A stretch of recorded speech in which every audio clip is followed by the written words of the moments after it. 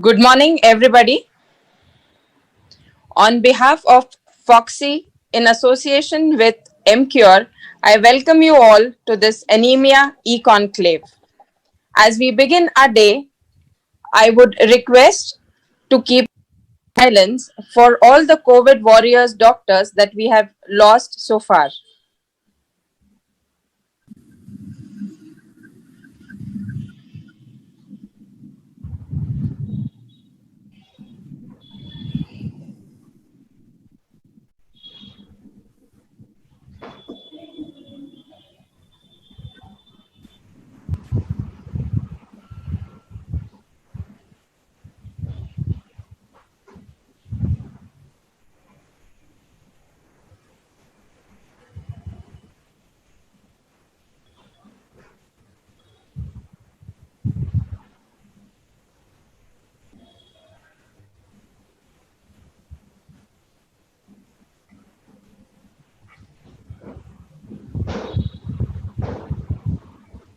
Blessings of Lord Ganesha.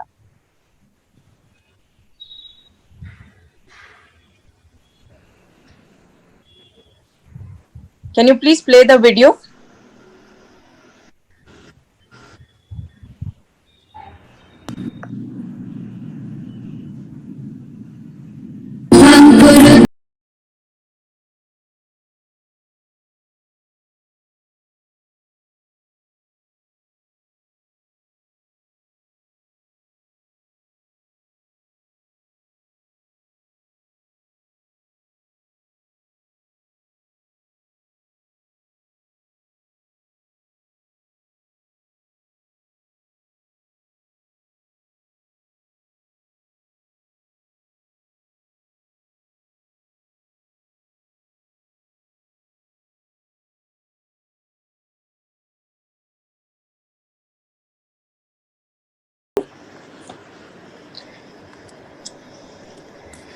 I now request our Foxy President, Dr. Alpesh Gandhi sir, to give his welcome address.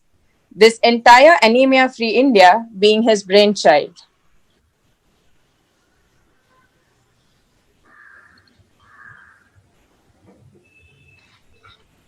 Alpesh sir? Yes. Yeah. So thank you very much, Ashwini. Respected Chief Guest, Dr. C.N. Purandare sir, patron of Foxy, Team Foxy 2020, Guest of Honor, Dr. Sanjay Gupte sir, Advisor, Team Foxy 2020, all the office bearers, Dr. Jaideep Tak, all my 5 Vice President, Dr. Atul Ganatra, Dr. Ramni Devi, Dr. Anita Singh, Dr. Archana Basar, Dr. Ragini, Dr. Madhuri Patel, Dr. Suvarna Khadilkar, Dr. Pariksit Tak, Dr. Sunil Shah, Dr. Aswath Kumar, all the respected chairpersons, Dr. Chandravati Madam, and all the Dr. Santa Kumari, President-elect, Dr. Nandita Palsetkar, immediate past President, all the eminent faculties, and 6,200 viewers. So I'm happy. A very good morning to all of you. Yes, I forgot to mention Namita. Thank you for being here today. A very good morning to all of you. And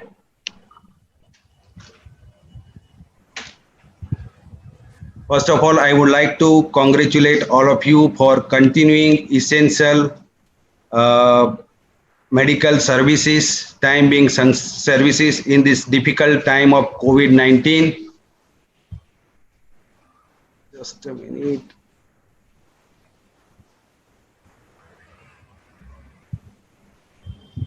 See, I would like to congratulate all of you for continuing essential health services, time-sensitive services in this difficult time of COVID-19. In this time of COVID-19 pandemic, let me for a moment direct your attention towards the non-COVID endemic that prevails in India since so many years, and that is anemia. Anemia is the most common nutritional disorder worldwide, not only in India.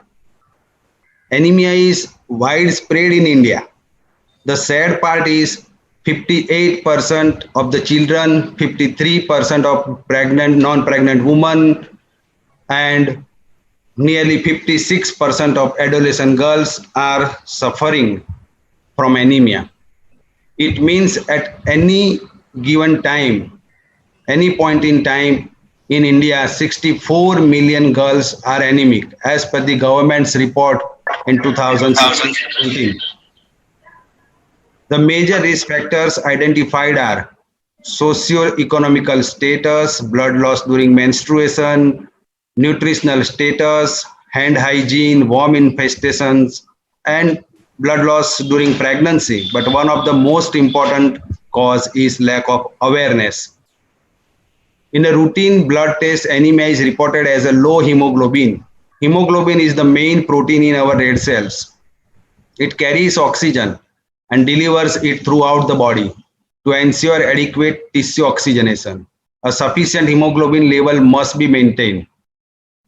And if hemoglobin level is less, then oxygenation will not be proper and organs may not function properly. The signs of anemia can be mild at the beginning that women might not even notice.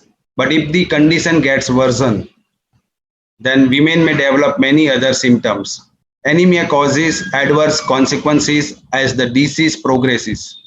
It not only affects the growth of the adolescent girls, but also affect the overall health and performance, their attentiveness, their memory, their school performance, and retention in school and attendance.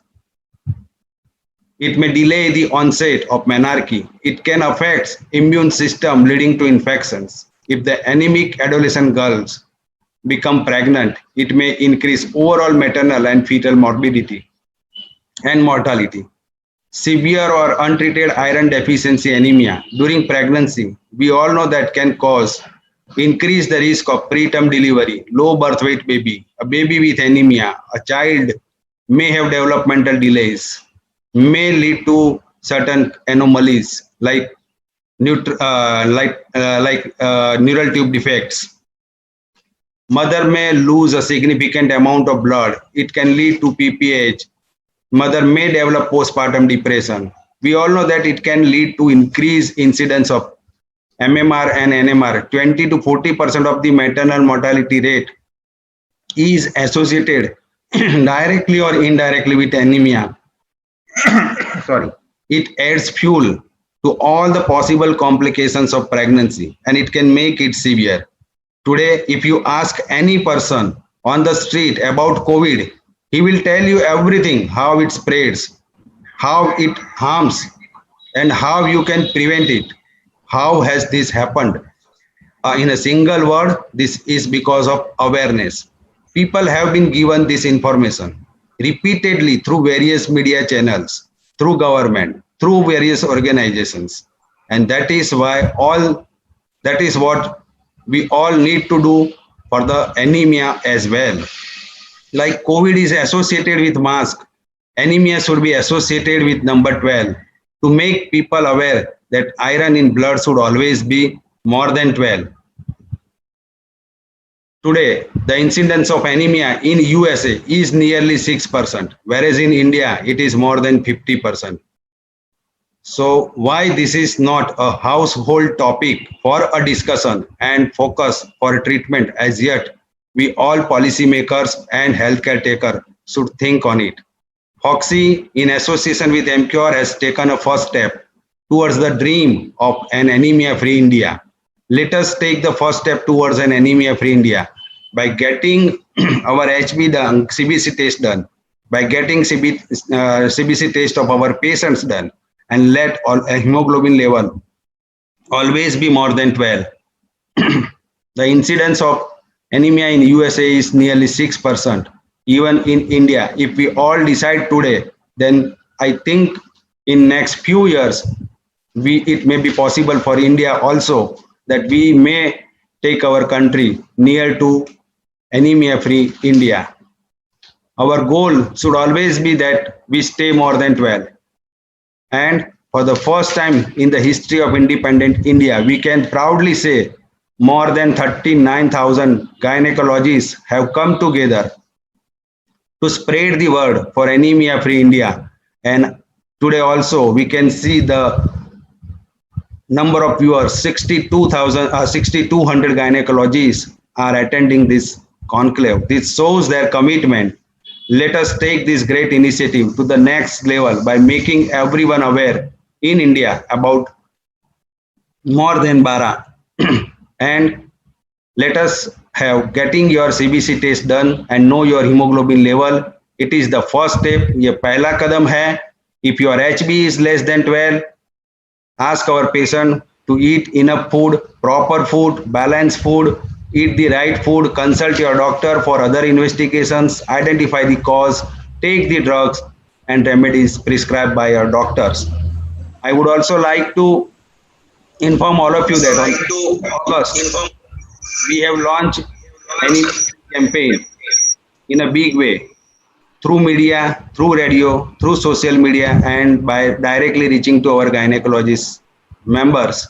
And here I would like to inform all of you that through radio on the 15th August across 24 cities in India, through Radio City, we could reach to 1 crore and 6 lakhs people to make them aware, to make them sensitized about anemia free India and HB should more than 12. So friends, we have decided to work for 90 days onwards from 15th August. Let us work together. Let us work jointly. Let us work let us work with the target of HB more than 12 to sensitize our patient, to spread awareness across India in this difficult time of COVID-19. We also can easily do this because this is a time of digital platform and everywhere health awareness is there. So because of health awareness also, it will be possible for us to spread this awareness. Even we can ask our patients, we can sensitize our patient that if hemoglobin level is less, then immunity may be less and coronavirus spread will be more. So for immunity also, we should ask our patients to stay fit, to stay their HB should be more than 12. And with this brief introduction regarding the anemia conclave, our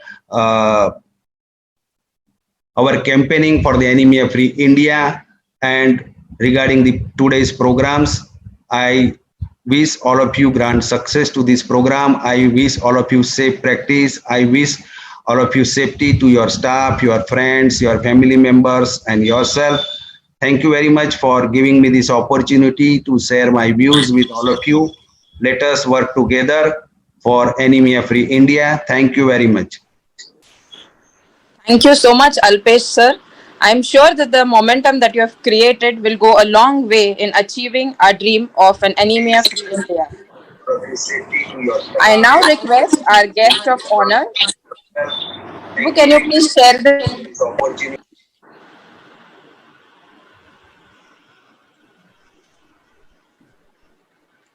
I now request our guest of honor, Dr. C.N. Purandare sir, who's been the past president FIGO, past president Foxy, to share his views on this campaign.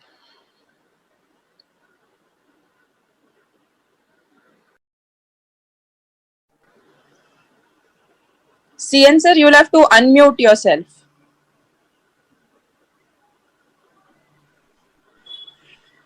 Good morning, everyone.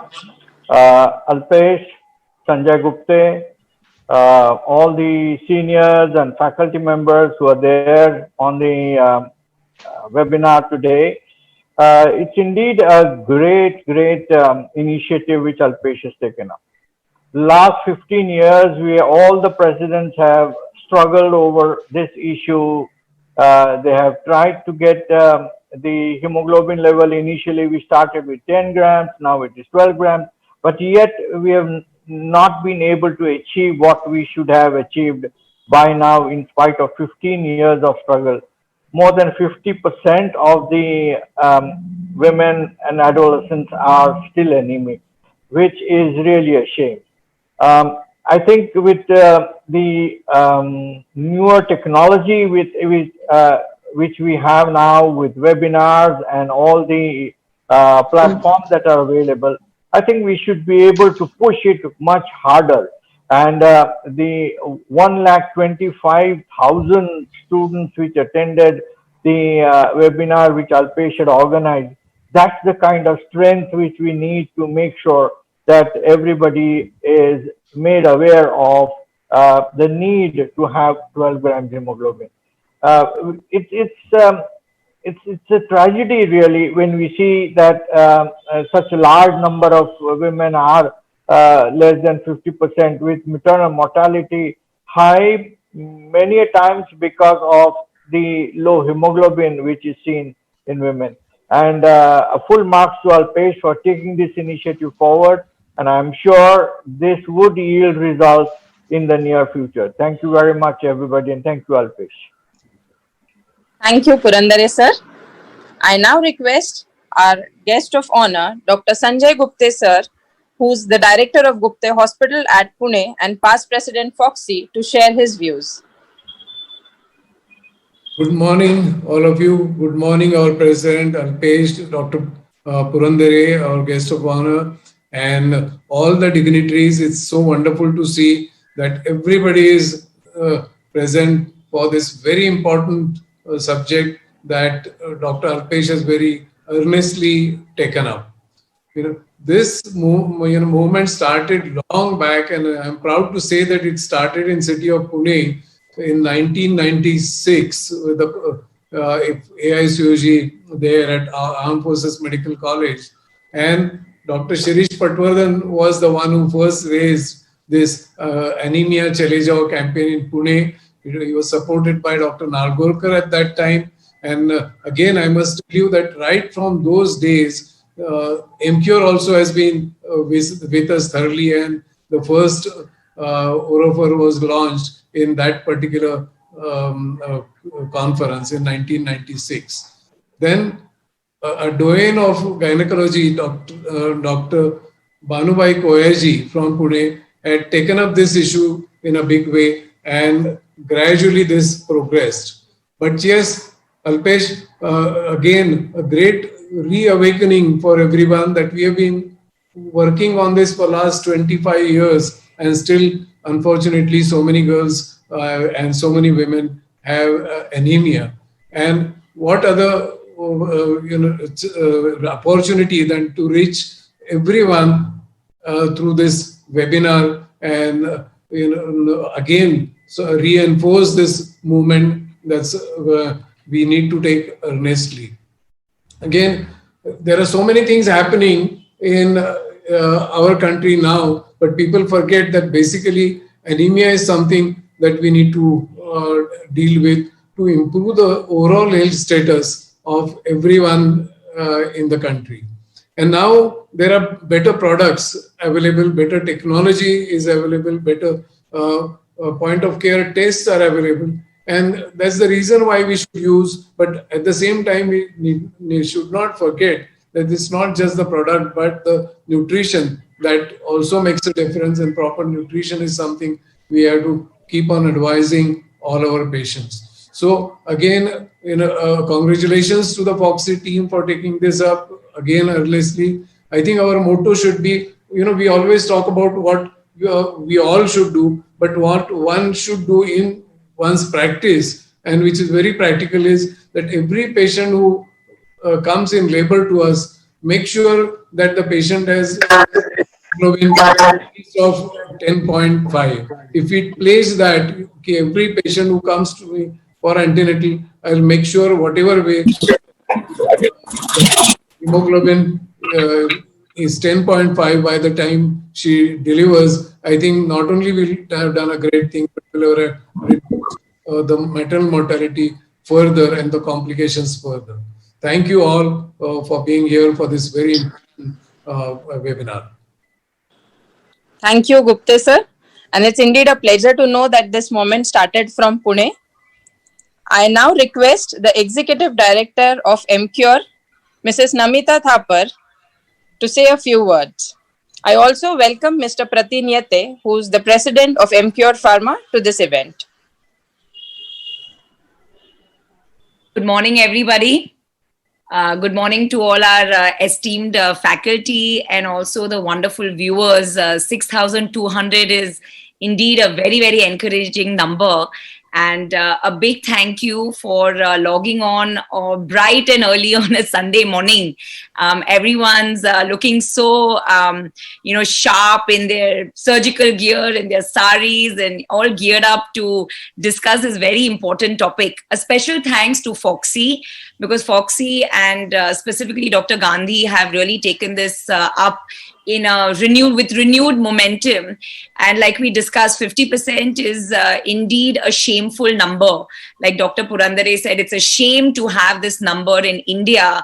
And having a conclave which is entirely dedicated to discussing only this topic will go a long way towards, just developing the awareness, the seriousness, the pledge in all of us that it started in 1996, but now we have to give it that renewed vigor, renewed energy to really move the needle on this statistic and make a difference.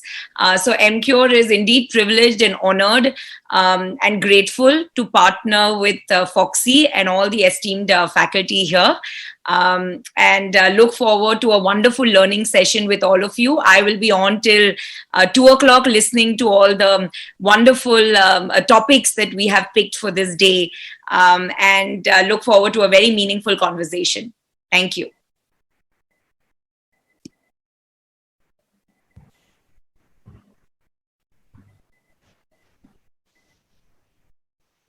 On behalf of Foxy, we are thankful to Dr. C.N. Purandare sir, Dr. Sanjay Gupte sir, and Namita from MCure, Pratin from MCure for being here in this during this inauguration ceremony. We are thankful for sparing your valuable time on this Sunday morning, for your message, for your blessings. And we will definitely continue. It will definitely encourage us, motivate us. And Dr. CN sir, yes, we will work on it. Dr. Gupte sir, we will definitely, whomsoever will reach to our office, during antenatal period, we will also like to take the opportunity to counsel with the relatives and other attendees also. For HB more than 12. We'll try to secure minimum 10.5 as you mentioned. It will definitely help us in reducing mortality. And I'm happy to know that Namita and Pratin are going to attend this webinar till 2 p.m. So thank you for all of you. And I would like to announce only one thing, that we have 2 opinion polls. Our coordinators are working very hard, and they will, at the time, they will send you the message. They will read the opinion poll, but I request all of you to participate in a big way. It will be only for 30 seconds, but your opinion will be very much helpful to all of us. Thank you very much. With this, I hand over to Aswini for the beautiful videos. Thank you, sir. Can we please have the videos on anemia awareness?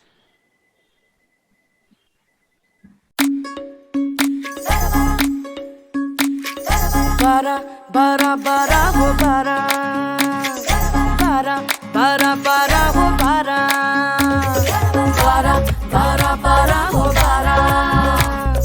Bara, bara, bara, ho bara. 12 से नीचे मुझे चैन ना आवे, दिल धक धक होवे, सांस भूल जावे. 12 से ऊपर हो तो जान में जान आवे, चेहरा खिल जावे, सारा काम हो जावे, फिर सब कुछ लगे प्यारा, जीवन जैसे बहती धारा, सबका मैं बनूं सहारा, क्योंकि मैं हूँ more than 12. 12, 12, 12 हो 12. 12, 12, 12 हो 12. 12 के नीचे मेरा दिल घबरावे, बाल झड़ जावे, चेहरा पीला पड़ जावे. 12 से ऊपर तो बात बन जावे. ना हो जावे। मिल गया खुशियों का इशारा, खुद को मैंने फिर संवारा, खुल गया सेहत का पिटारा, क्योंकि मैं हूँ more than बारा। बारा बारा बारा बारा बारा बारा बारा बारा बारा हो मेरा बारा, बारा बारा बारा हो बारा। मैं भी more than 12, मतलब मेरे खून में आयरन है 12 से ज्यादा। अगर 12 से कम हो तो हम अनीमिक हैं, और ये हर औरत के लिए हानिकारक है, उसके हेल्थ के लिए, उसके प्रेगनेंसी के लिए। अनीमिया फ्री इंडिया बनाने के लिए पहला कदम उठाइए, ब्लड टेस्ट कराइए। आपके खून में भी आयरन होना चाहिए 12 से ज्यादा।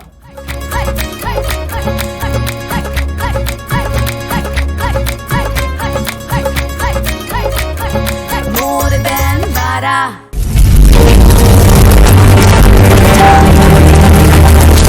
For the first time ever in the history of India, let us, 38,000 gynecologists, together define the first step towards anemia-free India by getting our HB test done. Yes, an HB test of more than 38,000 gynecologists. Let us spread this awareness to the mothers, sisters and daughters of India by creating a symbol of more than Bharat, a symbol of confidence that is greater than anemia. Let us stand as more than 38,000 for more than Bharat. Share your more than Bara photo and we shall create a unique digital post that each one of us can put up on our social media and trigger a nationwide awareness. Together, let us create history and show to the world that no ailment is undefeatable when we doctors stand together as one. We are more than 38,000 for more than Bara, because HB in blood should always be more than Bara.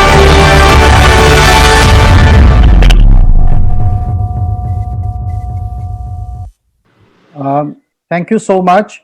I think by repeating the video, we've just put the catchy tune into our heads, and it has further increased our resolve of all the Foxians for this More Than Bara campaign. So hashtag More Than Bara, and make sure that you spread the awareness to friends, family, and most importantly, your patients and community. Over to Ashwini. Ameya, we will send this video to all our 38,000 gynecologists. Surely, sir. That's really a very good idea, Sunil sir. I would like to thank Foxy, Twinkle Khanna and Team MCure for this wonderful video, which I'm sure going to make a lot of difference. I would also like to thank Dr. Alpesh Gandhi sir on behalf of all of us coordinators, Dr. Amay Purandare, Dr. Saijas and Dr. Binal Shah for giving us this opportunity. Over to you, Binal, for the further session. Thank you, Ashwini, and good morning, all of you. And all of you will agree that this More Than Bara was really a very catchy tune and a slogan. And especially it highlighted in a very simple language the multitasker female and the fuel she needs for all her energetic tasks. So let's pledge together to make this anemia-free India a dream which is true, right? And today's conclave highlights the profound impact of anemia on the women's, child's, and overall the nation's health. So to reduce the maternal mortality and neonatal mortality, we need to sensitize the healthcare professionals, and that is why let's join hands for the spreading the awareness. So today's Foxy and AmCure have got together for this anemia conclave, and for this session, I would like to invite Dr. Chandravati ma'am and Dr. Shanta Kumari ma'am. Can I have their CV slides, please? It is our privilege to have Dr. Chandravati ma'am here. She is Professor Emeritus from the KGK Medical College, Lucknow. She has been the Managing Trustee in Educational Foundations. She is the Secretary of WHEEL, that is the Women Health Empowerment and Education NGO of Lucknow. She has been the head of the department and president in Foxy in 2001 and 2002. She has many academic and professional awards. She has got Lifetime Achievement Awards, Mahila Shakti Shiromani Awards. So the list is very long, but we are really proud and privileged to have you, ma'am, here to chair this session. and you have many papers to your and publications to your credit. But it is really, we are happy to have you, ma'am, to chair this session. And along with Chandravati ma'am, we have Shanta Kumari ma'am. Shanta Kumari ma'am is the president-elect Foxy 2021. So we are looking for a brighter 2021, ma'am, with you. Ma'am is from Hyderabad. She has been the Foxy ICOG chairperson in 2018, secretary ICOG. She has been the IAG managing committee member. She has many awards and achievements to her credit. And she had initiated Dhira, that is the socio-medical campaign to eliminate violence against women. So she is working to the core, to the grassroots levels. So welcome, ma'am, and we are privileged to have Chandravati ma'am and Shanta Kumari ma'am to chair this session. Over to you, ma'am. Thank you, Binal. It's indeed a pleasure. This is a very unique initiative. I think what we have not conquered in the last 72 plus years, I'm sure this sort of an focused campaign. Can you hear both of us? Yes. This focused campaign will go a long way, and it's indeed a privilege to be a part of this. We as Foxians, now everyone, 38,000 plus, another 30,000 plus gynecologists. I think we are a huge number, and we can definitely make a difference with the partnership of the pharma, MCure, the NGOs, and most important, the people of the country. And it's indeed a pleasure to be here. Chandravati madam is our very senior and one of the most respected persons of AFI. Madam, pleasure to chair the session.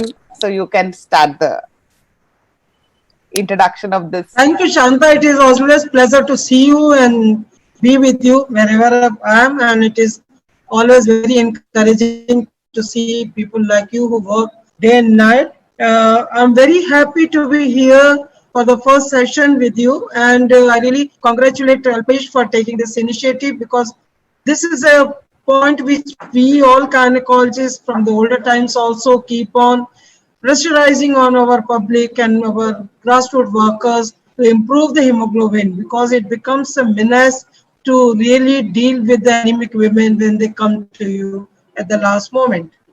I'm very happy to chair the first session with Shanta, and we have two good speakers, eminent speaker for the first session. At the beginning of the session, I would just tell all the viewers that you can keep your questions to the end of the conference and webinar, because all the question answer would be taken at the end. And I will request both the speakers to really stick to the time, because it is lovely to see that the program ends in time and is really taken up well. I'm here to introduce our first speaker, Dr. Chamila, and I know her personally and have known her more during our conference and seen her as a vibrant gynecologist and good person.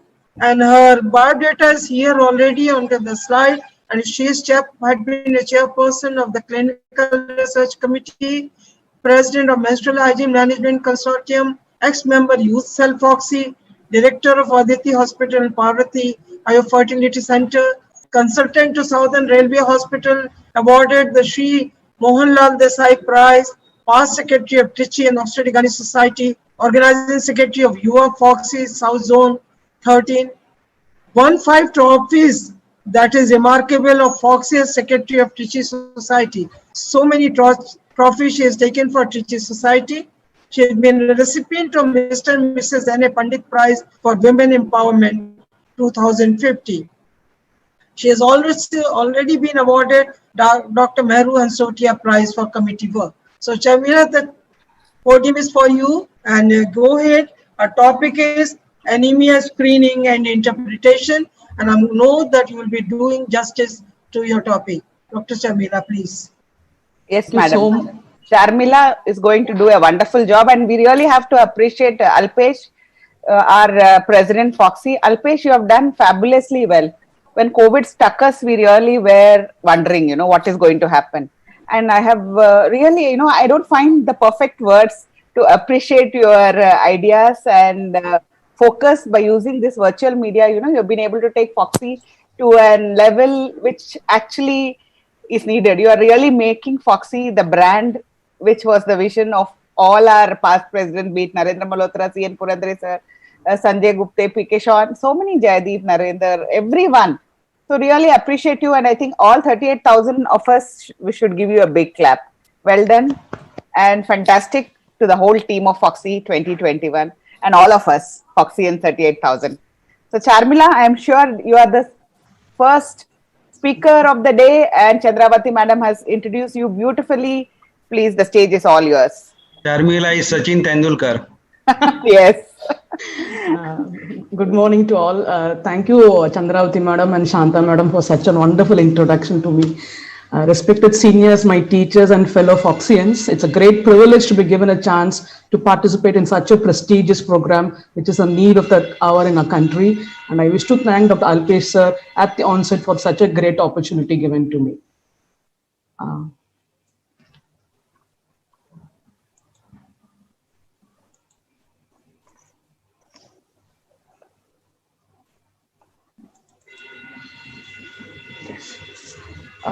Anemia screening and interpretation needs lots of effort from a gynecologist, because we are not oriented towards certain investigations beyond hemoglobin and PCV, but we need to know if we need to give the correct diagnosis and treatment to a person. And according to the WHO, the definition of anemia is if a person has a hemoglobin less than 12 grams and she's in the premenopausal age group, she becomes anemic. And if it's 13 for postmenopausal females and males of all ages. And regarding anemia and pregnancy, a hemoglobin level of less than 11 in the first trimester, less than 10.5 in the second and third trimesters, and postpartum anemia is actually a hemoglobin of 10, and that is according to the RCOG. And whom do you screen? According to the American College, all pregnant women should be screened for anemia and treated if necessary. At present, there are no recommendations for routine anemia screening for a non-gravid well adult. But for pregnant women, we are supposed to screen everybody for anemia, and they have to be treated if necessary. And regarding the pathophysiology of anemia, erythropoiesis takes place within the bone marrow, and it's controlled by a stromal network, cytokines, and the hormone erythropoietin. A series of differentiation steps results in the generation of reticulocytes, and then the RBCs. They're actually RBCs with an intact ribosomal network. The reticulocytes remain in the bone marrow for 3 days before they're being released into the circulation. After one further day in the circulation, these reticulocytes lose a ribosomal network and then become mature RBCs, and then they stay in the circulation for 110 to 120 days before they are removed from the circulation by macrophages. At a steady state, the rate of RBC production will equal the rate of RBC loss. And when does anemia develop is when the rate of RBC production decreases and or the RBC loss increases, as it can happen with bleeding in a women.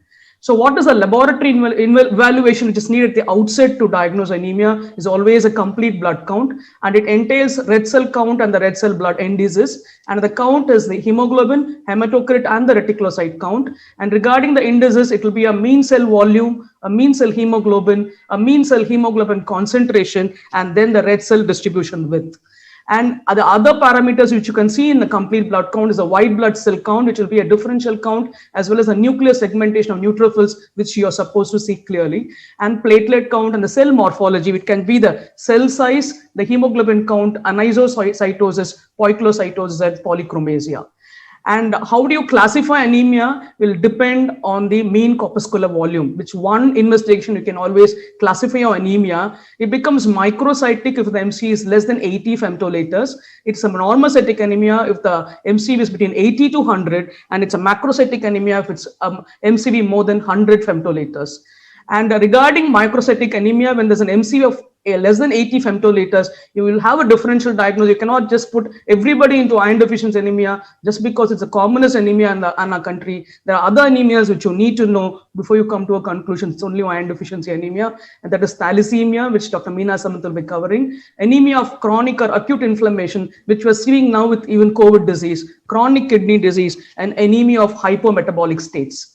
And regarding normocytic anemia, it's an MCV of 80 to 100 femtoliters, and it will be subclassified according to the reti count. A reticulocyte count, which is more than 2%, tells us it's a hyperproliferative bone marrow. So there's actually a compensatory response to the increased restriction and the loss of RBCs, and the cause can be acute blood loss or hemolysis, or it can be a hyperproliferative normocytic anemia where the reti count is less than 2%. That means there's a decreased RBC production from the bone marrow, but the reticulocytes will remain unchanged. And macrocytic anemia is where the MCV is more than 100 femtoliters, and it will be classified as megaloblastic or non-megaloblastic, depending on the picture of megaloblast which you can see in the peripheral smear. This is basically because there's a deficiency of DNA production or maturation, which will result in the appearance of large immature RBCs in the peripheral circulation, and you will see hypersegmented neutrophils in such a condition. In non-megaloblastic anemia, the DNA synthesis is actually normal, so megaloblasts and hypersegmented neutrophils will be absent, and that's how you differentiate macrocytic anemia. And regarding microcytic anemia, which will have abnormal serum iron studies, this is mandatory if you need to further work up your iron deficiency anemia, and that will be a low serum iron, an elevated iron binding capacity, and a low ferritin level, which will indicate iron deficiency anemia. So what do the iron studies signify? There's first a change the first change you can see is a depletion of the iron stores in the bone marrow, liver, and spleen. And this can take few days or sometimes even months, but it's always reflected in the ferritin levels. After the ferritin falls, then the serum iron level falls, then the percentage saturation of transferrin will fall. Total iron binding capacity will now increase once transferrin saturation falls, and the unbound transferrin will now increase. The fall in hemoglobin and PCV may take 2 weeks before all the iron is depleted from the stores. So this is the interpretation according to Harrison. It's very clear when there's normal levels of hemoglobin in the body, all the reports will be normal. When there's a negative iron balance, you will just see that the iron stores are getting depleted in the form of ferritin falling to less than 20, and the total iron binding capacity going beyond 360, but rest all will look normal. But when you go to iron deficient erythropoiesis, when the iron is still more depleted, all the parameters starts changing. The ferritin falls further to 15, the total iron binding capacity becomes more than 380, serum iron falls from 50 to less than 50, saturation percentage falls to less than 20, and the protoporphyrin starts increasing now. In iron deficiency anemia, all your parameters will be abnormal. Now only the microcytic hypochromic picture comes into the picture, and your hemoglobin starts showing in the peripheral level. So instead of managing at this level, you're going to manage only at the iron deficiency anemia stage. None of our women are going to cross the anemia stage, and this has to be taken care of. And regarding the interpretation of transferrin, serum iron level is the amount of circulating iron which is bound to transfer in the circulation. Actually, the total iron binding capacity is an indirect measurement of circulating transferrin. So for a transferrin saturation, you need to divide your serum iron by total iron binding capacity and multiply it by 100 to get that report. And the normal levels in the circulation of serum iron is 50 to 150, and it becomes abnormal when it falls to less than 50. The total iron binding capacity should be between 300 to 360, and it becomes more than 380. She becomes abnormal. And the saturation percentage, when it falls below 20%, it becomes an abnormal iron study report. And regarding the red cell protoporphyrin, it's actually the intermediate in the pathway of heme synthesis. So if heme synthesis is impaired, protoporphyrin will accumulate, and this is reflected in iron deficiency in the lady. And the normal level of protoporphyrin is 30, and when it's iron deficient, it becomes more than 100 micrograms per deciliter. And regarding the utility value of all your iron studies, there will be a transient increase in serum iron with iron therapy, so it will not be of much use if you're going to do an iron study with only serum iron. And an increase in total iron binding capacity also makes it unreliable. So serum iron may look normal even if she's got a depleted iron stores. So the best test which you can do to identify a reducing iron stores is always the ferritin level. But please remember, there should be no infection or inflammation which will prevent a correct interpretation of the ferritin levels, because ferritin is affected by inflammation than that we have seen with the corona disease, which is manifesting with the increase in ferritin levels. And so ferritin is actually the best for estimation of iron stores. 30 microgram per liter is considered normal. And when there's less than 15 microgram per liter, it reflects depletion and then absent iron stores. So the interpretation of hepcidin is there's something called ferroportin, which is seen in the cell membranes, and this is the one which exports iron. And when hepcidin is actually a hormone which is produced by the liver, and the hepcidin has an effect on ferroportin, and it inhibits ferroportin action. So there'll be a reduced iron absorption when hepcidin is getting secreted more. So hepcidin is increased, iron absorption will be reduced because of the effect on ferroportin, as well as the release of iron from the liver also will be stopped when hepcidin is becoming more. And please remember, obese women will always have a increased hepcidin, and that's why they're very prone for anemia, because the absorption falls. And for the test of iron deficiency, there are 3 stages which will tell you, and I've already said it in the interpretation according to Harrison. And the first is a negative iron balance, where the demand is more than the ability to absorb. So the iron is mobilized from the stores which is there, and that is reflected in a decreased ferritin and decreased stainable iron in the bone marrow. But all the iron studies are now normal except ferritin. When she moves on to the second stage of iron deficient erythropoiesis, that is, iron has gone down and the erythropoiesis is getting affected. Now serum iron falls, total iron binding capacity increases, protoporphyrin increases, bone marrow stores are now absent, and ferritin levels has fallen below 15 micrograms. The transferrin saturation also falls. Hemoglobin is still normal, and the IFC, because the serum iron looks still normal, but the problem will be manifested only at the third phase, when the hemoglobin and the Pax cell volume falls. And in severe anemia, you can see the hypochromic, microcytic reticulocytes, target cells, poikilocytes appearing in the peripheral circulation. And now it means that the erythroid bone marrow has become totally ineffective because no iron stores there. So the symptoms the patient will be manifesting with fatigue, pallor, reduced exercise capacity, and in advanced cases she'll be manifesting with chelosis and koilonychia. So what about the microcytic anemia with a normal serum iron studies? And the first is thalassemia, that will be dealt with by Dr. Meena Samant, but I'll just put up a small slide on that. That is, there'll be a marked decrease in the MCV. There'll be a low mean corpuscular hemoglobin. You will see target cells in the peripheral smear. There will be an elevated reticulocyte count, saying that the bone marrow is working, but the cells are not working because there is a problem with the manufacturing. So the Menster index will tell us that less than 13 suggests thalassemia and 14 will suggest iron deficiency. For a differentiation, they say the microcytic hypochromic to the hyperchromic RBC ratio is the best parameter to check for. And your initial work of a thalassemia will always rely on a hemoglobin electrophoresis.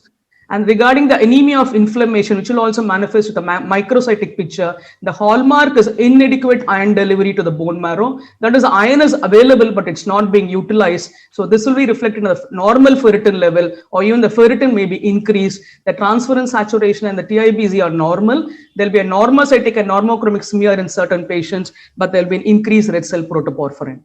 And it happens in infections, tissue injury, and cancers, etc. Can also be seen in tuberculosis and long-standing active rheumatoid arthritis. The pathology is there's a release of pro-inflammatory cytokines, and in that interleukin will reduce the erythropoietin production from the kidney, so there will be reduced erythropoiesis. And then when there's tumor necrosis factor, that will suppress the bone marrow response to erythropoietin. Hepcidin is also released when there's inflammation, and that will suppress the iron absorption and the iron released from the storage iron. So this will all contribute to a microcytic picture of anemia.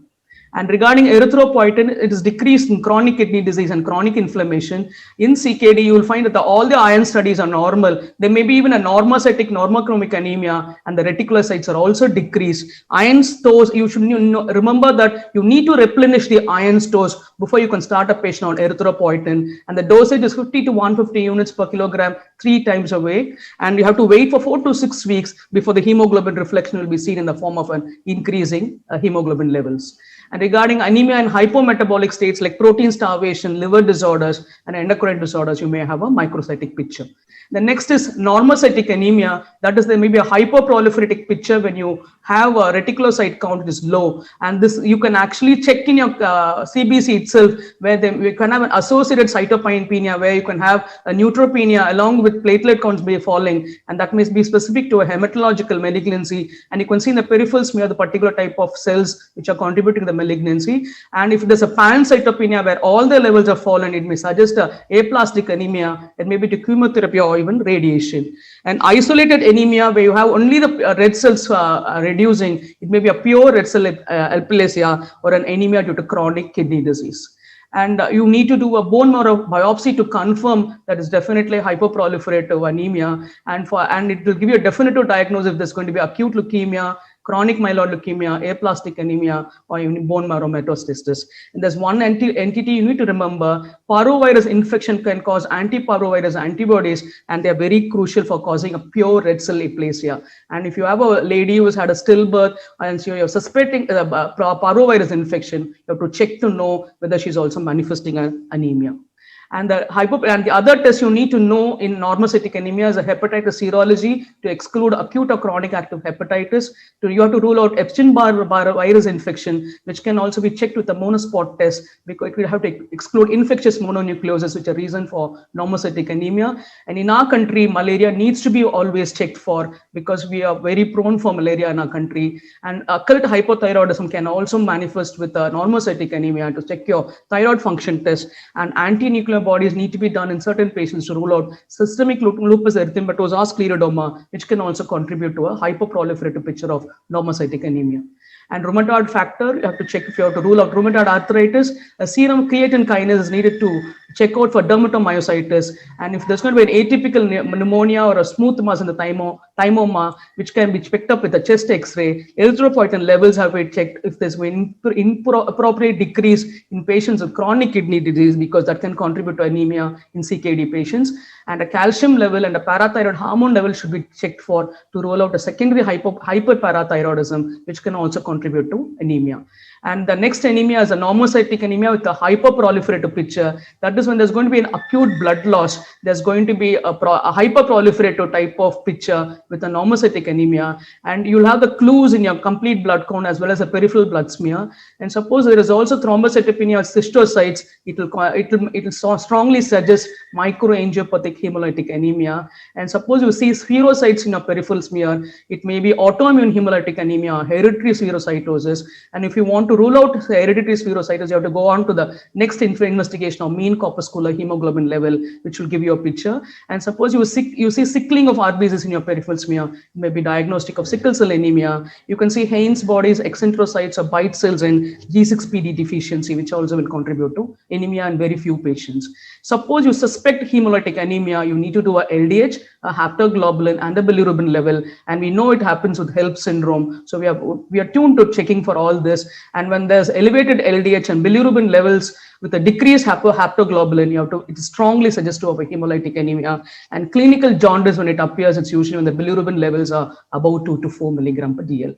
And the next anemia is macrocytic anemia, which might be a megaloblastic anemia. If this is where happens in vitamin B12 deficiency and folic acid deficiency, your vitamin B12 levels will be decreased, and the serum methylmalonic acid, if you check, will be elevated in vitamin B12 deficiency. And it also will have a MCV of more than 115 femtolipters, which is very characteristic of nutritional deficiency. And regarding folic acid deficiency causing a megaloblastic picture, you have to always rule out a concurrent vitamin B12 deficiency, because and you have to correct vitamin B12 deficiency along with folic acid deficiency if you need to correct these type of anemias. And if you have a normal serum homocysteine level, it will make folate deficiency very unlikely. And RBC folate is a more accurate indicator of folate deficiency than a serum folic acid levels checking. I have to check for anti-intrinsic factor and parietal cell antibodies to rule out pernicious anemia if you have got a megaloblastic picture. And regarding the non-megaloblastic anemia of macrocytic picture, a complete blood count will also show associated neutropenia and thrombocytopenia with macroovalocytes, which can be a myelodysplastic syndrome. And to rule out a myelodysplastic syndrome, you may need to go for a bone marrow aspiration and biopsy, where you'll see the immature precursors in the myelodysplastic syndrome. And you can also diagnose a congenital bone marrow failure syndromes, which can contribute to anemia when you're doing a bone marrow aspiration and biopsy. And you need to go for cytogenetics to reveal the chromosomal translocation which can happen in myelodysplastic syndromes. And the additional test for congenital bone marrow syndromes or diapoxybutane or mitomycin C fragility test, which can be positive in Fanconi's anemia. And when you're suspecting Fanconi's anemia, you need to do a genetic testing which will reveal an underlying mutation in the lady. So the take-home messages will be anemia with hemoglobin less than 12 gram per DL in premenopausal females will tell us that she's anemic. In pregnancy, you can take a level of less than 11 in the first trimester and 10.5 in the second and third trimesters. And it has to be made mandatory that all pregnant women need to be screened for anemia and treated whenever necessary. And after a complete blood count and a peripheral smear, the further classification will depend on the mean corpuscular volume. And this is the algorithm which tells us once you see a MCV of less than 80, it will be a microcytic anemia. Your evaluation will go into that picture. The MCV is between 80 to 100. It will be normocytic, and then you need a retic count, which will tell us if it's more than 2%, it becomes a hyperproliferative non-normocytic anemia. And the retic count is less than 2%, it becomes a hyperproliferative normocytic anemia. And when the MCV is more than 80, it's macrocytic, which can be non-megaloblastic or megaloblastic, and you can see megaloblast in the peripheral smear. Thank you so much for a great opportunity. I'd like to thank the chairpersons, both Chandravani Madam and Shanta Madam, for a wonderful introduction to me. Thank you so much, ma'am. Thank you. Thank you, Chamila. I think it was a wonderful session you have taken, and you have really taken out each and every point in such a detail and take-home message. Algorithm was wonderful. I think it is meant for all the viewers who are there. I think they should keep it with them. And I think the question answer would be taken at the end of the complete webinar. And Shanta, I request you to introduce my next speaker. She is my student, so she is very dear to me. And it is lovely that you will be introducing her, Meena Samant. Thank you, madam. Charmila gave a wonderful talk, and that has set the ball rolling in the management of anemia. Now I think we are going towards Anemia Mukt Bharat, along with the government of India, Prime Minister and Foxy, with the President and all the Foxians. Friends, the next topic is going to be very interesting. How we are going to reduce the burden of this national problem, thalassemia. If you just remember a few months back, our own Prime Minister Modi ji had actually mentioned that we need to look into this national problem, which is thalassemia. Of course, there are few places which have the thalassemia prone population more in number. In Hyderabad, previously it was less, but now as it's becoming more global, we find that everything is there everywhere. Friends, it's a pleasure to introduce Dr. Meena Samant, a dear friend from Patna, always smiling and always ready to do all the work. She is the chairperson of Foxy Clinical Research Committee from 19 to 21, working at Holy Family Hospital in Patna. In fact, she was the secretary of Patna Society, and now she's the vice president of the society. She has given the Kamnira oration. And what is very similar between Charmila and Meena Samant, both were the organizing secretaries of Your Foxies. So that is a similarity between both the speakers in this session. She is a DNB teacher and published many papers. I'm sure, Meena, you're going to tell us how we can reduce the burden of thalassemia. The stage is all yours. She is also the clinical research committee chairperson now. I've already told that. I've already mentioned that she is a clinical research. Yeah, both of you. Yes, ma'am. Thank you.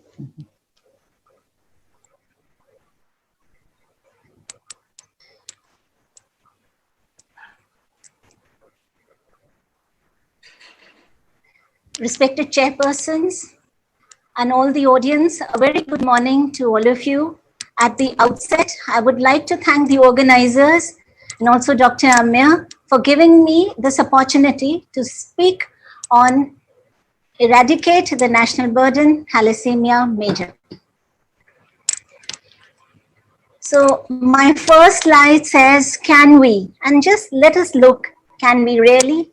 We know that thalassemia is one of the most common single gene hematological disorders. The magnitude of this problem is large, rather very huge.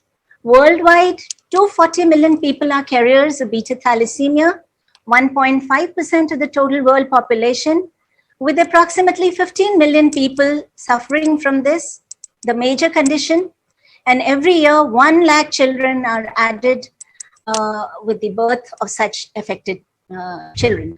Now, India itself has the largest number of children with thalassemia major in the world, about 150,000 children, and estimated 10,000 to 15,000 babies with thalassemia major born every year. There are almost 42 million carriers of the trait, that is 3 to 4% across India, but there are certain communities where it is concentrated, where the prevalence may be as high as 10 to 20%. So we have 1 in every 25% as a carrier and 1 per hour being born as thalassemia major. Thalassemia, we know, is an autosomal recessive condition affecting the quantity and the quality of hemoglobin molecules in the RBCs. There is reduced globin chain synthesis, which results in RBCs having inadequate hemoglobin content. It is characterized by hemolysis, release into the peripheral circulation of damaged cells and red blood cell precursors. So the child would start showing symptoms from a very early age, maybe after 2 months of birth. There is ineffective erythropoiesis causing skeletal deformities, bony fractures, hyperuricemia with gout and many endocrinopathies. And repeated blood transfusion causes iron overload, which can damage heart, liver, and other endocrine glands in the body. So at one end, we have thalassemia minor, which is a heterozygous condition. The person is mostly asymptomatic, but if diagnosed at this point of time, they need genetic counseling. At the other end, we have the homozygous disorder, beta thalassemia major, whereas there is imbalance of alpha and beta globin chains. It presents with severe anemia presenting early in life, requires lifelong RBC transfusions, and if untreated, that is no blood transfusions and no hematopoietic stem cell transfer, then it leads to death early in life. So basically, the person who is affected by this disorder is tied for life with RBC transfusions every 3 to 4 weeks, and for the iron overload, they have to be given iron chelations. Most commonly used is the desferoxamine, which is given subcutaneously for 8 hours every day, 5 to 6 days a week when it is needed. And this iron chelation itself is not so safe. Apart from the gastrointestinal symptoms, there may be renal insufficiency, liver fibrosis, agranulocytosis, to name few of its side effects. Also, regarding the blood transfusion, which they need so frequently, it is also often short in demand. We don't have it in enough quantities. Motivating donors to donate blood is quite challenging. And often there is shortage of blood, especially in low resource settings. And especially during these times of COVID, there has been especially a great dearth of this. Avoiding the transmission of infections such as HIV, hepatitis B and C is very difficult because sometimes some illegal transfusions are also accepted by the desperate parents.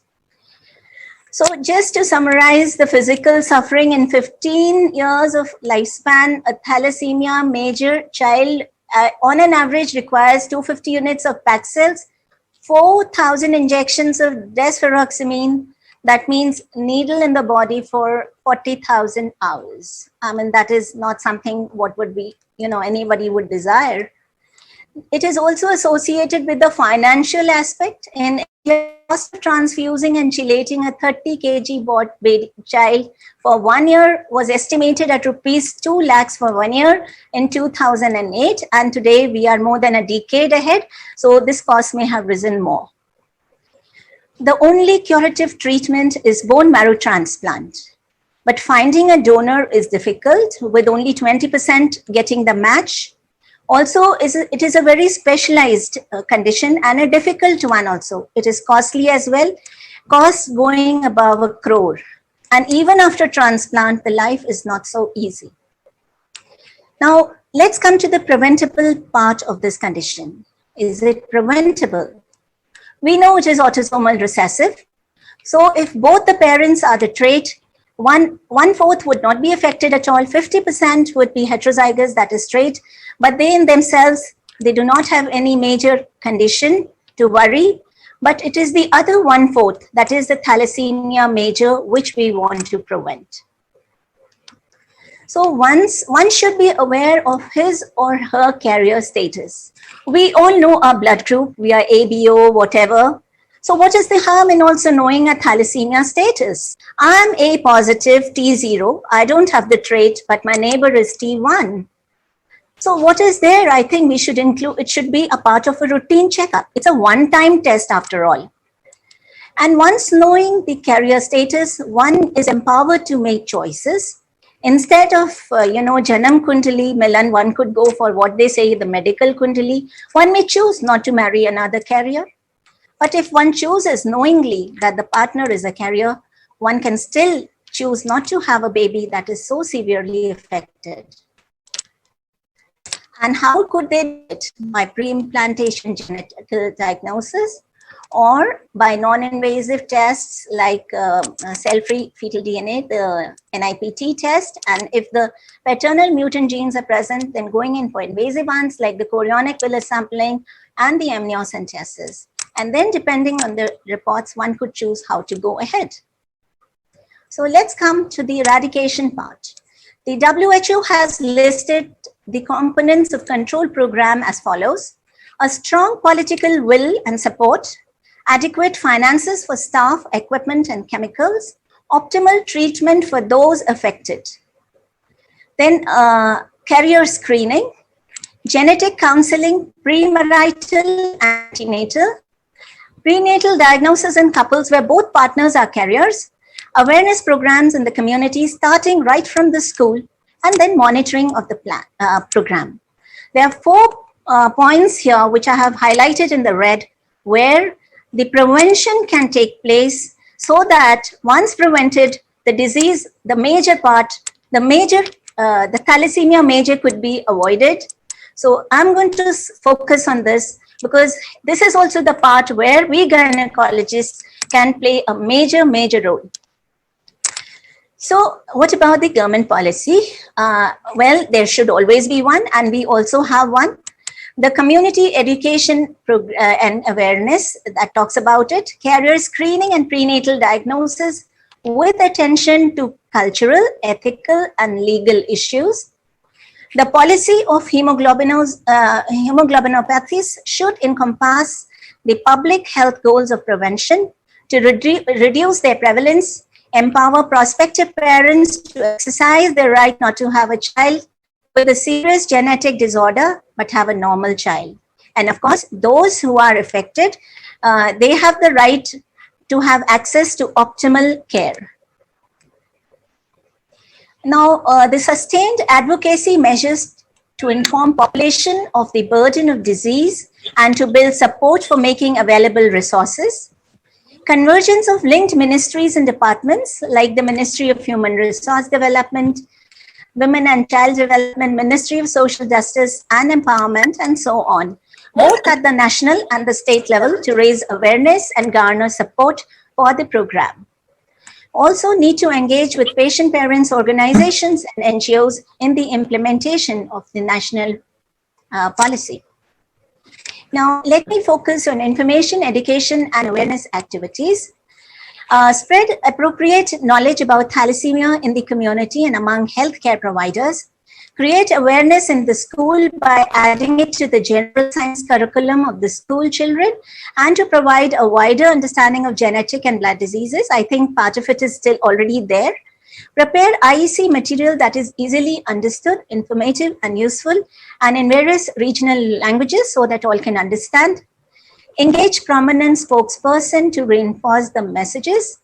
One should always use their popularity for a good use. And in the morning, we saw Dimple doing that, and we could have, and there was another slide that I saw which shows Amitabh Bachchan saying that he's thalassemia carrier while his wife is not. So mass media and net media activities to support the information about hemoglobinopathies, that is electronic and also print media, including hoardings in public places and hospitals. So carry out social mobilization by involving NGOs and thalassemia societies in each state, and many places they're not there. So we need to see that they are there. So once again, I would say that having thalassemia minor, knowing your status should be destigmatized so that it could be made more popular, and everybody goes about doing just like your blood group, one-time thalassemia status test. So let's look at the specific preventive strategies through screening, because screening is so very important, as we'll see. disseminate information about school-based screening programs and role of testing in preventing and controlling the disease, train staff at all levels in genetic counseling of those detected to be carriers or those who are affected by the disease. Then adolescence is important. So after class 8 and above, we have to educate them about the screening program as well. Then initiate awareness and screening in colleges with the help of parent organizations. And also they should be given, the students should be given the information about their carrier status, how knowledge of this status can help them make appropriate marital and reproductive choices. Now, antenatal screening, I think each one of us should focus here because maybe some of us are missing out here. Importance of antenatal screening and information about prenatal testing facilities, and link screening with the existing state maternal health, child health and anemia programs intervention. Now, what these screening tests means, Charmila has beautifully told about it. We all do hemoglobin. We all do complete blood indices. And those who are just, because in the public sector, they are only going for hemoglobin, and but it should be converted to CBC, and looking at the indices, MCV if it's less than 75, MCH if it's less than 25, and the Menzer index, that is MCV by the total RBC count, if it is less than 13, we know that is it. We have a suspicion of thalassemia. It should always be kept in mind, and this is the magic number that we need to remember when we are thinking anemia, when we are thinking thalassemia carrier. Of course, major we would already know because they are so anemic, but we have to look out for the carrier status. Now, the second level would be, once we have suspected, we go in for a high performance liquid chromatography. Now, this is regarded as the gold standard to estimate HbA2 level for detecting carrier state, and if it is more than 3.5, we know that we're talking about thalassemia carrier. And of course, later on, they would go in for the mutations present. So what we need to do is screen all pregnant women in the antenatal clinics. And if not already done, it has to be followed up by testing the husbands to detect his carrier status. Encourage extended family members through counseling, those of the carriers and the affected patients. And all being, trained, all hospital staffs at all levels be trained about counseling the carriers and affected people. So in prenatal testing, I have already alluded to, prevent the disease in the next generation through prenatal testing, PGD, NIPT, CVS, amniocentesis.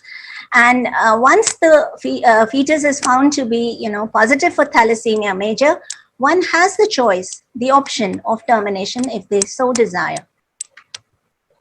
Just let us briefly look at the stories from the world. Cyprus is one example which has the highest carrier rates in the world, estimated carrier rate of 1 in 7, with quasi-mandated premarital beta thalassemia carrier screening and program that began early 80s. Now they've come to a position where they have almost zero rate of thalassemia major. Again, in Italy, a voluntary screening program for secondary school children and young adults brought down the incidence of affected births to 0. In Montreal, a successful voluntary screening program in high school has led to a 95 decrease in the incidence of thalassemia major. Now, this was a cost analysis done by Israel.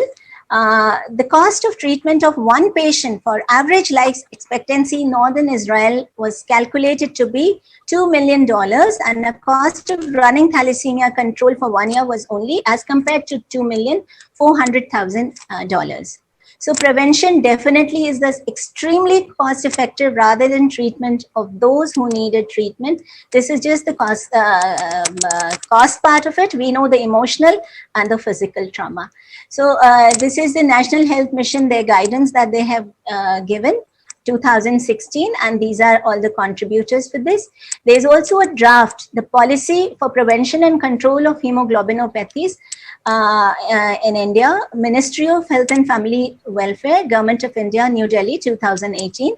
when I was looking, I got the draft. I don't know if it's been finalized. This is the list of contributors. So, but what really, struck me when I was going through this list, that not one obstetrician and gynecologist is there in the contributors in any of this. I think we are sitting at a position where we can do a lot to the prevention, and we need to put our voice to this eradication program, put our voice and also our heart to it. So birth of thalassemia major baby can be done by prenatal diagnosis, and we may choose to have such a baby or not. But then once such a baby is born, centers for we have to treat them, give them the best treatment possible. They have to be daycare centers, centers of excellence, and that part I'm not dealing, because we wish to eradicate even before it goes to that stage. So we know that thalassemia is a common genetic disorder that is chronic, life-restricting, and requires long and specialized treatment. It causes severe distress and financial loss to the family, and is a great drain to the health resources of the country. So what we Foxy and Foxians can do, help with the advocacy. We have such a dynamic, public awareness committee headed by Dr. Barmade. We can target adolescents. Dr. Girish, Dr. Chandan is there. Premarital, preconception, prenatal counseling, screening and testing.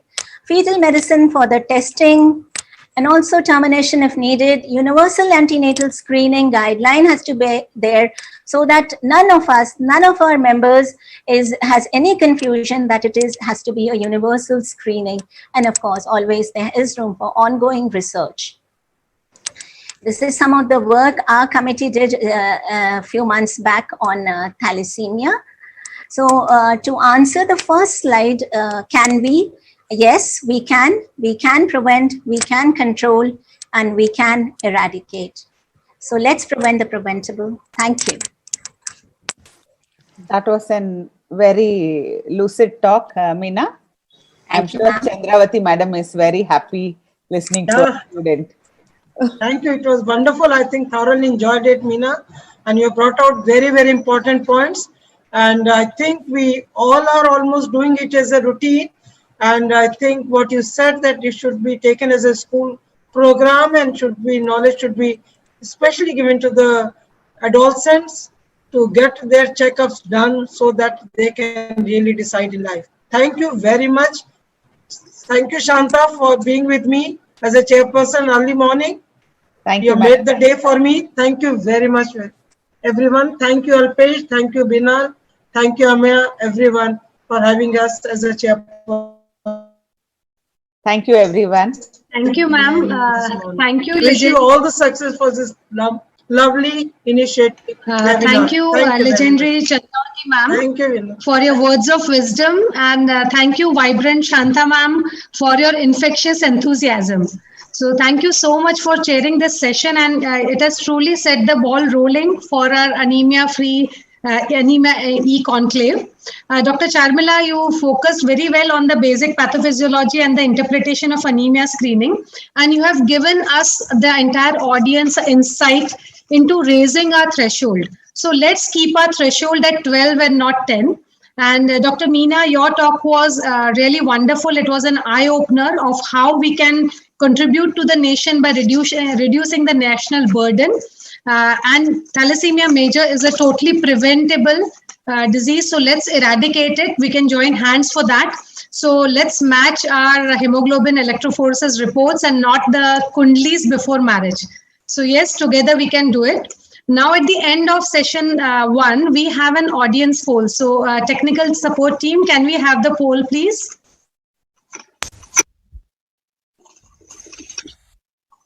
Yeah, dear audience, you have 30 seconds to answer this. So the question is, do you believe that hemoglobin should always be more than 12, HB more than 12? So please answer now. So in your portal, on the side, you have yes and no.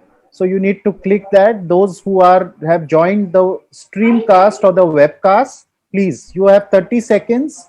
We need a quick response, and it will tell us what the pulse of Foxy is, what the pulse of Foxians is. My clock started earlier. You need to give another 30 seconds. Okay, we'll give some time more. Okay, so you have some time more.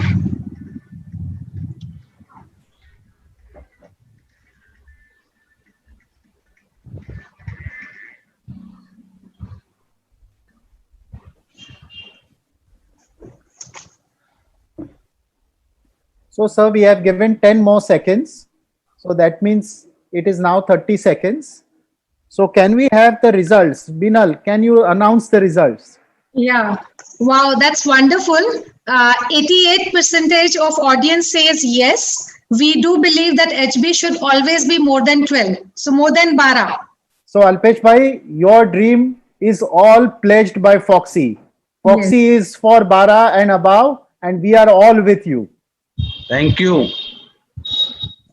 Over to you, Binal. Yeah. Thank you so much. And now once we know about the basic pathophysiology and the national burden, let's go to the session for more interesting talks. For this session, I would like to invite, can we have the CV slides, Dr. Anita ma'am and Dr. Gokul Chandra Das sir, please. Dr. Anita ma'am is the ex-professor of Patna Medical College. She has been the chief consultant at Jan Chikitsa Hospital. She is the past president of BOGS, organizing secretary at AICOG Patna, and she is at present the vice president Foxy 2020. So welcome Anita Singh ma'am. Can I have the CV of Dr. Gokul sir, please? Dr. Gokul Chandra Das sir is an officer on special duty. He is from Guwahati. And he has been the ex-professor and head of the department of Guwahati Medical College. He has been the president of the Northeast Association of the OG Societies since 2012. So that's a great task, sir. And he has been the vice president in Foxy in 2014. He has many articles in national and international journals. And he has received the Shiromani Award at AICOG Lucknow 2020. So we welcome you, sir. So sir and ma'am, the session is yours. Binal? Yes. I think there is some problem with sir's network. Okay. Maybe he's not able to log in or something like that. So can we request Dr. Ashwath Kumar, Vice President of Foxy 2019 and National Coordinator for 2020 Foxy, a very, very popular person both in Foxy as well as with his students and my good friend, to please, he is always the savior for Foxy. So to chair the session, as we are not able to get the network with Dr. Gokul Chandra Das. Sir, Thank you. Alpesh sir, Thank you. Thank you, Ashwat, for the last minute resort. Thank you. I was listening to a nice session. Anyway, I was participating in the whole show. It was going very well. So as Amia and Sir has requested, I will be very happy to chair this session. With Anita Madam especially. Over to you, Dr. Anita Singh and Dr. Ashwath Kumar. Thank you, Dr. Amaya. I will be pleased to share this as a co-chairperson, Dr. Ashwath, a very bright fellow of ours. And if you look at the programs, and especially this program, in these tough times, I will like to refer a quote. Do not wish for less problems. Wish for more skills. Do not wish for less challenge. Wish for more wisdom and ways. And that is what Foxy has been doing for last 6 months. And this program, Anemia Mukt Bharat, goes a long way in fulfilling the dreams of our Honorable Prime Minister Modi's team, which came out with the program Suman, that is Surakshit Matritva Ashwasan, in which they plan and they wish that India is committed to ensure not a single mother or newborn dies due to preventable disease. And I think by bringing this program, Anemia Mukt Bharat, will help our country and will contribute in a long way in fulfilling the dreams of our country. And with this, I am going to invite the speakers for this important session. Our first speaker is Dr. Ritu Khanna. She is going to speak on anemia in adolescents. And we all know that she has been elected this year as chairperson for Foxy Food and Drug Medico-Surgical Equipment Committee. She is Secretary, Society of Fetal Medicine, Varanasi Chapter, Vice Chairperson of Women Wing Doctors at Varanasi. She is Vice President of Varanasi Society 2004-19-20, and she has held several posts and organized many conferences. So, I invite Dr. Ritu. Please deliver your talk. The stage is yours. Dr. Ritu Khanna, please.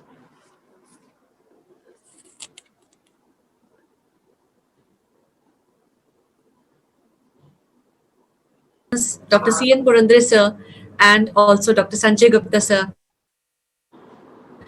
of this Anemia E-CONCLAVE and having me here in this August gathering. Team chairpersons for the very kind words.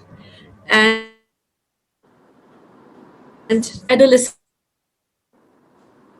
0.2 billion adolescents in the world, highly equal to 1/5 of the world's population, and India is a contributor to 20% of the world adolescents here. And now we see that everyone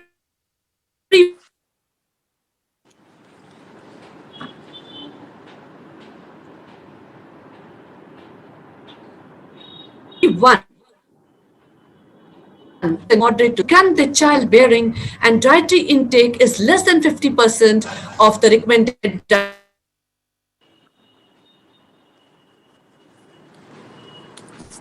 They have really severe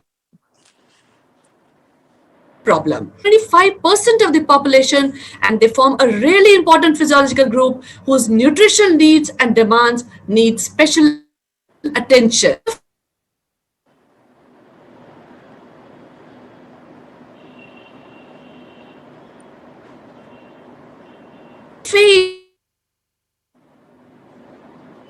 Is gone and changes. Many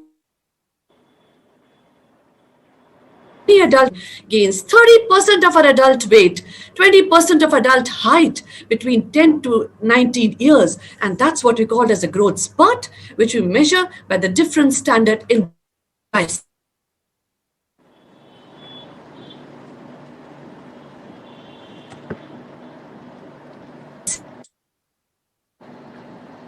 Hemoglobin in the vessels, muscles, and the hemoglobin in the blood. In fact, the iron demand doubles in these adolescent girls.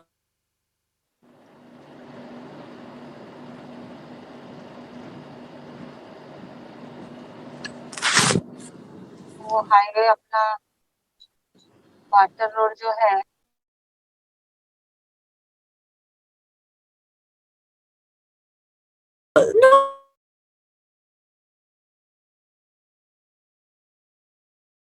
Not only menstruation, just 1 year after this period being static, goes of menstruation, she would be losing 12 to 15 milligrams per month. So following the growth spurt, there's a risk of iron deficiency, which continues to be a public health concern through the entire age. The girls get married sooner and over. So this attributes to the high maternal mortality, low birth weight babies, and the high mortality, pregnancy, and this deprives the girl from achieving her full according to her genetic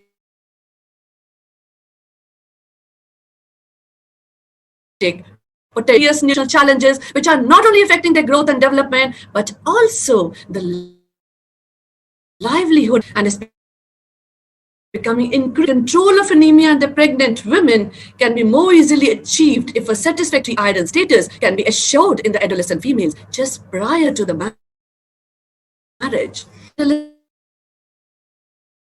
Adolescents are requirements, the poor dietary intake, the habits, the high infection also increase accelerated requirements, the social norm of the early marriage and the adolescent. So reduced cognitive development, diminished concentration, perception, and a poor learning ability.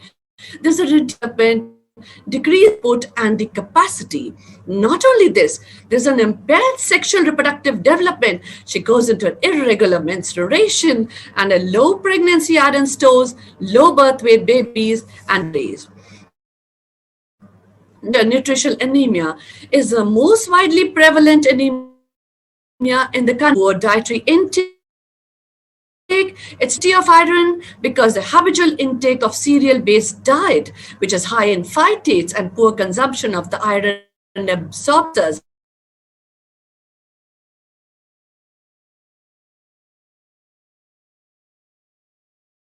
like infections, the menstrual bleeding loss, as well as the teenage marriage and the early pregnancy would be all. Is there some problem in the transmission? The consequence. Multiple and multifaceted factors contribute to anemia, with iron deficiency being the much more common cause, affect the late stages of relatively long process of deterioration in the iron stores. So UNICEF and WHO indicate that there is approximately 2.5 cases of iron deficiency for each case of anemia. And also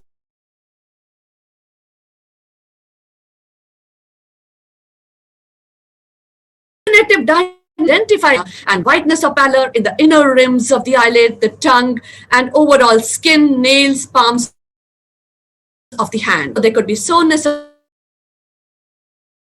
the mouth, fatigue, dizziness, and shortness of bodies. It's unable to concentrate and resistance to infection. So if you look, key micronutrients could attribute to a depressed cognition, inferior school performance, future further reduced earnings, depressed immunity, and just more prone to repeated further she went into breathlessness or swell lower extreme of the normal range. And according to WHO, for adolescents, it's 12 grams per deciliter. And we have the initiative of 12 hemoglobin 12 of age, and we could also grade them into mild, moderate, and peripheral blood picture, and all the other parameters which Dr. Shamila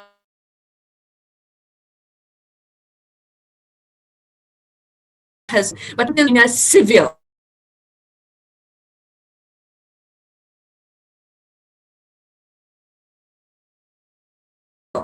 And mild after 1 month, and in moderate after 15 days, review her for a rise in hemoglobin of 1 gram per week. If she's a severe anemic, to her if there is any contraindication to oral, or she's not complying to the oral therapy, and blood transfusions if she's less than 4.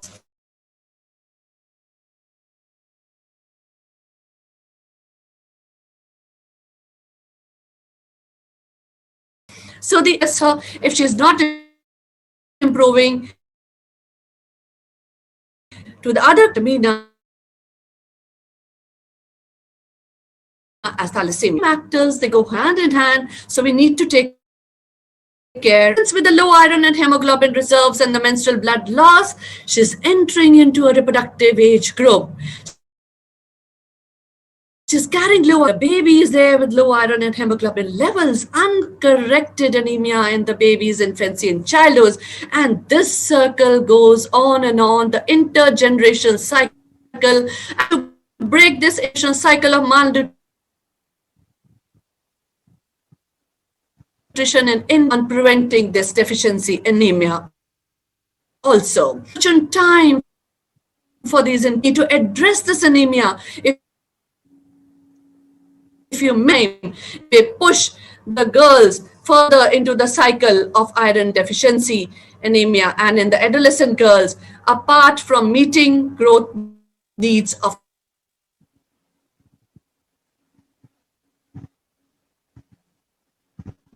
to improving adolescent iron status before childbearing. Strategies, the supplementation, and improving the health services and sanitation. In the food-based strategies, we have the dietary diversification and fortification. So anemia is a multifactorial disorder, and therefore we need a pronged approach for preventing and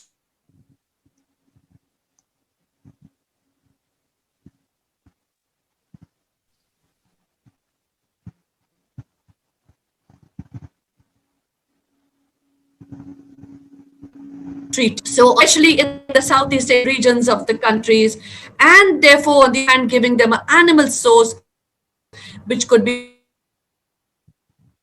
reasons or the united for anemia prevalence wherever it exceeds 40% in the pregnant woman, provision of universal for boys and girls should be done.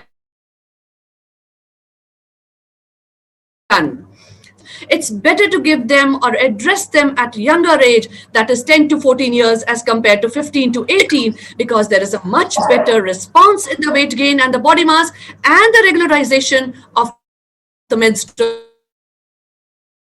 They were of this iron, but there were unpleasant symptoms, and also the oral administration far exceeding capacity to assimilate this iron safely. The weekly iron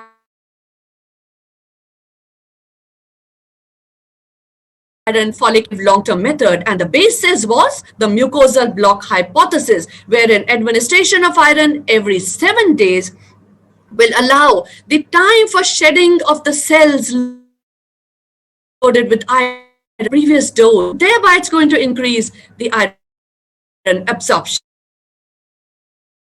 Study meta-analysis impact, and the daily and the weekly really had the similar impacts.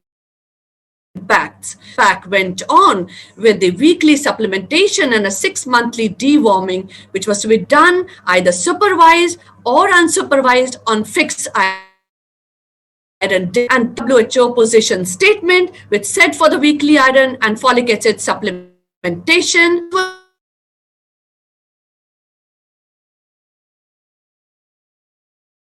The study proving results of anemia, and the entire state was a part of the adolescent health program.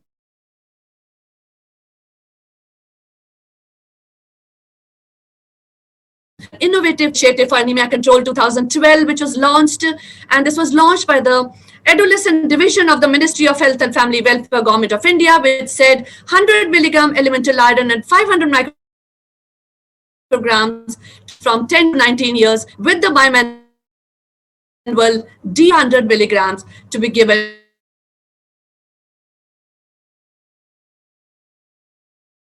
to these. For iron was reduced only per year, and it was so cost effective. So this weekly iron supplementation during adolescence is an investment in the future for a very safe, and also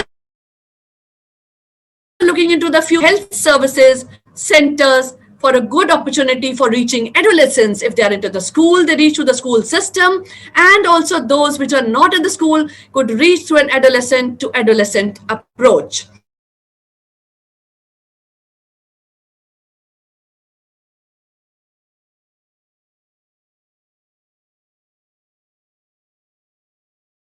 Channels of we need sustained political will, and also the iron folic acid, the fixed day, the compliance, and of course the monitoring system. We have this intensified national health mission, which is going strategy, and 450 million % on mechanism.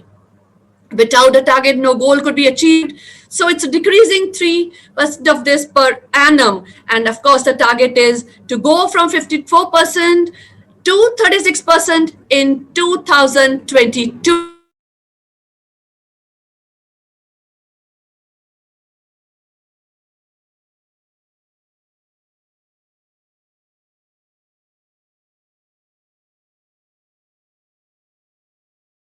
Every target is the second fastest growing period of childhood.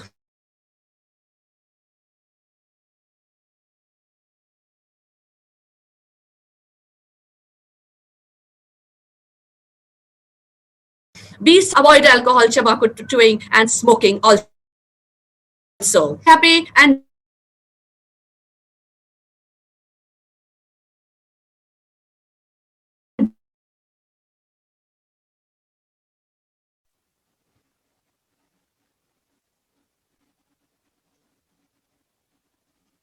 and join. These were the challenges of adolescent anemia. Thank you so much to all of you and also my chairpersons for being with me in this session. Thank you so much. Thank you, Dr. Ritu. You have taken us along. Etiology, the need, and the management, how we can do it. And we know with that our job towards anemia is a long one, right? Starting from the intrauterine life of the person. Again, we get them while they are in their teenage, and then pregnancy, lactation, and lifelong since then. So thank you very much. It was an excellent talk, but I must say there was some disturbance in the program because might be because of the internet. Where was the problem? But there was a lot of audio problems in the program. Kindly see to it that the next one is not disturbed like that. If you can do something, please do it. So now I welcome my co-person, Dr. Gokul Chandra Das. He has joined. So now we are race up to, we are now three. Dr. Gokul Das, the proceeding. Dr. Gokul Das, welcome. Good morning. I request Dr. Ashwath. Happy to be joining you.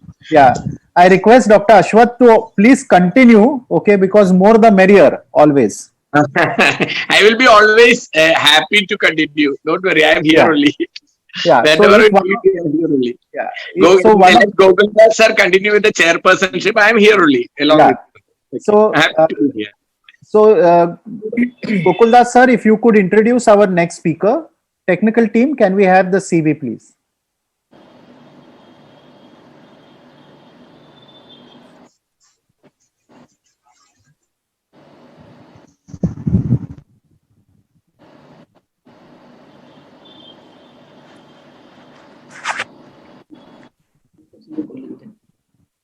Gokul Das sir? Yeah, if you could introduce Dr. Anju Soni, please. Available. Yeah, could you please introduce Dr. Anju Soni?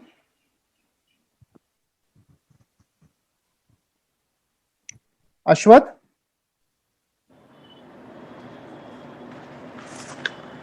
Ashwath, I think there may be some problem with sir's network. If you could do the honors to Dr. Soni, please. He needs to unmute himself. Ashwath sir, you need to unmute yourself.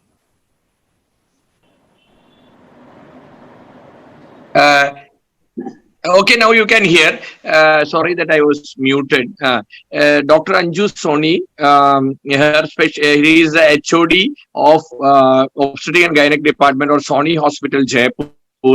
Her special interest is in high-risk pregnancy, critical care, minimally invasive surgery, urogynecology, menopause, yoga, Vidya, and she was the most important. She is the chairperson of HIV/AIDS Committee, FOXY.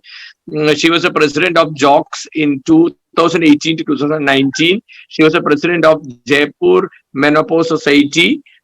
So many things. She was a committee chairperson, IMS Public Awareness, vice president JOCS. She was an active member of IMS, and she was a life member of so many organizations. And she has been the committee member and coordinator for the North Zone coordinator for many committees, endoscopy, menopausal society, and she is a TOT trainer, and she is the editor of Voice magazine. So many credentials to her. I invite Madam for her talk. Can I share my screen, please?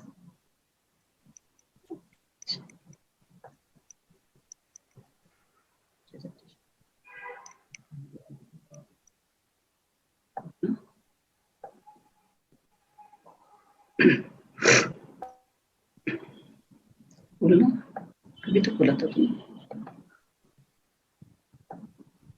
अभी तो खोला था।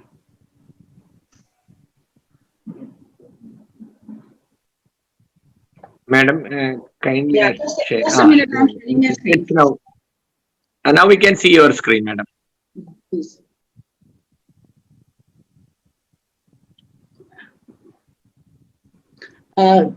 Good afternoon, good morning, everyone. At the offset, I would like to thank Dr. Alpesh Gandhi. Sir, he has been, he gave me the opportunity to speak on this topic, which is so, from a young age, it used to always intrigue me, this anemia of immunocompromised infections. Because, whenever you practice high risk obstetrics, you come across these cases very, very often. And they really, make your mind boggle about everything. So let us, in next few slides, we'll be talking about this situation, which is very different from other anemias. So as all of you, we know that most of the common anemia is cytopenia, with 95% of the patients in this disease course. It is, of course, not the diagnosis, and multitude of possible causes, multifactorial causes are there present, and especially when we talk of all chronic infection, including HIV, we see this problem. Now, it is always, whenever there is anemia present, it always shows that the disease behind it, the cause behind it, is into progression, and it affects the quality of the treatment. Now, anemia is basically, it is, in these cases, the anemia is from mild to moderately severe. And we also call it anemia of inflammation. There are three important mechanisms which are involved. There is, because of the inflammation, the pathophysiology is that, the pathophysiology is that there is, because of the increased destruction of erythrocytes and phagocytosis by the macrophages, the life of erythrocyte is reduced. Number two, because of the presence of decreased erythropoietin, there is decrease in serum iron, and also the binding capacity, because the erythropoietin which is there is not effective, and it is also secreted in a very low doses. Now, when we look at the pathophysiological approach, as I already said, the red cell destruction is there. The life of red blood cell is slightly reduced, and also there is, because of erythropoietin, secretion is decreased, and there is resistance to the erythropoietin in the bone marrow. The formation of RBC is again reduced. The third point is that because of inflammation, the interleukins and cytokinins are released, which in turn increase the secretion of hepatocin from the liver, and that further inhibits the intestinal absorption of iron and release of iron for the making the RBCs. Now, we all know that this is one of very highly prevalent anemia, because of it involves immunocompromised patients as well as the infectious diseases, and it is almost, most of the cases, second most common cause of the problem. Now, it has a very multifactorial etiology, which shows that it could be because of the infection, which could be viral like HIV, virus, or bacterial or parasitic, and could be because of the fungal, and it could be because of the rheumatoid arthritis and other rheumatic disorders, and it could be because of SLE and immunologic or disorders like SLE, irritable bowel syndrome, sarcoidosis, etc. Now, we all know that initially when a patient presents, it's presents with the basic disease, and the signs and symptoms of underlying diseases are mixed with the anemia. Other important thing is that this is a moderate anemia, which is already there. It can increase the ischemic problem in the patients. Now, when we look into the laboratory findings, they are very, very important. What they show is that the picture is normally normocytic and normochromic of the RBCs, which definitely, as the condition become more chronic, it can become hypochromic or microcytic. Then reticulocyte count is almost always normal or may be slightly increased, and there is decrease in serum transferrin, which is very, very important. And also there is an increase in serum ferritin level, which is very, very specific to this disease. And we see that the marrow stain is definitely changed, and there is increase in presence of interleukin-6, hepatocin, and hypophoремia. When we look at the algorithm, we can differentiate it from the iron deficiency anemia. The iron, in this case, the iron is decreased in all the three conditions. But what we see is that transferrin is, in this case, is either low or normal as compared to in iron deficiency, where it is increased, and transferrin saturation is also decreased in all the three cases. But what is more important is that ferritin levels are increased or is normal. This is the diagnostic feature of anemia associated with inflammations. And also soluble transferrin receptors are normal but they are definitely increasing in iron deficiency anemia and in combined problem. Now, when we look at the ratio of this transferrin receptor, it is low and it is high in cases of iron deficiency and the combined form. The cytokine levels are increased in this case. Excuse me, can I change my presentation? I think I opened my wrong presentation. Just give me a minute.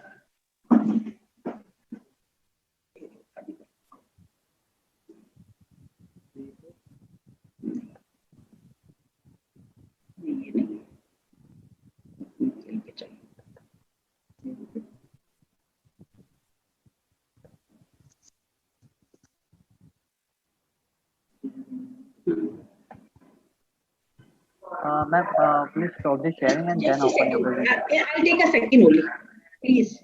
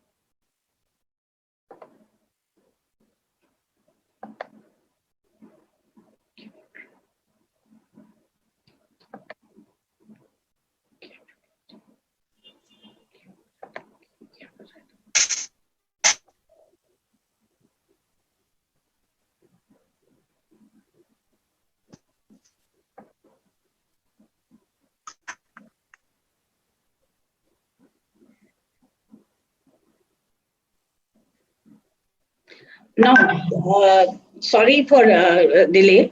I just wanted to share it that, iron cycle is very, very important for us to understand.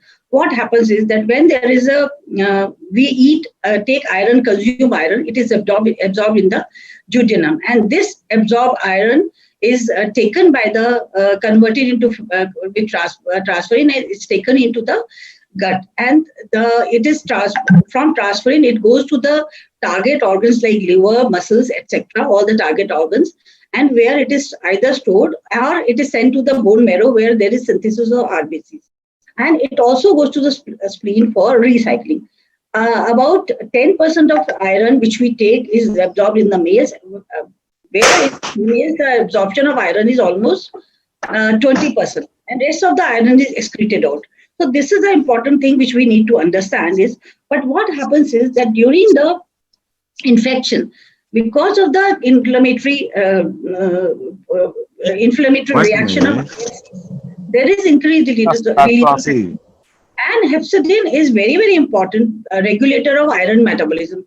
What it does is that it stops the iron absorption from the gut and also leads to decrease in apopoietin,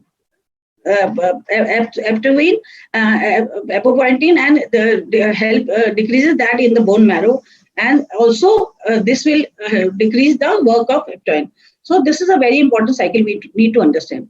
So what happens in this anemia is that there is hypophonemia and decrease in iron concentration present, and this is moderately decreased. And what happens is that the decreased transferrin concentration develops slowly and then decreases the iron level because the half-life of transferrin is about 8 to 12 days as compared to the half-life of the iron, which is only 9 hours.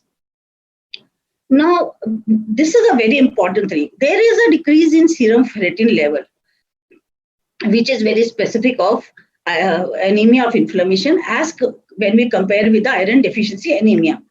So, the marrow iron stain, normally we rarely require any biopsy to be done in marrow, but whenever we do it for differential diagnosis, the marrow morphology and sustainable cells are normal, but underlying disease can alter the picture, and the most important information that is obtained from marrow examination is the content and distribution of iron is changed. No, we have to differentiate it from the other type of anemias. For that, diagnosis has to be made by doing iron studies, doing serum iron binding capacity, serum ferritin, serum transferrin, and all these things.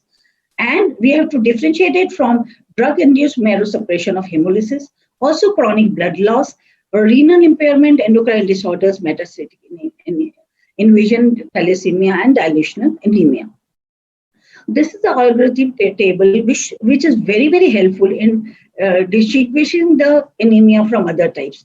So when we do a biochemical and clinical evaluation of inflammation, the transferrin saturation is less than 16%, and this can rule out the other causes of anemia. Secondly, when we have a ferritin level less than 30 nanogram per ml, this clearly diagnoses iron deficiency anemia.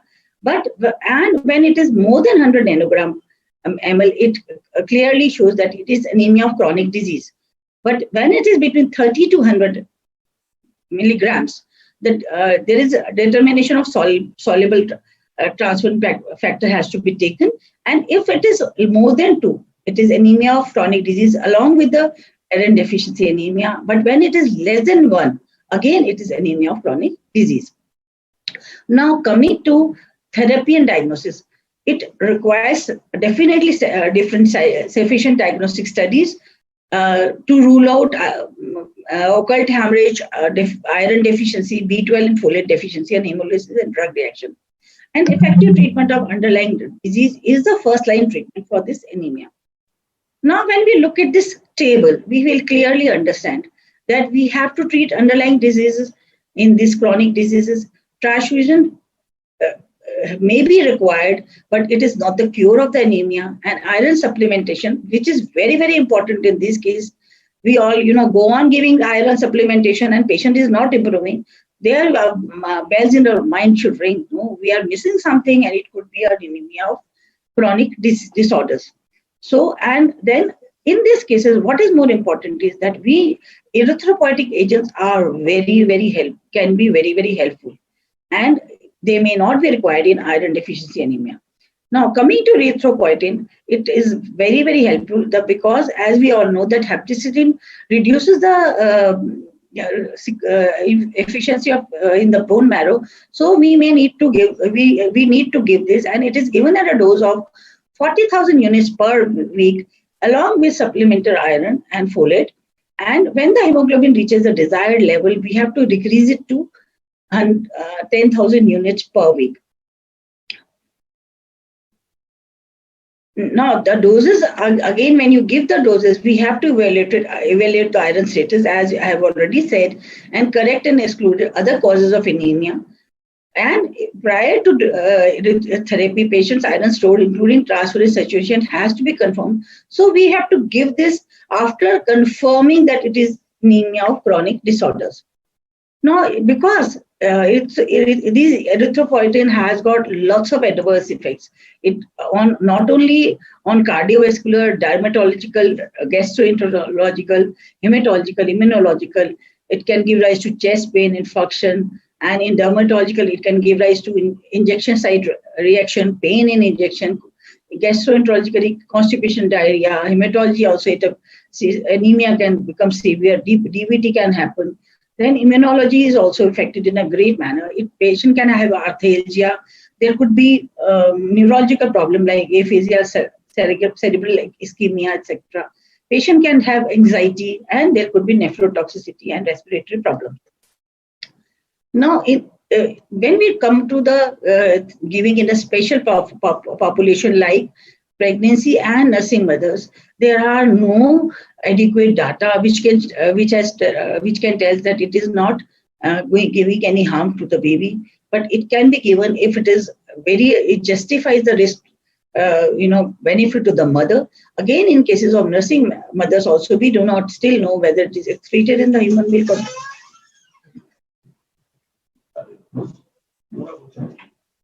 anemia,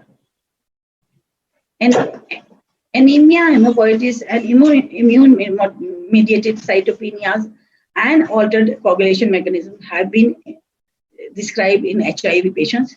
HIV infections are opportunistic infections, and GI bleeding and other nutritional deficiency can also affect the anemia along with the erythropoietin response. And some drugs are important which can lead to anemia. Most of the patients, when they come with HIV with pancytopenia, we need to see that there can be disruption of bone marrow cytokinases, and there could be cytotoxic.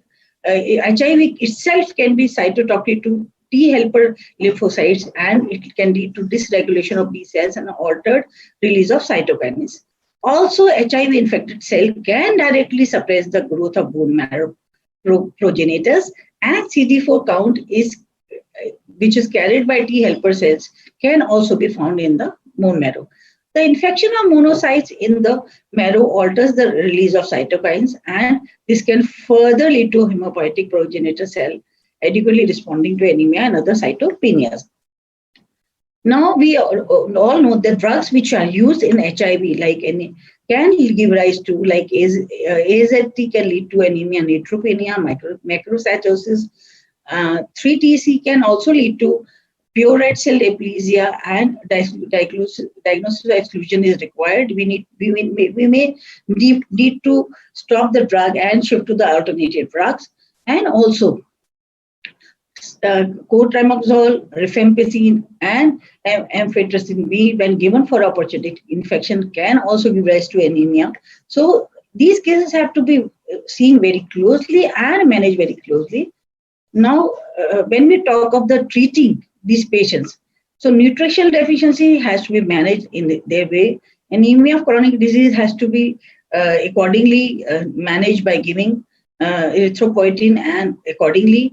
And myelosuppressive drugs, if they are giving the problem, we need to stop or change them, and also supplement the patient with B12, iron, and folate, and also hemophytic histiocytes and other things have to be looked into. The opportunistic bone marrow infections can be controlled by giving proper treatment to the patient. So, to summarize, the refractory anemias are very common with immunocompromised and chronic disease. The aplastic and hypoplastic anemias are, though rare, but are serious conditions and require special treatment from thromboglobulins. Blood transfusion are usually required in these cases. Bone marrow transplantation can be best treatment, but it is definitely very costly. And manipulation of hepatitis pathway, which is increased during this problem, may be the future where we can suppress it and it can become a therapeutic approach. If I have few minutes, I would like to just touch upon 2-3 things that with these diseases, there could be a iron refractory deficiency anemia, which is very rare genetic conditions, and iron absorption is totally absent because of this genetic problem. It is so rare that it is seen only in 1 lakh people worldwide. And in these cases, we have to just do a suspect, and we have to go to genetic thing, and then only we'll be able to find out this iron refractory anemia of iron deficiency. And what we have seen is, because there is decreased iron absorption, there is increased hepcidin level. So this gives rise to this refractory anemia of iron deficiency. Other important anemia which can be there in these conditions is aplastic anemia, which with that it is associated with pancytopenia, hypocellularity. Rarely we see it during pregnancy, and it has a very high morbidity and mortality. Now, it could be because of the drugs reactions, chemicals, infections, irritation, leukemia, and inherited disorders. Now, we need to, it is a serious disease with high mortality, and it has a 20% 1-year survival rate, which in a severe disease. And we need to we may need to terminate the pregnancy to improve the conditions. And in these cases, bone marrow transfusion and repeated blood transfusion is the answer. And preventing infection is very, very important thing. Now, again, another anemia which can be there present in these conditions could be refractory anemia, and it could be because of the hypoplastic or aplastic anemia, because of myeloproliferative disorders and other miscellaneous causes. Usually, it does not respond to erythropoietic agent, and less severe disease, we need an anti-thrombotic globulin show good result. Immunosuppressive therapy with cyclosporin gives good response. Corticosteroids in high doses again is very helpful. Infection should always be vigorously treated, and blood transfusion should be given repeatedly along with platelet transfusion to control the hemorrhage. Bone marrow transplantation is very, very important in these cases, and it requires immunosuppressive therapy along with transplantation. Risk of graft rejection is very high, especially during the pregnancy, and 25% of pregnancies are presented complicated by preterm delivery. Another important thing which has been already tackled, thalassemia, I'm not going to touch about it, and other miscellaneous anemias like hyperproliferative anemia, anemia of protein starvation, and liver disease have to be tackled in separately. And anemia of hypophosphoric anemia and hyperproliferative anemia, blood transfusion and erythropoietin with parental iron seems to be effective treatment.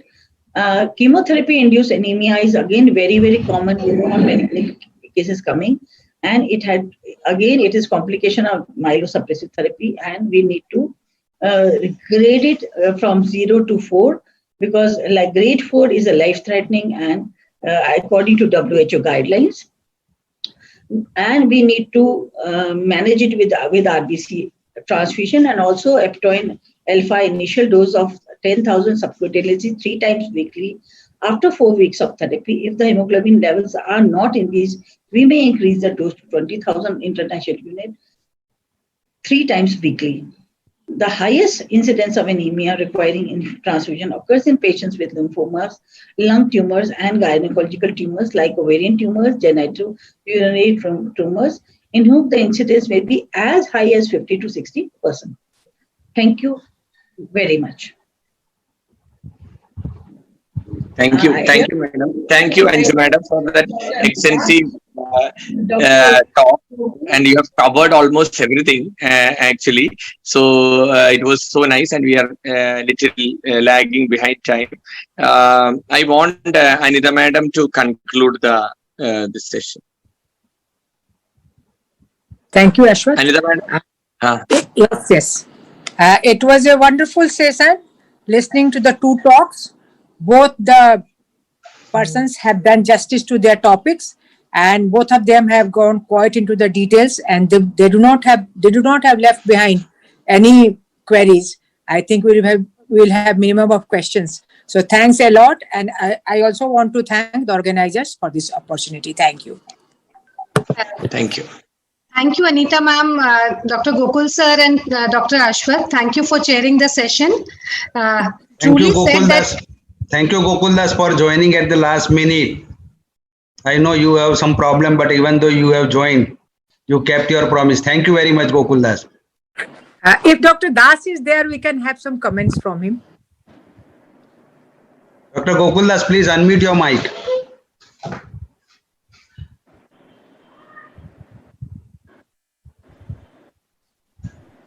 Sir, unmute the mic. Google sir, unmute the mic. We cannot hear you, Google Das sir. Google. Hello. Can you hear me now?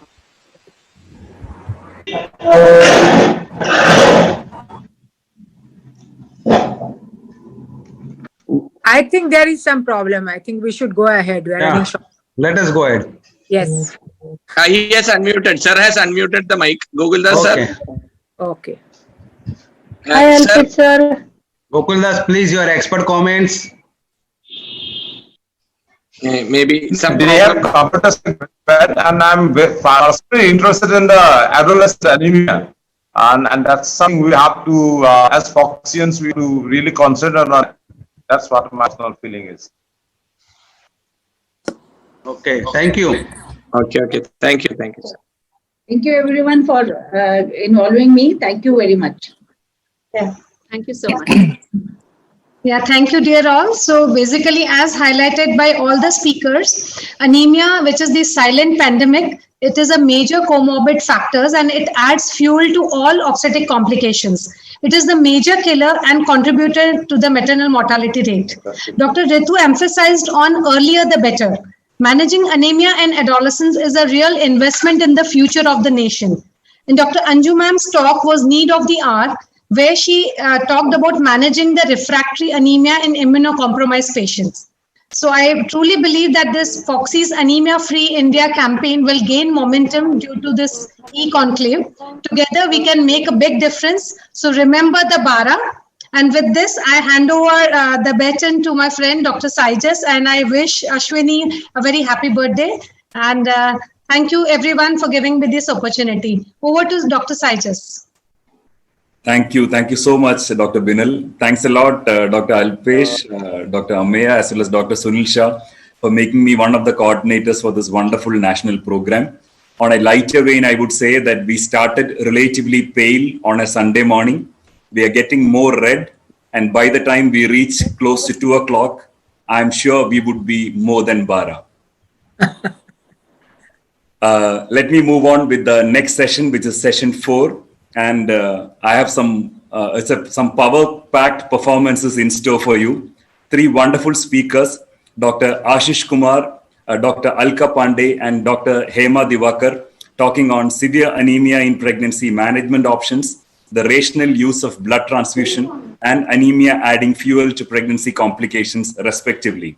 And I have 2 wonderful Foxians as the chairpersons for the session. My privilege to invite Dr. Madhuri Patel, a person who hardly requires any introduction and very well known for her work in Foxy. She is the present Deputy Secretary General of Foxy, was the Joint Secretary of Foxy in 2009, a former committee member of the FIGO preterm birth, joint associate editor of Jogi, and has played a very significant role in popularizing and creating the e-version of Jogi recently. Is the honorable consultant at Police Hospital, Mumbai, a clinical associate at Envadia Hospital at Parel in Mumbai, a visiting consultant at St. Elizabeth and Messina Hospitals, Mumbai, has delivered a lot of guest lectures and national and international conferences, was awarded the MOX Mrs. Shailaja and Mr. Narayan Pandit Award for the year 2019-20, and more than 50 publications in national and international journals on her name. Welcome you, Dr. Madhuri Patel, Madam, as the chairperson for session 4 of this Anemia E-Conclave. My privilege to invite the next chairperson, Dr. Ritu Joshi, the senior consultant at La Femme Fortis Escorts Hospital at Jaipur, was the vice president of Foxy in 2014, was a chairperson of the Family Welfare Committee between 2009 to 2012, a very popular figure, faculty in various national and international conferences, presented papers and posters in many conferences, does certification course in advances in recurrent pregnancy loss therapy into 2011 from the American School for Continuing Medical Education. So it's a privilege for me to invite Dr. Ritu Joshi to this particular session as the chairperson. Over to the chairpersons to introduce the first speaker and get the ball rolling for session 4.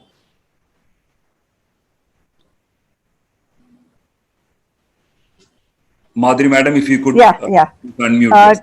Thank you, Dr. Saijas, for your kind words. WHO has recognized anemia in pregnancy as a global health problem with serious consequences for mothers and the babies. WHO has estimated that in developed countries the prevalence is about 14% and in the developing countries it is 51%, but in India it is 65%. Our major surveys in India has reported that 70% of the children, preschool children are anemic, 70% of the adolescent and the pregnant women are anemic. Hence, anemia begins in childhood, worsens during adolescence and gets aggravated during pregnancy. All of us are facing every day this problem of severe anemia in pregnancy, and it is very challenging to treat severe anemia in pregnancy. Today we have Professor Ashish Kumar Mukhopadhyay to talk about this topic on severe anemia in pregnancy with management option. Now, I am very happy to introduce Dr. Ashish Kumar Mukhopadhyay. She is a principal and professor and unit chief of Gynec and Obstetrics, CSS College of Obstetrics and Gynecology, Kolkata. He is a vice president FOXY 2016-17, past president of Bengal OBGY Society, ex-chairperson of Medical Education Committee FOXY. He is WHO fellow on maternal health, and let me tell you, he is an excellent teacher and he is force behind the PG force of our FOXY program, which is very popular among the postgraduate. And let me share, he is a very good friend of mine and he is a very good singer. Dr. Ashish, to you for your talk on severe pregnancy, severe anemia in pregnancy and management option.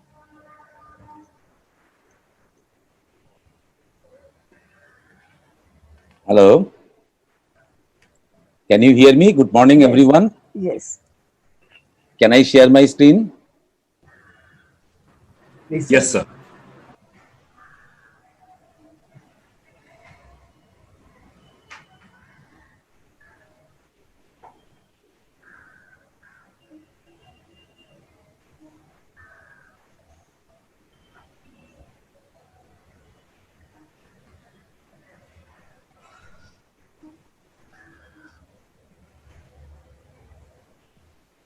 Can you see the screen? Yes, sir, we can. So if you can hear me, if you can see my screen, then it's perfect time to start. Thank you, Madam Chairperson. Respected Chairperson Madhuri, Madam, I know her from many years and I haven't seen any changes of aging in her. Let me be frank about this. Exceptionally pretty and very efficient and in her work. Thank you very much, Madam, for your pleasant introduction.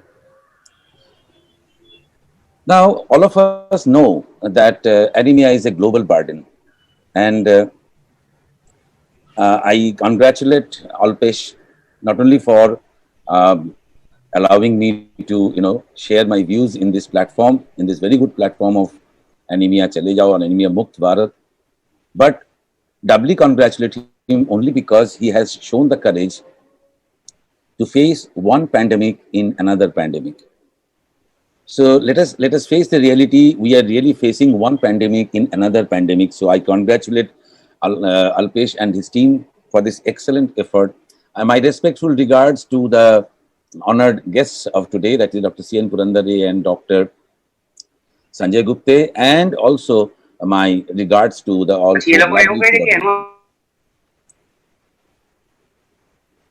Now, unfortunate, it is so that the ladies had to have more incidence of anemia than the males. And it is happening since last 26 years. It is really very pathetic that the curve of anemia in pregnancy, in pregnant women, looks like a CTG graph which doesn't show any bit-to-bit variability. And I hope all of you agree with me, and this is happening for last 26 years. And if you see, the incidence of prevalence of anemia has gone from 53.60 in 1994, and it has a minimum value of 50 point something this year, last NFHS data. It's really a pathetic condition, and it's very saddening for all of us, all the FOXY members. Sometimes we feel that God is unkind to us, but that is not actually the case. If we go deep into the matter, we'll see that we ourselves are responsible for this plight of our women. So this is the pregnant woman. This is the last NFHS data, National Family Health Survey 4, which you know the strongest data of Government of India. The last one happened in 2015-16, in which we saw that the pregnant women aged 50 to 49 years, and according to WHO standard, less than 11 gram% anemia incidence has slightly come down from 57 point something to 50.3. So half of your pregnant population is anemic. Now, isn't that pathetic? Now, this happened in 2015-16. Let us see what happened beyond that, last 4 years. Well, we got data from December 2018 from the National Iron Plus Initiative, or NIPI, which shows it is more than 50%. Jan 2020, we got some data, Indian data, all are Indian data from, Tamil Nadu, where we saw that 62% of the pregnant population had anemia, 5% were severely anemic. That's the incidence of severely anemia in pregnancy. 26 March 2020, just 2 days after the lockdown started, the corona lockdown started, we saw 46% females anemic and 33.5% of pregnant females were found to be anemic. That was reported from Rishikesh, Uttarakhand, India. So that is the last report we got before the corona pandemic struck us. I don't know what is happening now. I'm very scared, but I think things cannot be worse than this, and it better not be worse than this.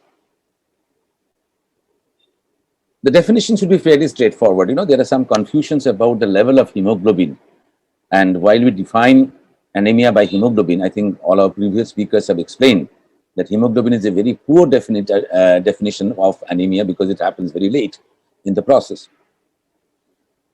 According to WHO, 11 gram% hemoglobin is the standard, although you can have a slight dip of 10.5 in second and third trimester. Although CDC recommends that it should come up to 11 in the third trimester. And WHO has classified according to the severity. I think that is also to some extent in slight disagreement, but it doesn't matter because in India, we have defined pregnant women anemic below 10.9. There's hardly any difference between 11 and 10.9.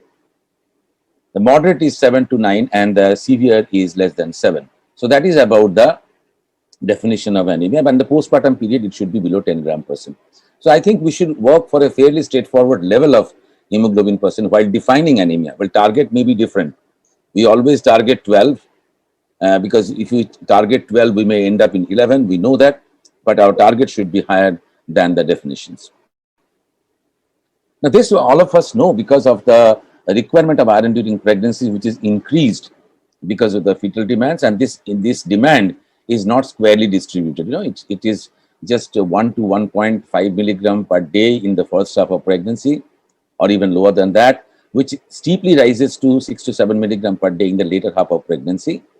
And the average Indian diet, which contains iron, if we have one, that is for the balanced diet for the Indian woman, I wonder if there is one, that is giving you 1.5 milligram roughly elemental iron per day, because 15 milligram of iron is available in the diet, of which 10% is absorbed roughly, and you get a 1.5 milligram of elemental iron per day, which is not accurate and not adequate for the meeting the demands of pregnancy, and therefore we need supplementation. This is not a lecture on supplementation, so we will proceed further. And we will also understand that the anemia is not only caused by iron deficiency anemia, although it is by far the commonest cause, although this concept has been argued very recently. But we must think about the nutritional deficiencies of other elements, particularly folic acid, vitamin B12, copper, riboflavin, vitamin A, etc. So I think this is an extremely significant a statement which will have its impact later on as we go, later in the lecture. And there should be other concepts, other existences of the hemolysis and abnormal hemoglobin synthesis like thalassemia that has been talked about, sickle cell anemia, malaria, and blood loss and defective iron absorption and metabolism like helminthiasis, especially hookworm, very common in our country, amoebiasis and giardiasis, schistosomiasis, etc., and our own antepartum hemorrhage during the pregnancy. Of the chronic conditions, we have malignancies, tuberculosis, chronic renal disease, including UTI, which is very, very common, HIV infection, I think Dr. Soni talked about this, chronic rheumatic and rheumatoid diseases. So these are all potential causes of deficiency anemia, anemias in pregnancy. But since anemia, iron deficiency anemia is easily diagnosable, easily treatable, and it is by far the commonest. So our discussion mainly concentrates around that iron deficiency anemia, and the details of which has been discussed by our charming lady from Trichy, Dr. Charmila. So in diagnosis of iron deficiency in pregnancy, I think we rely upon history and clinical examination. That's very, very important. Then you go for CBC complete blood count, and I won't go into detail. It's already mentioned by Chamila, but only thing I want to highlight is the importance of RDW, or the red cell distribution width, which is an excellent guide to have diagnosis of iron deficiency anemia, and also differentiation from thalassemia, because red cell distribution width is decreased in thalassemia. So this is one finding which is ready in front of you, which you get from the CBC, and you can start differentiating the iron deficiency anemia from the thalassemia by red cell distribution width. The red cell indices are of course there, but they're less specific. But after the CBC, we generally don't go for the serum iron and TIBC, which are unreliable markers, which has been explained adequately by Chamila. I won't give you detail of that, but we go straight away to serum ferritin. Now, serum ferritin is perhaps the best single and non-invasive test for the diagnosis of iron deficiency, and in absence of inflammation, of course.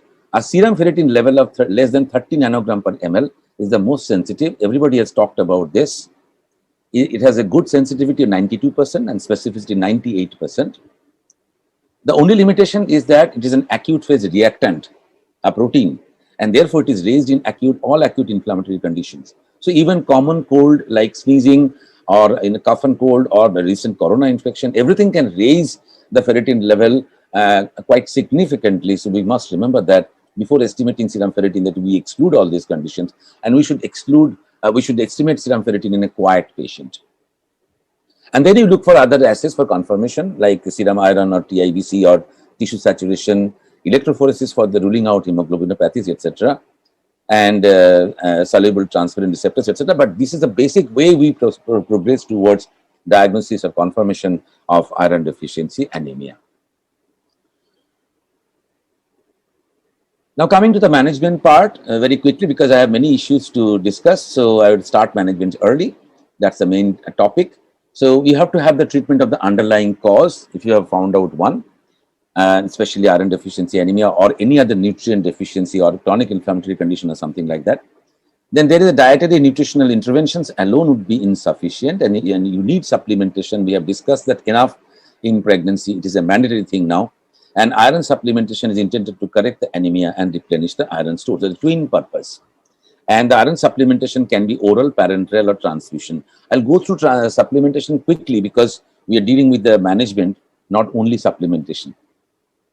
Now, whatever we say or whatever we hear from our friends in the profession, remember the absorption of iron is a very crucial issue. It is more when the anemia is more, but it is only 1 to 8% of iron.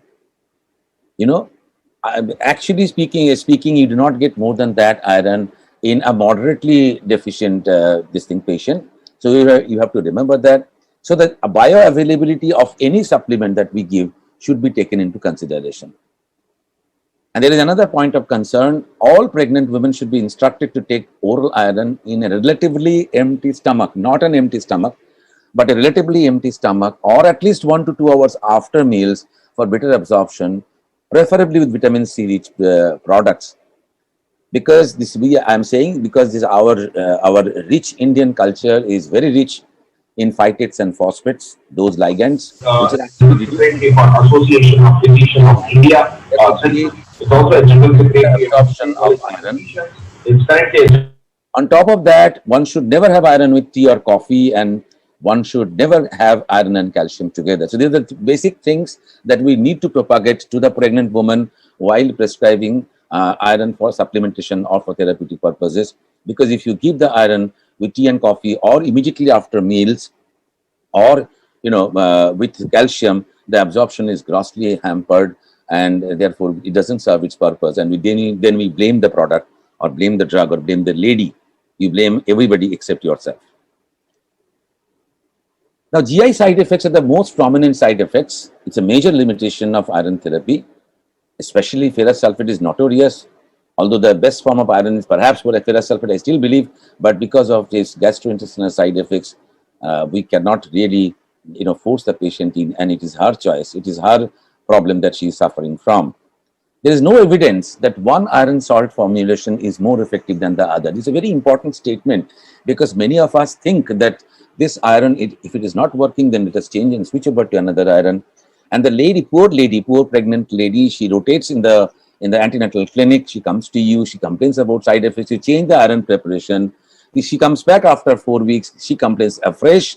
And then you change another iron preparation, sometimes adding some additive there. And the poor lady suffers because the iron has to get stable in her body, it takes some time.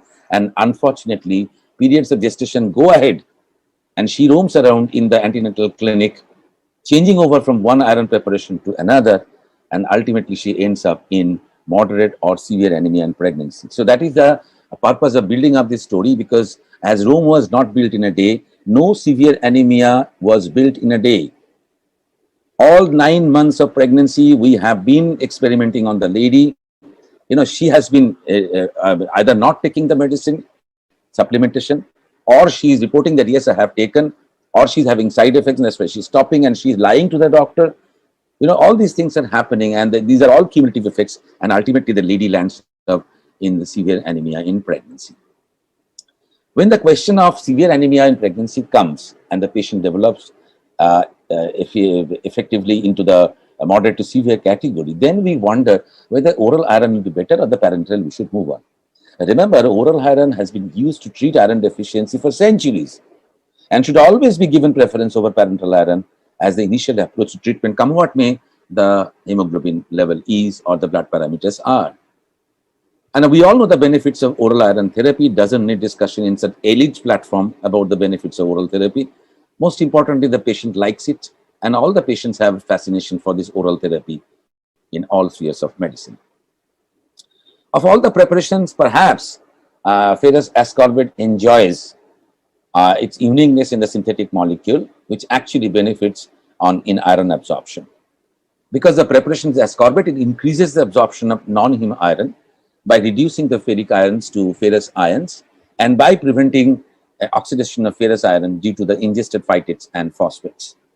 So it's a good adjunct when you have to give her after the food, or say half an hour after food or 1 hour after food. I think the disturbance is not much with the ferrous ascorbate. That is one additional advantage. And the absorption, bioavailability, as I said, whenever you prescribe iron, please look at the bioavailability of the iron from different iron compounds. And you will see how sadly they fail to fulfill the expectation. Many of the iron preparations. The list is here. You can go through this and decide for yourself which iron preparation you would choose for the patient. But essentially, this apart from the bioavailability, there is no other difference amongst all iron preparations. There is a case for parenteral iron therapy, but remember, still today it is an indicated therapy. It just cannot start a treatment for anemia with parenteral iron therapy even today. And this is an indication-based therapy, and the indications are failure to oral iron therapy, non-compliance or intolerance to oral iron. And this failure to oral iron therapy is a true failure, not a pseudo or created failure. Late second or third trimester with moderate to severe iron deficiency anemia, malabsorption, then bleeding diathesis in combination with recombinant erythropoietin, we rarely encounter that, and moderate to severe postpartum anemia when compliance to oral iron and follow-up to healthcare facilities doubtful. So my request to you, please stick to the indications and do not start injectable iron or parenteral iron therapy as the first line of therapy. The contraindications we must remember: when there is lack of facilities for resuscitation, how much of a safe the parenteral iron therapy is. I do not advocate parenteral iron therapy. Please send her to a higher center. If you have to give the parenteral iron therapy, don't try it with yourself. Or there is a known history of anaphylaxis, less than 12 weeks of gestation, or known state of iron overload. So all these are contraindications for parenteral iron therapy. Now, there are various studies which have shown that once indicated intravenous iron therapy is superior to oral iron therapy in terms of speed and absolute extent of hemoglobin increase. But remember, this is just a starting at the beginning, and the end result ultimately remains the same. So therefore, you may see some hemopoietic changes within 1 week of starting therapy, which you may rarely see in oral iron therapy. So in certain cases, the iron therapy by intravenous or parenteral iron therapy is superior, but that doesn't mean that you will start with the parenteral iron therapy from the very beginning. Be specific to these indications and remember the contraindications. Well, injectable iron therapy has got, it's like we can talk about the iron oxyhydroxide core molecule, which is surrounded by the carbohydrate shell, which actually stabilizes the molecule and slows the release of elemental iron. One of the reasons why the side effects are less, but you have to remember that these actually work through the reticuloendothelial system.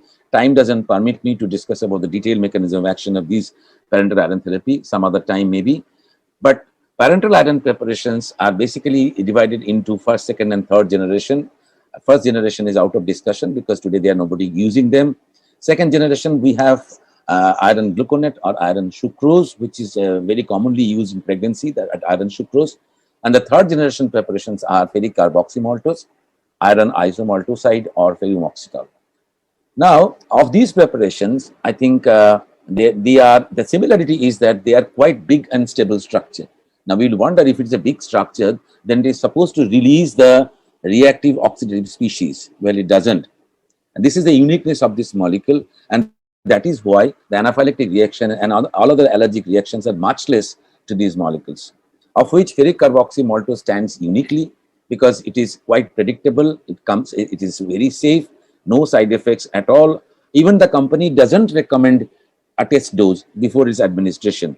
But I leave it up to you whether you go for the test dose or not. The company doesn't recommend a test dose. This is the structure of a ferric carboxymaltose. It's a type 1 robust parenteral iron, therefore very stable, doesn't break down easily, not associated with dextran-induced hypersensitivity. Ladies and gentlemen, this is the one molecule that you should avoid in pregnancy, that is dextran. Any molecule which has dextran, please avoid that because that is fraught with danger of severe hypersensitive and allergic reactions. It can be administered in much higher dosage. In fact, one single dose is enough. Short infusion time. Iron is released slowly, avoiding toxicity and oxidative stress, and the low immunogenic potential it has got. And of all the injectable preparations, I think this FCM enjoys the least labile iron content. That is the beauty of this product. The method of administration, all of us know, no need to go in detail of that. Infusion, 0.9% sodium chloride solution, and the maximum single dose is 20 milligram per iron per kg body weight. We usually go for 1 gram single dose. And all of us are doing that day in and day out. Now comes the question of safety in pregnancy. Well, there are many studies, and a few of them I will mention over here. And the published studies that they have shown that the use of ferric carboxymaltose in pregnant women have not reported an association with ferric carboxymaltose and adverse developmental outcomes. But however, these studies, they cannot establish a safety in the organogenesis or the birth defects. Therefore, it is now avoided in the first trimester of pregnancy. So do not use this in the first trimester of pregnancy.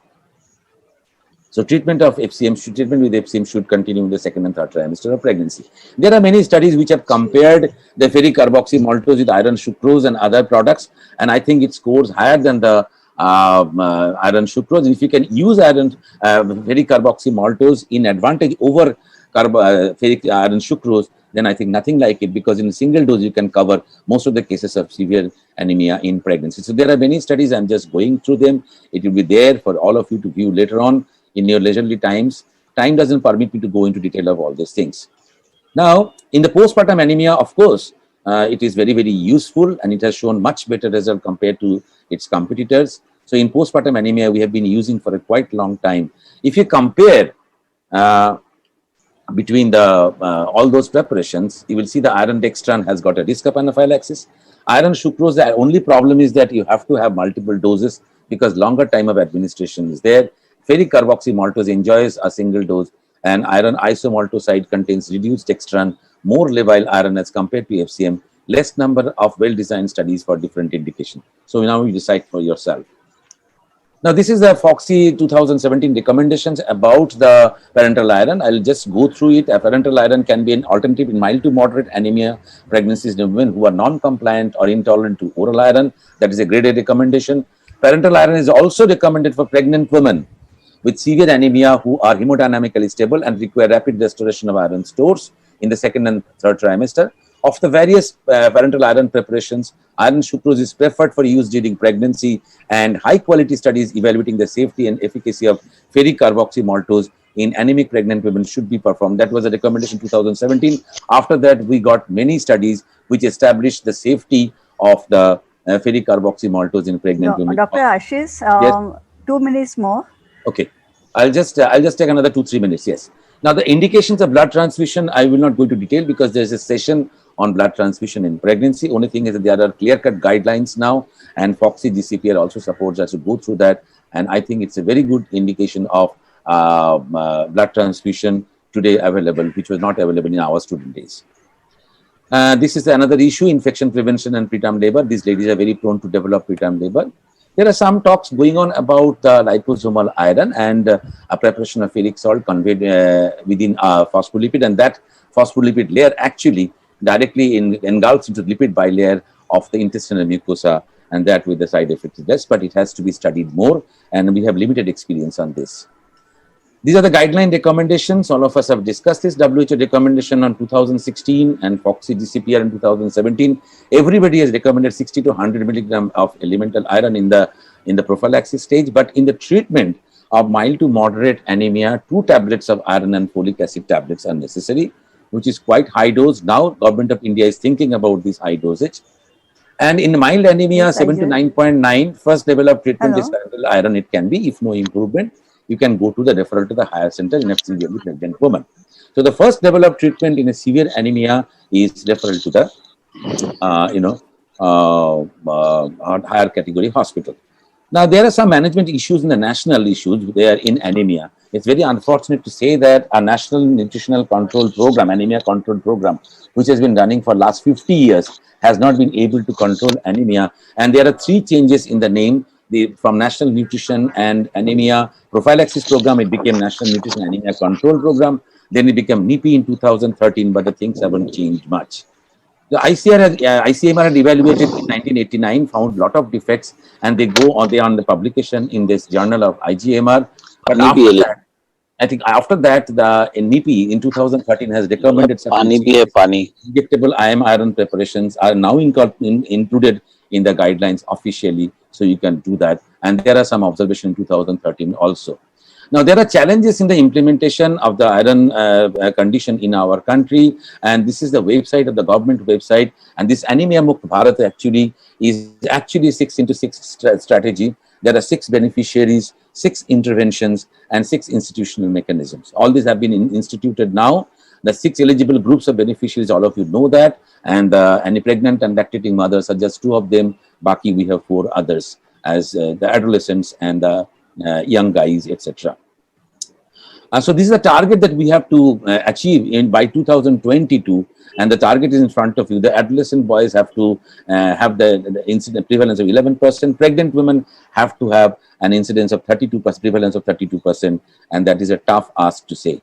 So to conclude, we have some recommendations and conclusions that anemia is a global health issue with prevalence being higher in pregnant women. Severe anemia is roughly 3 to 5% of all anemia in pregnancy, but that's a huge number. Oral iron salt is the first option. Ferrous salts are more tolerable than ferric irons. Ferrous ascorbate seems to be technologically superior oral iron salt for the iron therapy orally, with very good reports. Among parenteral iron, FCM is the preferred preparation for the time being, as it has profound clinical evidence in different clinical settings. Antenatal prevention by nutrition counseling, targeted investigations, deworming, and IFA prophylaxis are very important. Blood transfusion has to be restricted, used very judiciously as per the guidelines, and has to be component therapy and minimized as far as practicable by judicial use of injectable iron. Labor management is crucial and has to be undertaken in an HDU setup. I think Dr. Hema Diwakar will discuss that. Still, we have a long way to go if we really want an Anemia Mukt Bharat.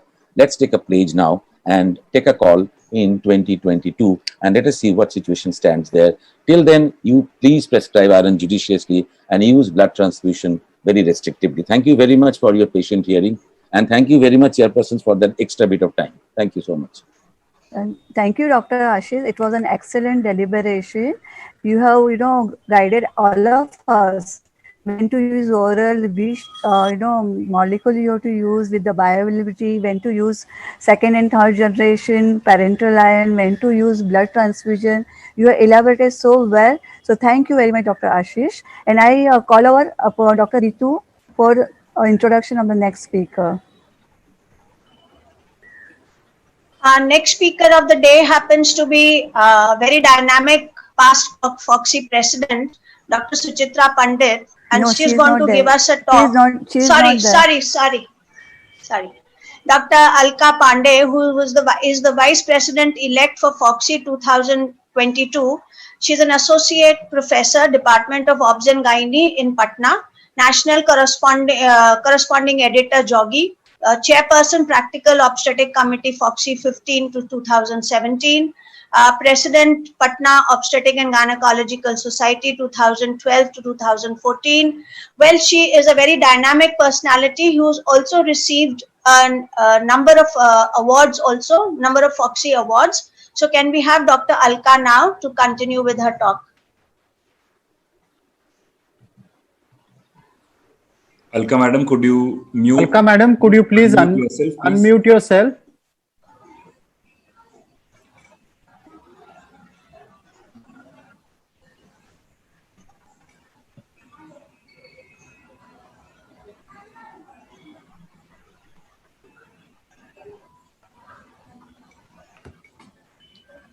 Madam, I have just sent in a request for you to unmute. Request you to kindly click.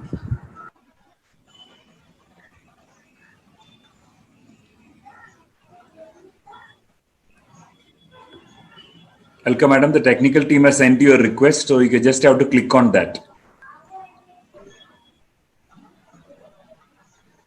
Has a message appeared on your window, madam? You can do it herself, no?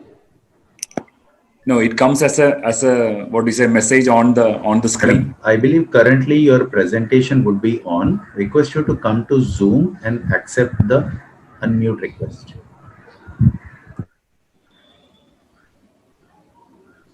Like I am muting and unmuting myself quite frequently. Yeah. To mute you is a difficult task, Ashish. Madam, there is something called as an outer voice and an inner voice. I know. So when you mute, it is the inner voice speaking, and when you unmute, it is the outer voice speaking. True na, Ashish da? Thank you for the definition, technical definition. We'll discuss in another webinar. Sir, this can be taken up in the managing committee as a part of the agenda. See, the audience is getting a bonus beyond anemia. Thank you. Alpesh sir, we must include this and keep Ashish is responsible for this inner voice and outer voice. It has long-lasting implications. We have discussed yesterday with Alpesh and he strongly refused. Are we getting program is slightly late? Yeah. Should I go in first and then ask Alka to speak, or depends on Ritu and Madhuri? We are all in for it. We agree to it. I think that would be great. Ask organizer if it is okay, then we can go ahead with Dr. Hema Divakar. Ritu, can you introduce Dr. Hema Divakar? Who doesn't want to introduce Hema is the point. See, I gave a chance to you. Thanks, lovely. So Hema, I'm very happy to introduce you today. And I have no words for this dynamic past president of Foxy.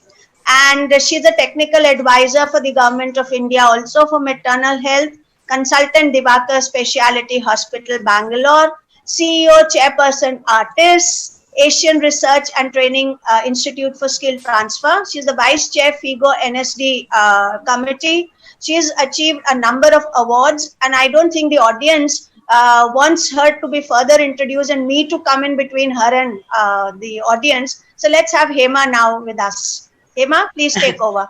Namaskar. Thank you very much, Ritu, with respects to President Alpesh Gandhi and the chairpersons, Madhuri, Ritu, and the backdrop on which the coordinator for this session is sitting. Shaijash, who says, Anemia Free India. May that dream come true.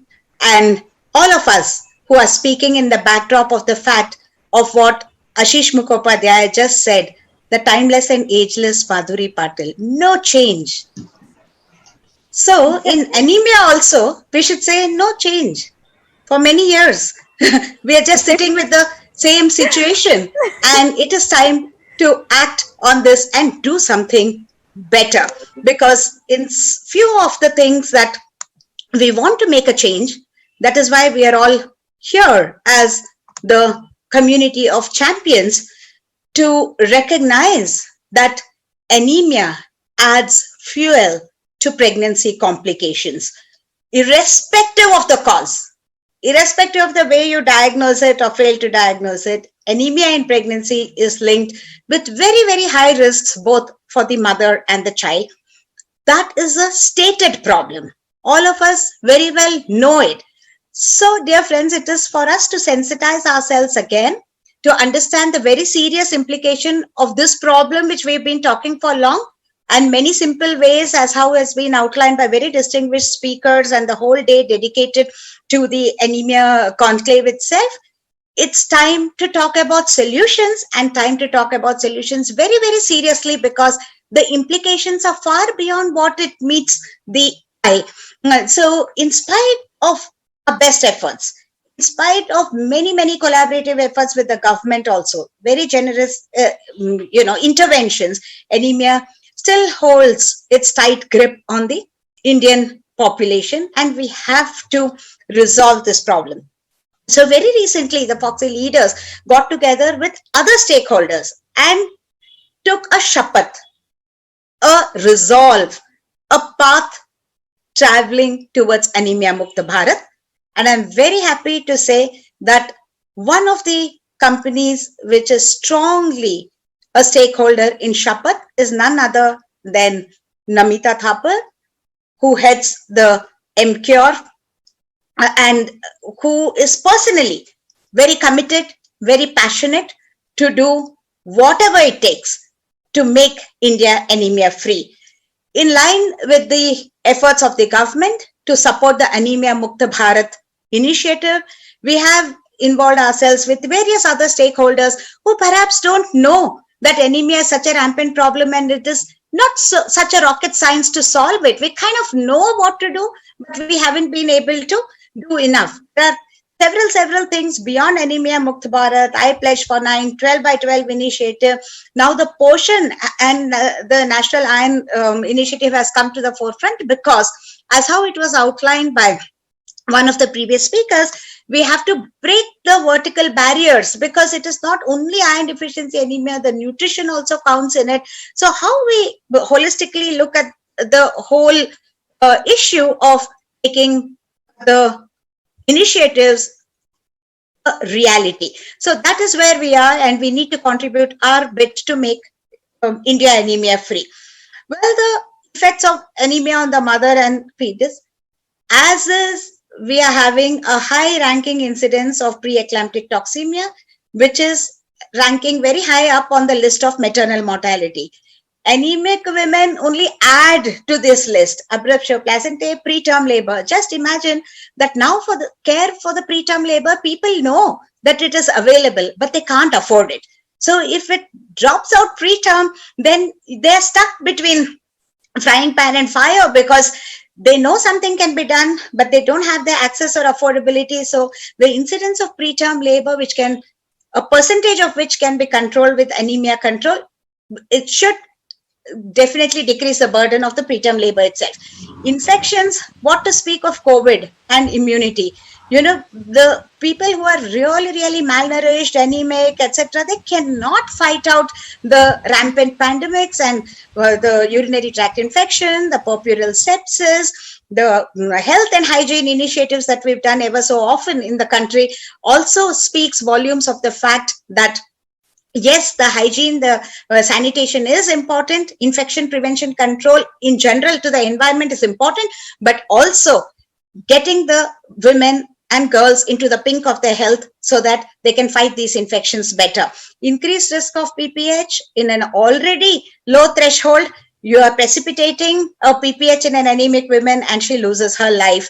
20% of the deaths directly being caused by our non-control of anemia, subinvolution of the uterus, lactation failure. Just last month we had breastfeeding week from 1st to 7th of August and 6 months exclusive breastfeeding, and with half the number of women being anemic and unable to feed, that also adds to the concern. And mortality due to very many of these causes, which more intensely is experienced by our colleagues in the huge public sector settings where people often come late and we have lost our opportunity. So putting in 3 different categories, yes, the general things like fatigue, palpitations, many times the patient is so acclimatized to this in pregnancy or no pregnancy, she doesn't even make a noise about the kind of tiredness and fatigue she's having or palpitations. She just accepted that it is a part of, she doesn't think it's a symptom of a problem process called anemia. And the risks of preterm, antepartum, postpartum hemorrhage, sepsis, prolonged labor, etc. I've already told you. Now the fetal risks, the growth restriction, low birth weight, intrauterine death, neonatal anemia, and risk of increased infection to the fetus. If all these could be prevented by one stroke of just containing and controlling the anemia in the mother, even before she embarks into a pregnancy, that would really be the dream come true, to reduce the fueling or adverse effects on the maternal and perinatal outcomes.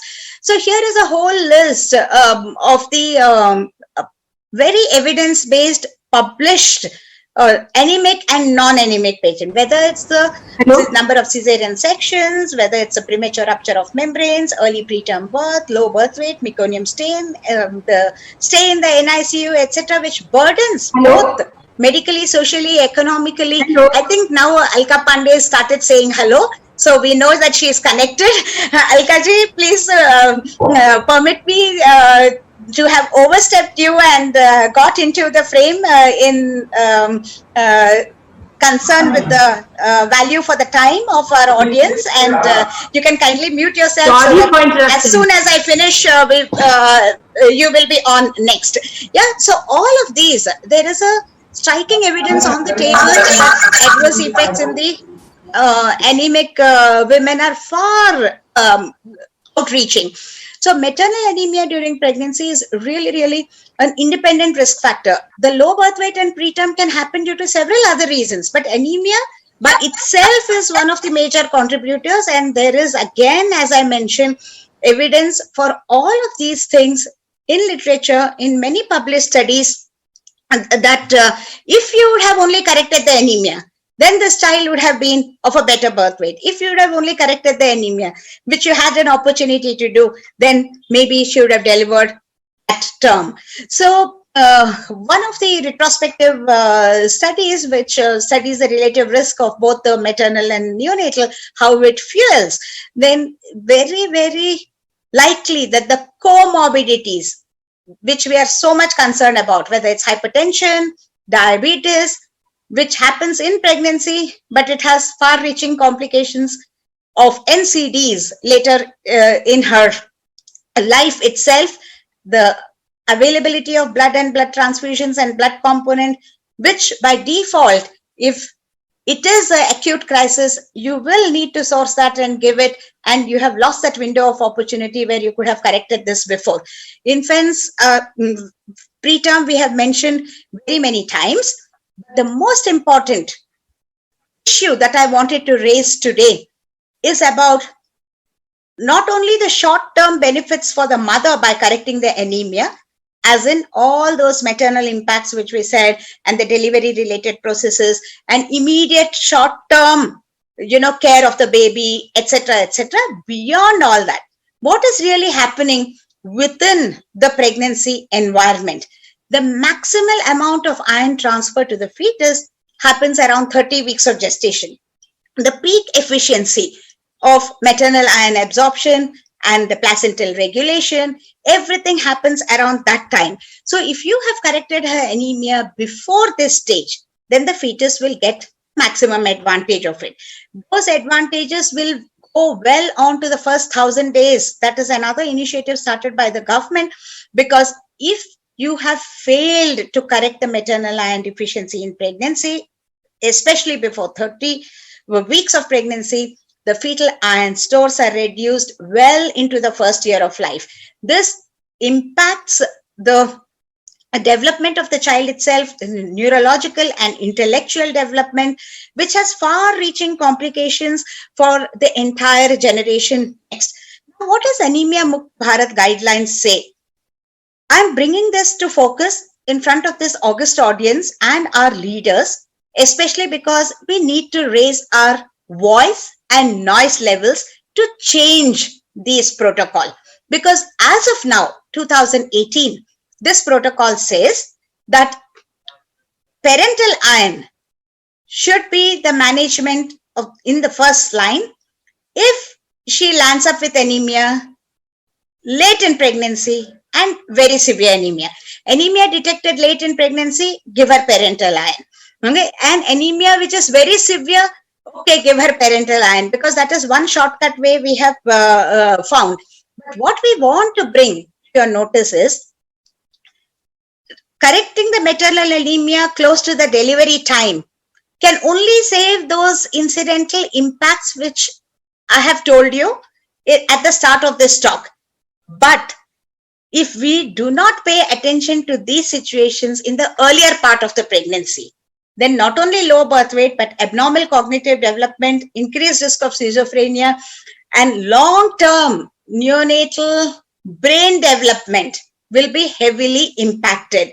So what we need is to sensitize our government and all our fellow practitioners that anemia in the women needs to be corrected earlier in pregnancy. So we are embarking on a large-scale study also with the parental iron, but trying to change the policy to administer this and get her to get ready and her fetus to get ready as early as the mid-pregnancy. So the low birth weight and the far-reaching implications only then will be reversed, because if you try and correct it too late, you have once again within this window, you have missed the bus. So this is the trial which we have registered just a few months ago in mid of May, where the ferric carboxymaltose versus iron isomaltoside for the treatment of iron deficiency anemia would be done in the early part of the pregnancy,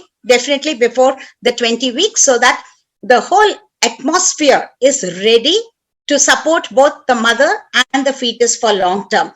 Here again, I want to bring one last point to the mind, that the fueling or the ambience in utero. To Dr. C.N. Purandare, we have discussed it many times in FIGO in the pregnancy NCD committee. When he gave me the topic, it all begins in utero.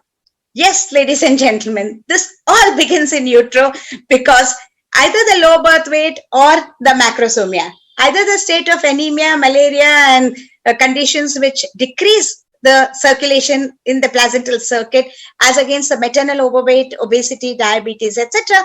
Both these will program the baby in utero for the development of childhood obesity, for the development of hypertensive disorders, for the development of diabetes in the early adulthood. So it's all the more the reason that we have to get these babies with an optimal birth weight. We have to get the mother with the optimal fueling within the environment to program the fetus in the manner that it should earlier on in pregnancy. Because here again, we say malady kick starts in a healthy, so-called healthy pregnancy when the pregnancy itself begins. So both the extremes of low birth weight and the macrosomia in the adult life, elevated risk for the three major killers today, NCDs. We are busy saving mothers and babies, but we will be nurturing a unhealthy generation with obesity, cardiovascular disease, and diabetes in the very near future. So this intergenerational transmission is what is fueled by anemia and such circumstances. So I would close by saying the latest strategy presented by the Ministry for Anemia Mukt Bharat, which has intensified the National Plus Iron Plus initiative, builds on all the prior strategies that we have had. We will publish the reports of this major multicentric study supported by the Gates Foundation and in coordination with the Poshan and the Central Ministry, that if this comes to stay, then Anemia Mukta Bharat policy will yet again change in 2022 to administering and getting the mother in the pink of the health in the first half of the pregnancy at least, if we have failed to do it for all our girls and women even prior to them entering the reproductive phase. So the new strategy supported by the proposed study, we do hope that India will really become anemia mukt. It is the nutrition awareness to bring the behavior change, people towards healthy living that is already happening. So in our path, in the shapath, in the journey towards anemia, the sustainable development goals. Yes, Alka, just another 1 minute and you will be on. Kindly mute your mic now. So the आपको नहीं बोलना please please ma'am आपको नहीं mute कीजिए Alka ji. So last I was concluding with saying that we are in the vision of moving towards anemia Bharat. We are actually moving towards a sustainable goal, sustainable development goal number 3, which is good health and well-being for all, which means the 2 targets here are the mother and the child within the first 5 years. For the child to survive and thrive, not only in the first 5 years, but in early adulthood, and to nurture the healthy generation next.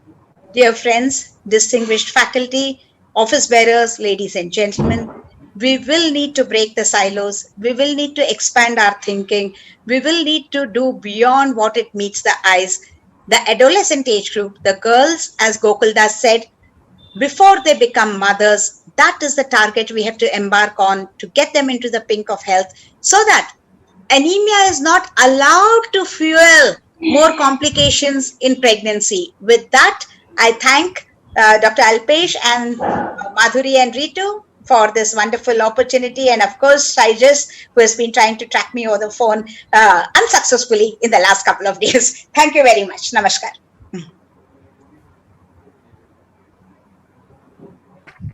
Thank you, Dr. Hema.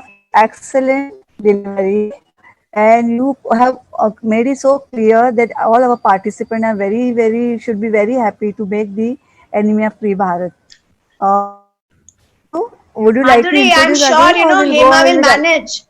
Madhuri, I'll just add Hema will manage. जैसे वो just उसके GDM के पीछे लगी ना, तो हेमा पीछा नहीं छोड़ेगी इसका भी. आप जब मेरे पीछे लगे रहो तो मैं नहीं छोड़ूंगी. We are going to be anemia free Bharat. Yeah, we strongly believe in the lage raho principle, and very enthused with the encouragement given by all my very, very beloved friends. Thank you. Namaskar. Thanks, Hema. Madhuri, introduce Dr. Alka now. Can you have a slide here already introduced? I'll introduce again. Okay. Dr. Alka Pandey is very good friend of mine. She is Vice President elect FOXY 2022. She is Associate Professor in Department of Obstetric and Gynecology, PMCH Patna. She is a National Corresponding Editor of Jogi, Chairperson of Practical Obstetric Committee FOXY 2015 to 17. She was a President Patna OBGY Society in 2012 to 2014. She is the Organizing Secretary of International Conference on Critical Care in Obstetrics in 2017. Co-chairperson of the FOXY ISPAT GFM Con 2018. Joint Organizing Secretary of 57 AICUE 2014. During her tenure as a Secretary and President in her society, they got the award of Decathlon Trophy twice and Sadhna Desai Population Stabilization Award. Her individual awards are Mehru Dara Hansotia Best Committee Activity Award in 2012 as a Chairperson of Practical Obstetric Committee of FOXY. She has got awarded as by Padma Bhushan Kamlabai Hospital Award 2013, and she is a Korean Award on Senior Category second winner for 2017. Now, Dr. Alka will give us the highlight of the rational use of the blood transfusion. Dr. Alka, please.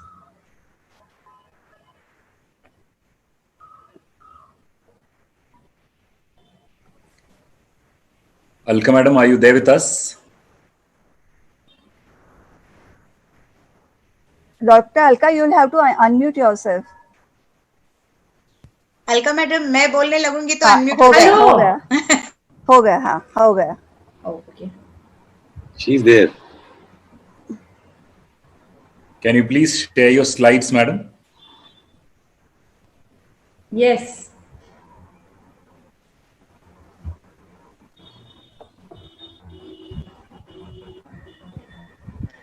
So at the very outset, I would like to thank President Sir, Dr. Alpesh Gandhi, who has given me this opportunity. And I have to talk on rational use of blood component therapy.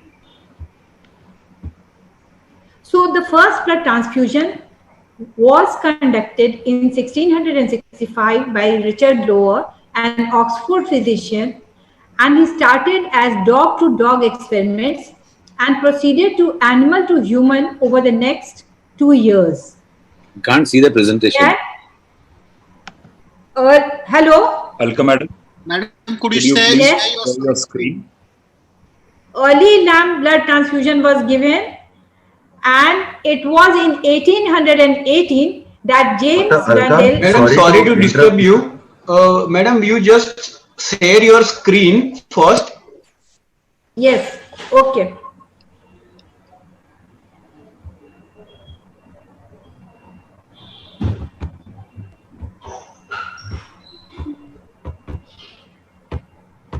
The green color on the bottom.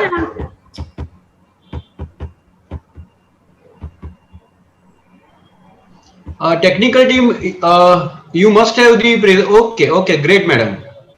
It's okay. Yeah, now you can full screen it. Okay. Press F5. Make it into a slideshow, madam.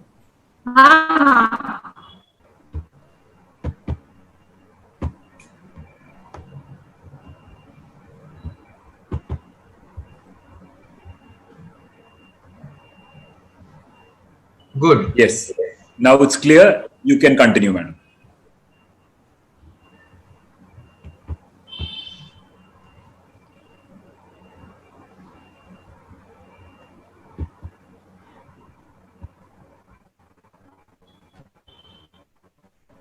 Experiments with blood transfusion or blood components. Can you?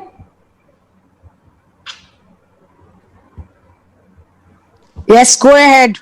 Yes, experiments with blood transfusion and the transfer of blood or blood components into a person's blood stream have been carried out for hundreds of years, and many patients have died.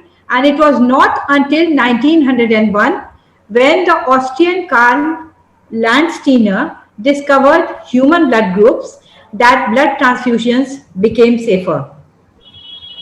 The understanding of genetic differences between individuals pioneered by Landsteiner in 1901 was most important. Now, what are the objectives of blood transfusion and component therapy? It is restoration of blood volume, enhance the oxygen carrying capacity of blood, and maintain homeostasis by platelets, coagulation factors, fresh blood, and FFP. Then what are the contents of blood? We all know RBC, WBC, platelet, plasma, and clotting factors. So why not give whole blood and why components? Because there are more than 6 important components in each unit of whole blood. Each component has a specialized function. All functions are not deranged in all the patients, and so all the components are not required all the time. Blood is always in short supply. Making components from one unit of whole blood will satisfy the needs of more than one patient from the same unit of blood. Now, whole blood also leads to harmful effects such as plasma overload, lymphocyte-mediated toxicities, allosensitization, etc. Some components effective as component only, such as platelets, which are otherwise destroyed in stored whole blood. Some components are better given as components, such as clotting factors. Levels can be achieved at much higher level or even 100% by giving concentrates of such factors than by giving whole blood or even FFP. Now, how do we prepare blood component? A little goes a long way. The whole blood is separated into cellular components and plasma. The cellular components are red cells, platelets, and white cells. Then fresh plasma, we get fresh frozen plasma, and from this cryoprecipitate and factor 8 concentrate is prepared. Cryosupernatants, albumin, immunoglobulins, and other concentrates are also prepared. Now, red cell transfusion, indications and triggers. Why do we transfuse red cells? The one and only reason to provide a red blood cell transfusion to a human is to restore or maintain the delivery of oxygen to vital organ systems. Its use for any other reason has no physiologic or medical basis. Now, packed red blood cells may be leukoreduced, irradiated, saline washed, CMV negative, antigen negative, sickle negative, or frozen thawed.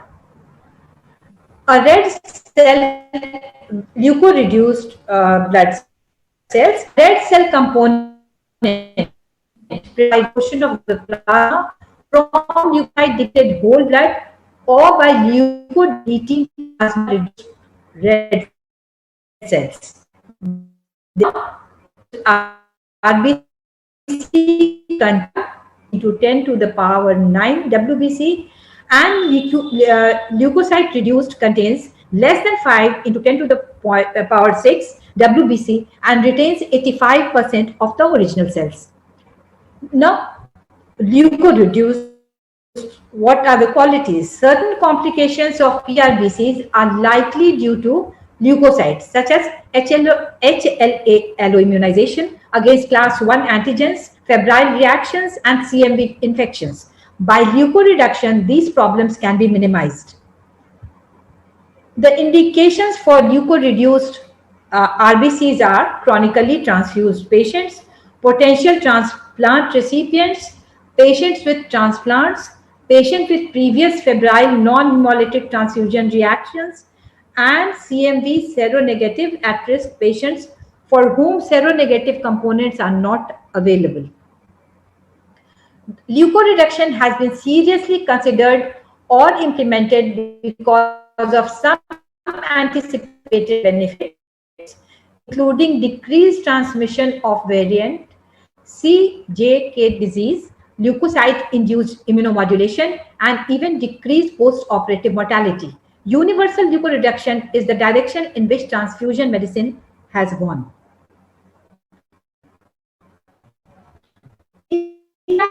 Units in irradiated ones are exposed to gamma radiation to damage donor WBC DNA. This is done to prevent a cellular immune proliferative response to the recipient's tissues. The component must be irradiated within 14 days of donation, and it then has a shelf life of 14 days from irradiation. Now, what are the indications? Units from blood relatives, allo or auto HPC transplant recipients, intrauterine transfusion, highly immunosuppressed patients at risk for this complication, graft versus host disease, then neonates or infants undergoing exchange transfusion. Now, washed red cells. Washed red cells usually have hematocrits of 70 to 80% and a volume of about 180 ml. The indications are that patients with recurrent or severe allergic or febrile reaction to red cells, severely IgA deficient patients with anti-IgA antibodies for whom red cells from an IgA deficient donor are not available, microaggregate free blood is used to prevent reactions to leukocyte and platelet antigens. Now, CMV negative RBC. The indications are all neonates up to 4 months old, intrauterine transfusion, high-risk lung transplant, allogenic stem cell transplant, and Dye-George syndrome. Now, frozen RBC. The RBCs are frozen to preserve rare RBC units. RBCs frozen in 40% glycerol are approved by the FDA and the AABB for storage at minus 80 degrees centigrade for up to 10 years. Now, what changes occur during storage of blood? The blood can be stored for 42 days. It is a mixed blessing. The obvious advantage is the increased availability of blood, but numerous changes occur during storage and affect the quality of transfusion. During storage, RBCs metabolize glucose to lactate, hydrogen ions accumulate, and plasma pH decreases. The storage temperatures of 1 degree to 6 degrees centigrade stimulate the sodium-potassium pump, and RBCs lose potassium and gain sodium.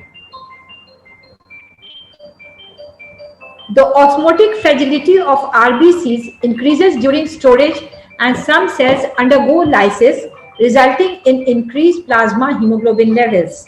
Then there is progressive decrease in the RBC concentrations of ATP and 2,3-diphosphoglycerate, which occurs during storage. A close watch and assessment of blood loss during surgery and assessment of tissue perfusion should be maintained. Transfusion is rarely indicated when the hemoglobin is greater than 10 gram per dl and is almost always indicated when it is less than 6 gram per dl. For intermediate hemoglobin concentrations, that is between 6 to 10 gram per dl, justifying or requiring RBC transfusion should be based on the patient's risk for complications of inadequate oxygenation. Then granulocyte transfusions. A dose of 10 packs are needed for adults, 10 to 20 ml per kg for children less than 50 kg, and children less than 30 kg should receive 10 to 20 ml per kg to a maximum of 2 packs. What are the indications? When there is severe neutropenia, defined as ANC below 0.5 into 10 to the power 9 due to congenital or acquired bone marrow failure syndromes, receiving active treatment in an attempt to achieve disease remission, proven or highly probable fungal or bacterial infection that is unresponsive to appropriate antimicrobial therapy, as demonstrated by visible spreading lesions on skin, mucosa, or radiological examinations. Now, platelet concentrates. Two methods are there to collect this component: random donor platelets and single platelets. Platelets are stored in temperature, which enhances bacterial growth and is the third leading cause of transfusion-related deaths. For any patient who develops a fever within 6 hours after receiving platelets, sepsis from platelets should be considered. What are the indications? Stable patients without evidence of bleeding or coagulopathy, but the platelet is below 10,000. Then prophylaxis for invasive procedures such as lumbar puncture, neuraxial anesthesia, central venous catheterization, endoscopy with biopsy, liver biopsy, or major surgery when the platelet count is less than 50,000 per microliter. Stable patients with clinical evidence of bleeding or coagulopathy when the platelet count is less than 50,000 per microliter. The indications are patients with DIC and signs of ongoing bleeding, then patients who have undergone massive transfusion, patients having surgery at critical sites, and microvascular bleeding attributed to platelet dysfunction such as uremia, liver disease, post-cardiopulmonary bypass clinician. It is all clinician's judgment. So under ideal circumstances, one platelet concentrate usually produces an increase of approximately 7,000 to 10,000 platelets per cubic millimeter at 1 hour after transfusion to a 70 kg adult. 10 units of platelet concentrates are required to increase the platelet count by 100,000 cells per cubic millimeter. Now FFP, frozen plasma is prepared from whole blood by separating and freezing the plasma within 6 hours of donation. It may be stored for up to 1 year at minus 18 degrees centigrade or lower. It contains all the coagulation factors and other proteins present in the original unit of blood. What are the recommendations? Urgent reversal of warfarin therapy, correction of known coagulation factor deficiencies for which specific concentrates are unavailable, correction of microvascular bleeding in the presence of elevated more than 1.5 times normal partial prothrombin time or partial thromboplastin time. Correction of microvascular bleeding secondarily to coagulation factor deficiency in patients transfused with more than one blood volume, and when PT and PTT cannot be obtained in a timely fashion, FFP should be given in doses calculated to achieve a minimum of 30% of plasma factor concentration. Treatment of thrombotic microangiopathies. Then treatment of hereditary angioedema when C1 esterase inhibitor is not available. Now, what is the dose of FFP? The initial therapeutic dose averages around 15 ml per kg. Dr. Alka, you have to, Dr. Alka, you have at least 30%. You have 2 minutes more. At repeat dosing should follow the results of serial diagnostic coagulation test. Cryoprecipitate was developed as a therapy for hemophilia enriched with fibrinogen, factor 8 and von Willebrand's disease. 1 unit of cryoprecipitate is derived from 1 unit of whole blood, and the recommendations are bleeding patients with hypofibrinogenemia, von Willebrand's disease, and patients with hemophilia A. Dr. Alka, you have 2 minutes more. Dr. Alka, 2 to 3 units of cryoprecipitate. Dr. Yes. Alka, you have 2 minutes more to go. Yes, 2 to 3 units of cryoprecipitate per 10 kg body weight raises the plasma fibrinogen concentration by approximately 100 milligram per dl in the absence of continued consumption or massive bleeding. Maintenance dose is 1 bag per 15 kg and it can be given daily till the bleeding is controlled. Then there are complications of blood product administration, infectious risks and non-infectious risks. There may be viral infections, then bacterial infections, malaria, and with extensive use of more sensitive methods and screening, now infectious risks have been controlled and non-infectious diseases have become important, such as immune-mediated reactions and reactions related to patients' comorbidities or transfusion. Then how do you safely administer blood? Accurate identification of the patient, correct labeling of blood sample after receipt from blood bank, proper storage in the clinical area up to time transfusion is given. A final patient identity check, consent form should be taken. Document vital signs 1 hour prior to administration, immediately after commencement, and hourly until transfusion is completed. So, blood component therapy saves 4 lives, not just 1. Thank you so much.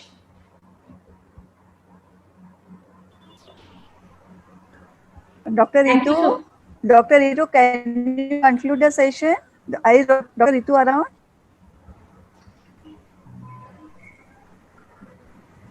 Any questions? Any folks? I think, you know, a very lovely chapter was written. Dr. Alpesh Gandhi, our president, has been working hard a lot since years on critical care. And, you know, I've always seen that he has been, throughout his presidential, even election campaign, he was talking about the components of blood transfusion. And that lovely book, which is written upon the practical points and critical care, has a very good chapter in that.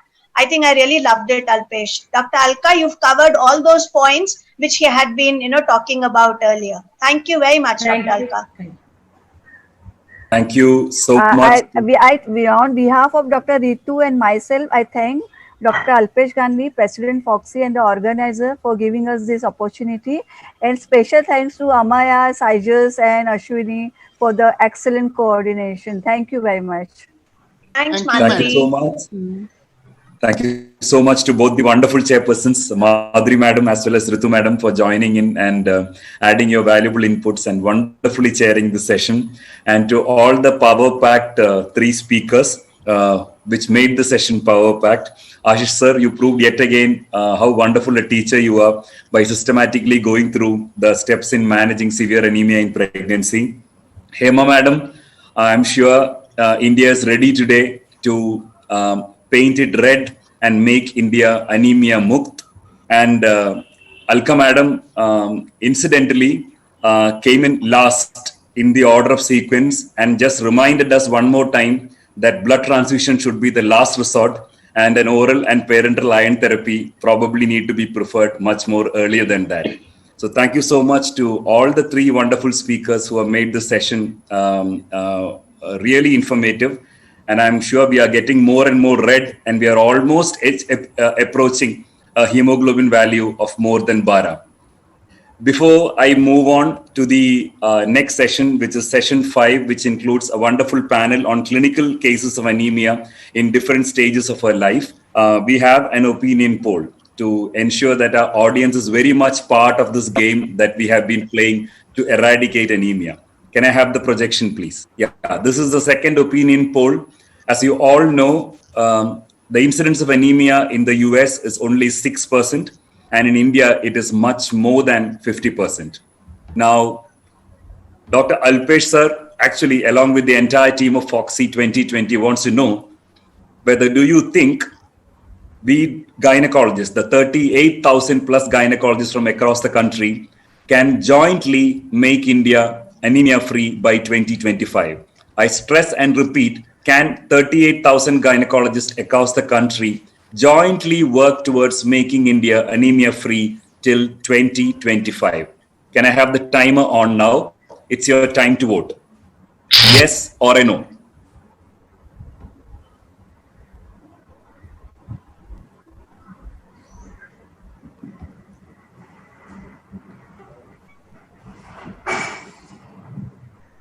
To all the viewers, it's your time now to get heard, and let us see what the thousands of gynecologists across the country feel about it.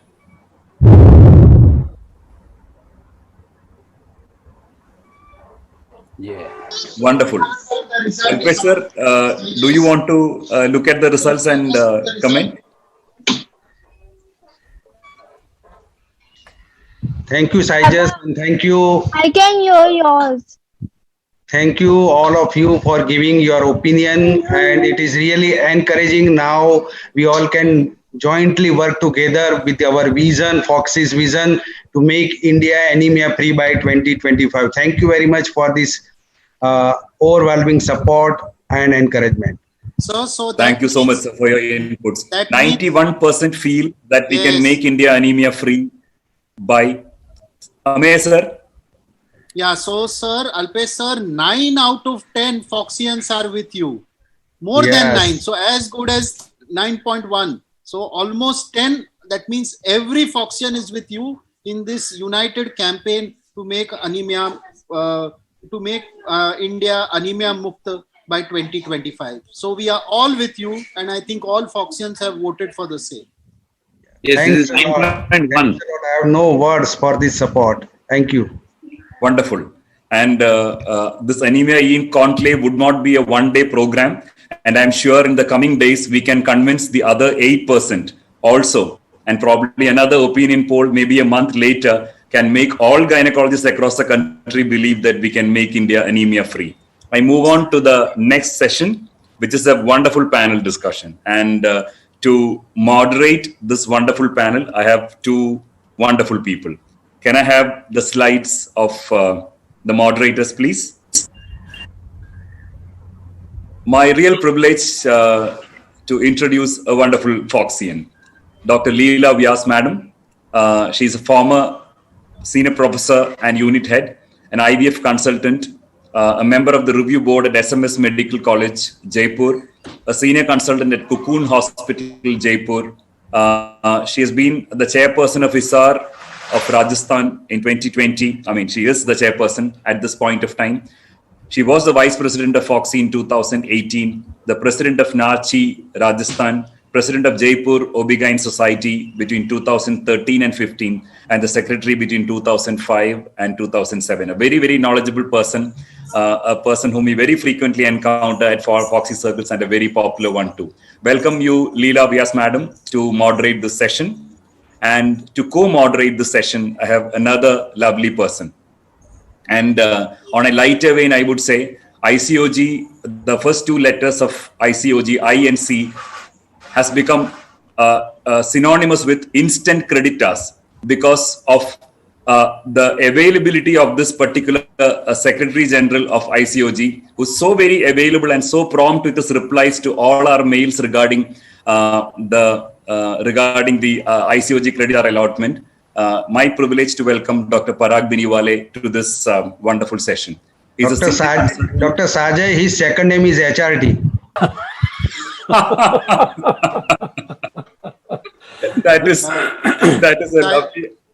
is a lovely add-on, sir. He's a senior consultant. Just all of us are dressed in our prim and proper formal wear. You can see he is dressed in anemia wear. Yes. He's genuinely following your message and making it red. I You can see, in particularly decided to wear this, because we've been listening to wonderful lectures since morning, and by now all of us, more than 91% have accepted the challenge of getting hemoglobin of our women to 12. So I think this is the most appropriate color all of us should follow. so just please continue his formal introduction. And incidentally, I have picked up a photo from Facebook which contains the red collar, which is so brightly seen in that picture. Here also. So we are all set towards more than Bara. Sir is a senior consultant of obstetrician and gynecologist. I think that's Pune. okay. That's okay. We are already running late late. So I've been instructed by one of the key organizers that we need to in a minute. Correct, sir. Yeah. Yeah. He was the National Joint Secretary of IMS between 2017 and 18, the National Website Editor between 2011 and 17, Chairperson of the Young Talent Promotion Committee, which he has not done just between 2008 and 10. I think he continues to do so with all of us, and we owe a lot to this particular person for the journey that we have made in Foxy. And a lot of awards and orations and article contributions on his name. Over to Leela Vyas Madam, as well as Parag Sir, for moderating this wonderful session, a panel on clinical cases of anemia in all stages of her life. Over to you, sir. And Madam. Thank you, Shaizas, for the kind words. May I request Dr. Leela to start sharing a screen for the presentation? Since morning, all of us are listening to various issues related to anemia, and all of us know that more than 50% women in our country have this challenge called anemia. And for years, as gynecologists, as caretakers of women's health, we are fighting anemia, we are struggling, we are failing, and sometimes we are conquering. So today, after listening to all the theory, now the time has come to put everything into practice. And Dr. Leela Vyas and I will take you through a panel, and the time for us is 45 minutes, courtesy Ameya Purandare. So at the outset, thank you, President Dr. Alpesh and the entire team for having us here. I'll quickly introduce the panelists to you. The first one is Dr. Ranjana Khanna, who's a senior consultant from Allahabad. We've seen her as a dynamic vice president of Foxy in the year 2017. Welcome, Dr. Ranjana. I welcome Dr. M.G. Hiremat, who was also a past vice president of Foxy and one of the most popular teachers in the state of Karnataka. Pleasure to introduce a dear friend, Dr. Sucheta Kinjavdekar, who's a consultant from Navi Mumbai and past president of Navi Mumbai OBGYN Society. I welcome Dr. Varsha Lahade, who's a senior consultant from Nashik. And we have seen her working actively in the Nashik Society and otherwise. A pleasure to introduce Dr. Surekha Taide, who's a professor at Jawaharlal Nehru Medical College, Savangi. And we have attended so many webinars done by her, and it shows what a great teacher she is. And last but not the least, the youngest of the lot, Dr. Kiran Mai, who's an associate professor from Usmania Medical College, Hyderabad. And I fondly call her as one of my favorite Hyderabad girls. She has been a Kamini Rao Yuva orator, and she has also contributed to various Foxy committees as well. Right. Can we have the presentation, please? Parag sir, Dr. Hemant has Could you please share the apologized that he would not be able to come. He is unwell. So that's why he's asked to be excused. Fine. But we have the 5 women here. Dr. Leela, can we share the presentation, please? Leela, unmute yourself. Leela, please unmute. You are muted.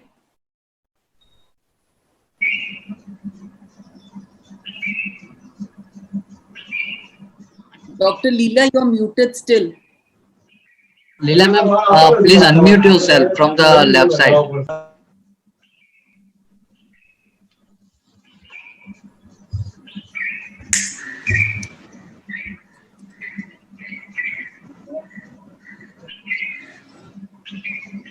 Madam, I have just sent in a request you to kindly accept the unmute request.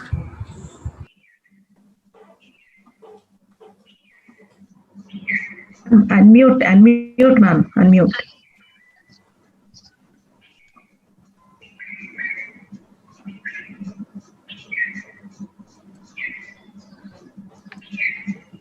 I request all the faculty after this session is over to please log in, because there are specific questions to all of you which we have filtered, and we have selected some of the most pertinent and some of the most important questions for you to answer. We'll have a quick question answer session after this panel. I'm sure Dr. Parag will cover most of these questions, but a few of them are very specific, and we'd like to answer those. They've been asked by all our Foxians. Leela madam, are you able to unmute yourself?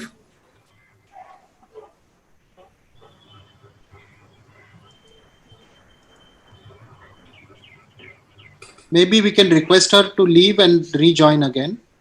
Yeah, because she has the presentation, I don't have it.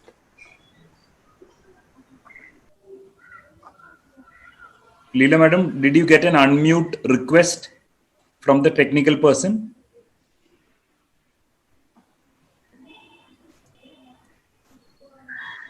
If yes, many on mute mode. Dr. Varsha is still on mute mode, and Dr. Ranjana. Oh, I've unmuted. Yes, now I can. Yeah, now I can hear you. So Leela madam, left side में एक video और mic का button रहेगा. Mic के button पे click करिए.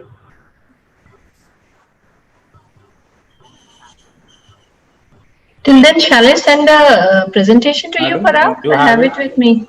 Shall I mail it to you? Yeah, no, you can start playing, or you can give it to the support team, or you can play it from your. You can start, Parag, because she has already mailed the presentation. Yeah, but it's not. I have not saved it. Surekha, can you play it? Yeah, let me. It's there on my WhatsApp actually. Same here. Ranjana ma'am, can you forward it to me on WhatsApp? Okay, I will.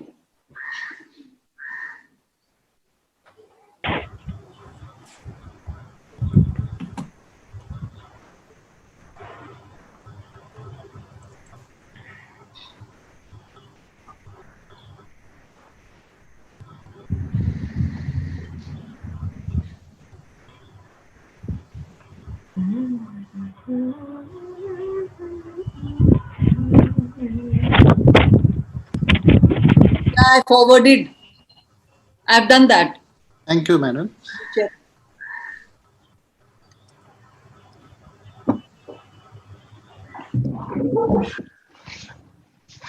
Okay, Surekha, I think Yeah, are you able to see the presentation? Yeah, of course. Okay.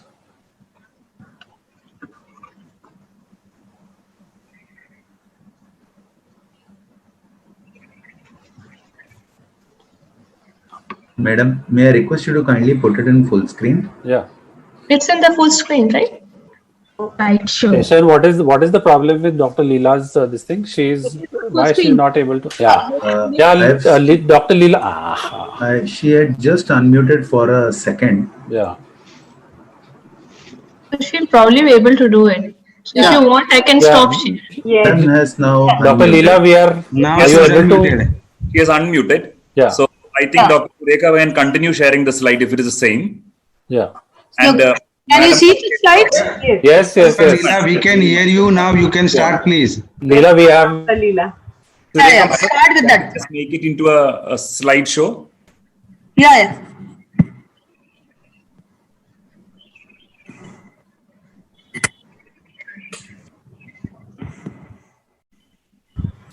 Sureka, madam.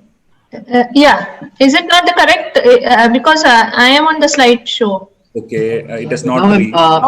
First, you have to just click on that enable editing. Enable editing button. Okay, let me stop share. હા એને કહ્યું છે મારું કાઢ નાખ મારા બેનું. Now who is sharing? Okay, let me stop and let madam only. Madam, share. no worries. Sureka, madam, I think can continue because. Continue. It's okay, no problem. Can you just press upon that enable editing button here? Are you able to see what I'm showing you? Yeah. Should I start or should Yeah, Leela, you can start, I think. Huh? Yeah, आप share करो.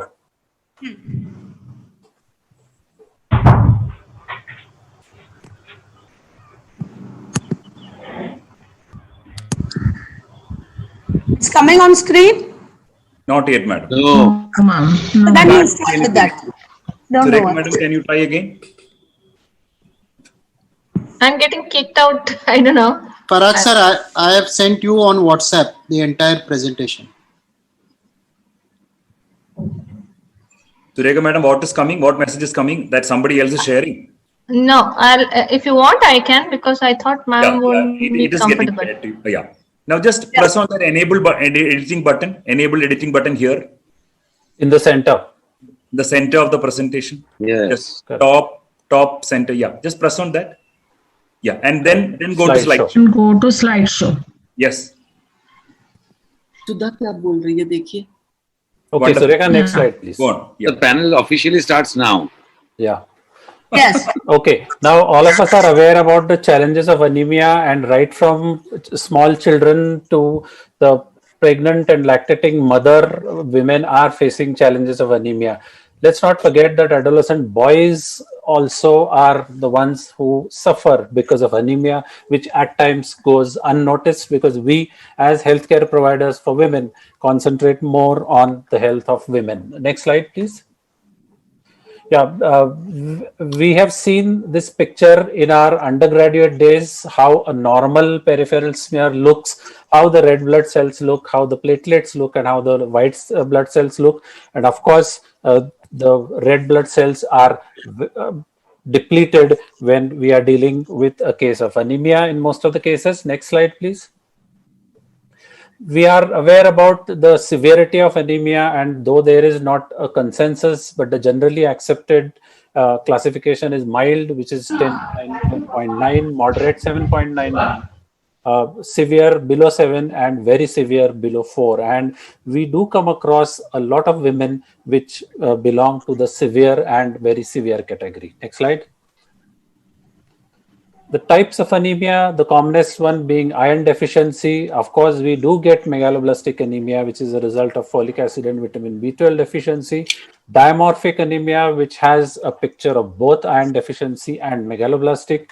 Thalassemia is something which is often missed, and we did listen to excellent presentation by Meena earlier in the day. Sickle cell disease, pernicious anemia, and pure red cell aplasia. Next slide.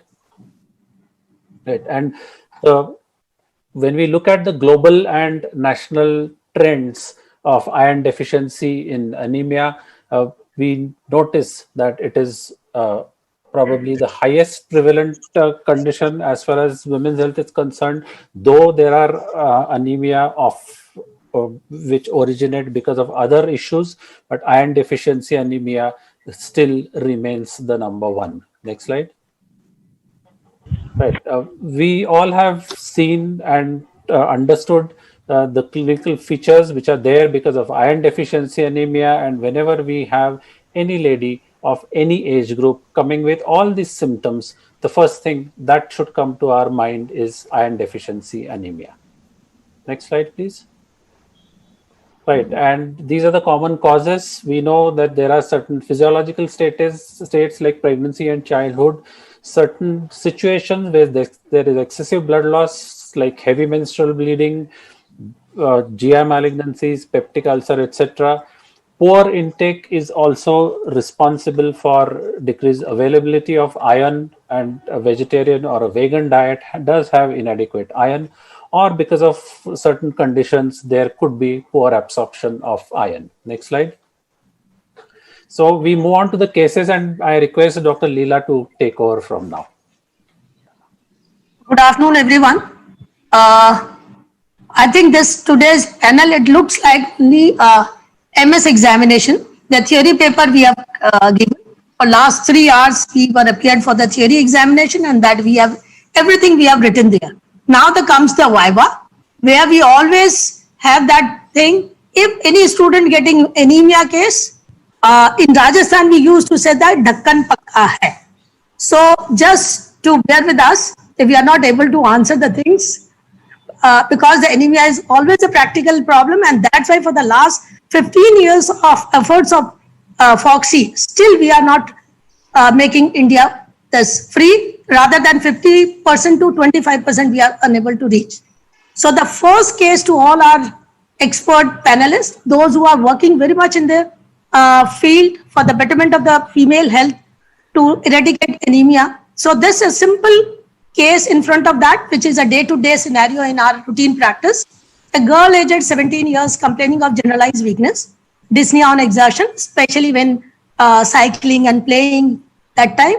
And this all are gradually increasing for the last 1 year. And now she has started complaining of that I'm not having a proper appetite, I'm feeling sometimes giddiness and all. These for the last 1-2 months in this. And simply a girl which you can see that nowadays we look that height 5 feet 2 inches, weight is 40 kg, but it has not reduced. For the last 1 year, she is having same, and the mild pallor is there. So to my esteemed panelists, please how to proceed in this case, specifically in this type of scenario, and she is from a means upper middle class family girl, is like that. These are the all which we are facing every day, these types of cases in our practice. So any one of the panelists who will take this question? Yeah, I would like to take it up. Yes. First of all, we'll take a detailed history from the patient. We'll ask her about any menstrual disturbances, whether she has history of menorrhagia or, frequently coming on heavy menstrual bleeding, that is, and earlier coming on cycles are very short. And we'll take a history of any previous history of blood transfusions, any history of tuberculosis in the family. And we'll ask whether there's any if she has any history of heart disease. Family history will go into any history of thalassemias or coagulation disorders in the family. That is very important. And then we would like to definitely investigate her. So first of all, most important is a CBC. In that, we would like to see the hemoglobin, we'll see the platelet count, we'll see the reticulocyte count, and we'll also look into the MCV, the MCH, the MCHC. All of these have to be taken into account. ESR has to be done. Though you have said that she has not lost any weight, but still I would like to get an ESR done, a chest X-ray done, and Montu's test also, just to rule out tuberculosis if it's there. Then TSH is very important also in these cases. A stool test is mandatory because she may have worms and she may need deworming, and a urine test. So these are the basic tests which we would like to do. And just to exclude, I'd like to tell that if you are seeing the MCV, MCHC and the MCH, then in those cases, in cases of iron deficiency anemia, the MCV will be less than 75 cubic microns. But in the case of megaloblastic anemia, it's going to be more than 100. and dimorphic, it will also be more than 100. And then when can you bring the next slide? Okay. Yeah. And then MCHC, the iron deficiency, it's all there. It's minor, it's less than 30%. Megaloblastic will be 30 to 36. That is, it's not going to be decreased. And dimorphic, it will be less than 30. Yes, and this we are, since morning we are listening on in all slide, this picture was there. Any of the panelists, please come to the history in other part. Means she has taken history of that, menstrual history. And history of tuberculosis, because looking towards her weight, she's going, I think, for that. So I request that any of the panelists, please forward another part of the history, which we should take about that. I just, upper middle class girl, school going, because she is in the 11th standard, 12th dieting, ma'am, diet fads or a dieting or a, cosmetic issues that she has to stay thin and she should eat less, and anorexia kind of, psychological issues also we have to take into consideration, because you said upper middle class and she cycles and she has that maintenance of weight around 40 kgs. So it may not be entirely nutritional, lack of nutrition is thing. Her intention to stay young and stay, at a lesser weight and to appear, that peer pressure, that history also is important. Sucheta, you want to add something?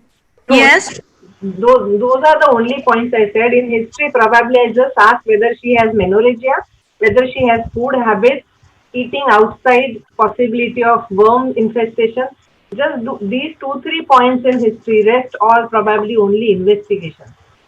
Yes, ma'am. Then investigation, the CBC and another. Can I, madam, before the investigations, can I speak here, ma'am? Yes, sure. Sureka. Before going into investigation, I think examination is very, very important. Yes. Starting from the general examination, if we can look into the amount of pallor, because she is giving the history of breathlessness and, dyspnea. So we also have to find out what is the amount of pallor. Apart from them, other signs of other nutritional deficiency, does she have chylomicria? So it tells about the duration of the deficiency. Apart from that, systemic examination is important in this patient to find out if there is any associated condition, or if she is a severe grade of pallor, if there is a cardiac, is she in failure, is there a cardiac lesion? So because the breathlessness part, and the history, we could add orthopnea, dyspnea, chest pain, just to rule out, because in our region, we are finding that apart from anemia, rheumatic heart disease also present in this way. So edema, then chest findings and CVS. We need to also document if there is any kind of murmur, rate that murmur. So this is, and apart from that, if you go for the abdominal examination, we also should look for splenomegaly, which many a times we miss. Okay, so splenomegaly and liver. So just a proper head-to-toe examination, general as well as systemic, will so that we do not miss any other associated condition. Like in our area, sickle cell anemia is quite common. So splenomegaly, we should never forget to palpate the spleen and the liver. So these are what I would like to first. So we get an idea.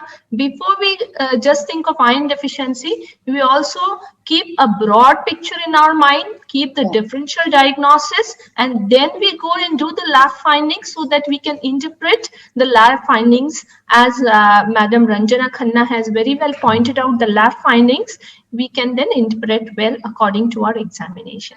I missed out one lab finding, and that was peripheral blood smear is very important. We also have to look for malaria, because malaria is very rampant. And so it all depends on the area where the which is the endemic area for that. Blood smear is very important. That will tell us the type of anemia also we are dealing with. So examination part is the most important thing. We have to see at the examination part, and by examination, so our approach should be, I think everyone is agree with me, that should be more of the clinical part of that. So we take a proper history and proper examination, then finally land into the investigation part, and that these start basic investigation, and then we find out definitely which type of anemia is there. Yes, definitely, if it is not coming into the deficiency anemia, then we think of that sickling and all other things, we can go with that. So, any investigation other added, anyone want to add in this? Madam, PBS, I would like to highlight on that. If you do a PBS, you can find out iron deficiency, dimorphic anemia, as well as megaloblastic anemia, as well as if you get target cell into PBS, you can label her as a thalassemic. So PBS for anemia typing is very important in investigation in this. If it is microcytic, it goes towards either iron deficiency, then we can go for iron studies and ferritin and all. If they go towards iron deficiency, it is very clear. Otherwise, if iron studies are normal, then we have to go towards other microcytic anemias and then elaborate further. If it is macrocytic, it goes towards megaloblastic anemias, B12 and folic acid. Then as Dr. Charmila has very clearly told in her talk, if it is reticulocyte count, then we go after cell size, then it is a reticulocyte count. If it is hypoproliferative or hyperproliferative. If it is hyperproliferative, again it goes towards, sickle cell and hemolytic anemias and all. If it is hypo, then it goes towards bone marrow suppression, drugs, and other, red cell aplasia or infections, viral infections and all. So a peripheral smear is the starting point, as our other esteemed panelists have to put. A peripheral smear is the starting point. From that hypochromic, microcytic or macrocytic, we can go towards algorithmic approach towards ferritin and studies. That. If we simply, as we have predicted that she comes with that, the weight she is maintaining, want to maintain that, I think if we take history in this part, she comes under the dimorphic one. It's a very common problem which we are facing, that the girl she is. Then how to, if anybody wants to add on some investigation more, rather than going with the iron studies and that will take in the another case. If we go with that, what treatment we can plan for that? If she comes simply that everything is normal, means PPF just showing that macrocytic and the all CBC finding comes under the dimorphic, then the what will be the treatment of that patient? So Chitra can go with the second next slide. Yeah. So treatment, of course, starts with dietary modification. As very rightly said, that we have to take the diet history of the patient and find out what kind of food she is consuming. And if she is consuming, then we know that the heme iron sources are mostly the non-vegetarian food like meat and poultry and fish. So many a times the adolescent may, and even if they receive this the heme iron sources, they may not be adequate in amount. So we need to find out how much they are consuming. And of course, yes, in the non-heme iron sources, we have the plant variety. We need to remember that the heme iron is absorbed very easily and contributes 15 to 35% of absorption from the heme iron, and non-heme iron is not very well absorbed.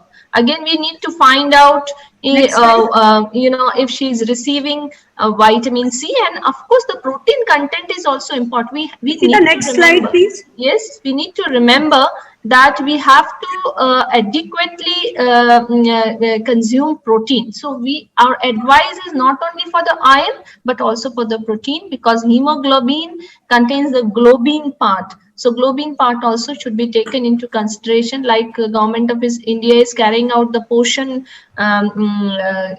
project. Yeah. So in that, we need to also stress that eat adequate amount of protein, good protein, okay, egg, milk, and if paneer, if most of the adolescents nowadays are preferring paneer, so you can advise on that. And apart from that, if you are preferring some bread and also prefer these bread or pizza of whole grain. So that can be the advice we can give to our adolescents.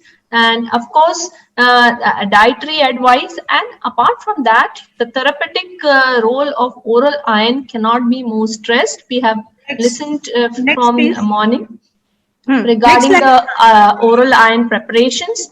And of course, there are various oral iron preparations, of which we have listened to that the Ferrous ascorbate has advantage over the others because of the vitamin C content. And what is recommended is 100 to 200 milligram of elemental iron. But let us remember that when we prescribe this elemental iron, we have to take into consideration that there is a dose related adverse effects are there, and these adverse effects actually affect the compliance of the patient. So if we start oral iron also, let us start with a small dose and see what type of, if the patient is able to adjust to that dose or not. So these are my recommendations, that we start with a dose which the patient is able to adjust, and then we can go into a larger dose. So very high dose also is not recommended. And when we prescribe, we also have to follow within the next 2 or 3 weeks whether there is a response to this oral iron. This response can be earliest found in 3 weeks time in the form of reticulocytosis. So if this reticulocytosis will tell us, yes, our patient is compliant, yes, the absorption is okay. And when we are talking of prescribing the oral iron, we also have to tell them what food to have with the oral iron and what to not. So no calcium along with the iron, and phytates. So we have to also tell them when to take the iron. Okay, and if possible, we should add on to with vitamin C as a supplement which improves the absorption. So these are small tips which will increase the absorption, and of course follow up of the patient to find out whether there is a response to therapy will tell us whether we need to modify our therapy or our patient is responding or not to the therapy. Any other comments? Suchita, can you want to add on something? Dr. Suchita. Yeah. See, this particular patient, at the age of 17 years, who is already symptomatic because of anemia, I think first thing should be replenishing her iron stores. I mean, after you investigate and find that there is no hemoglobinopathy to blame for, she is appropriate for her appropriate weight for her age, and probably that means she's not malnourished, probably she's not eating right, but deriving iron and correcting anemia just through diet is not going to help. It is like खदान से आप gold ले रहे हो और gold की bangle बना रहे हो. But if she depleted iron stores, first thing is she has to be on oral iron along with folic acid and B12. And once this thing is over, I mean, there is a response, then follow-up advice has to be from diet. And as Dr. Surekha has correctly pointed out, whatever oral iron if she is taking with tea and with phytates and with roti and after food, absorption is going to be of no use. If you increase the dose, then she is not going to comply with it. And in that case, you can judge if she is poor compliant patient, then even injectable iron, I will not, hesitate to advise for injectable iron even at this age, because 17 years, breathless, that means her degree of anemia is severe. Thank you. I think I'll quickly summarize this case before we move on to the next. Yes, Parag, you want to summarize it? Yeah. One more thing, Parag, is deworming should be a part of Absolutely. protocol of anemia. It's so important for all. Right. So when we are dealing with an adolescent who's come with anemia, detailed history taking is extremely important, and so is clinical examination. There would be a lot of pointers on clinical examination which would tell us what kind of anemia it is. Appropriate investigations have to be done, and very simple take-home message is that rather than doing only hemoglobin, it has to be a hemogram with the study of peripheral smear, which by itself will give us a lot of information about the type of anemia, and accordingly we need to go ahead and do relevant investigations. We must not forget thalassemia or sickle cell, depending on the community or the locality. And of course, when we are treating these women, dietary counseling is an extremely important part, because we are not looking at a short-term investment. It is a long-term investment which we intend the girl to follow throughout her life. This girl And has iron her therapy whole we'll of course reproductive career. we'll be discussing in later cases also. Over to you, Leela. So that we come Don't forget to give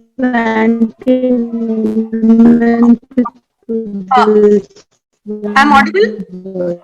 Yes, Leela. You're audible, ma'am. Leela, ma'am. Yes. Yes. So if as Parag rightly mentioned, it's a long-term goal.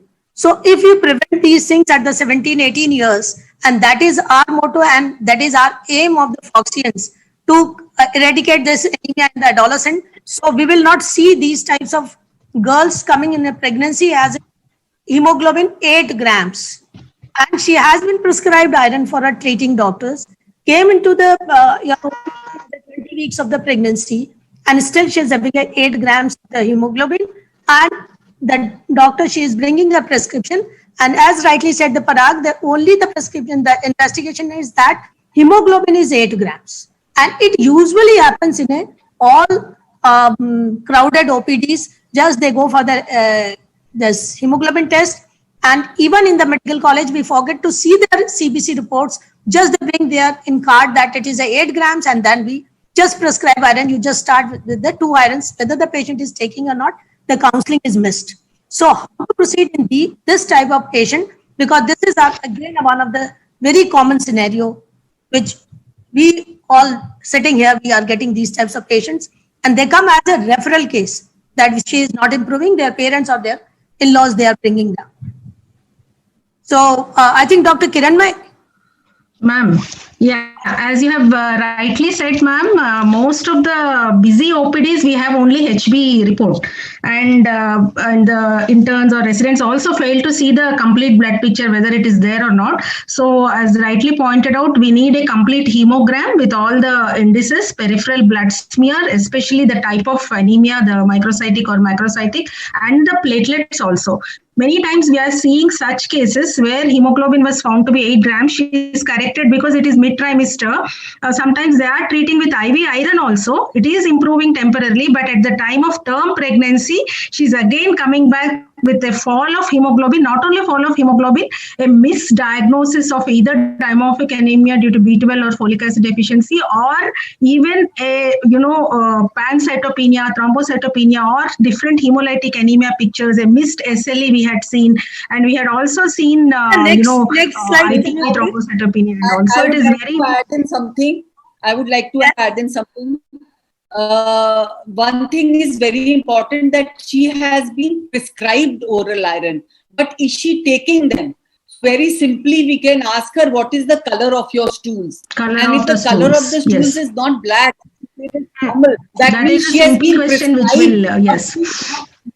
So if she's not eating, then naturally her hemoglobin will remain the same. And plus, we have to ask her if she is taking the medicine, how she is taking it. She's taking it immediately after her meals, or she is taking it along with tea and coffee, as said, because we have to tell her to space it from the meals.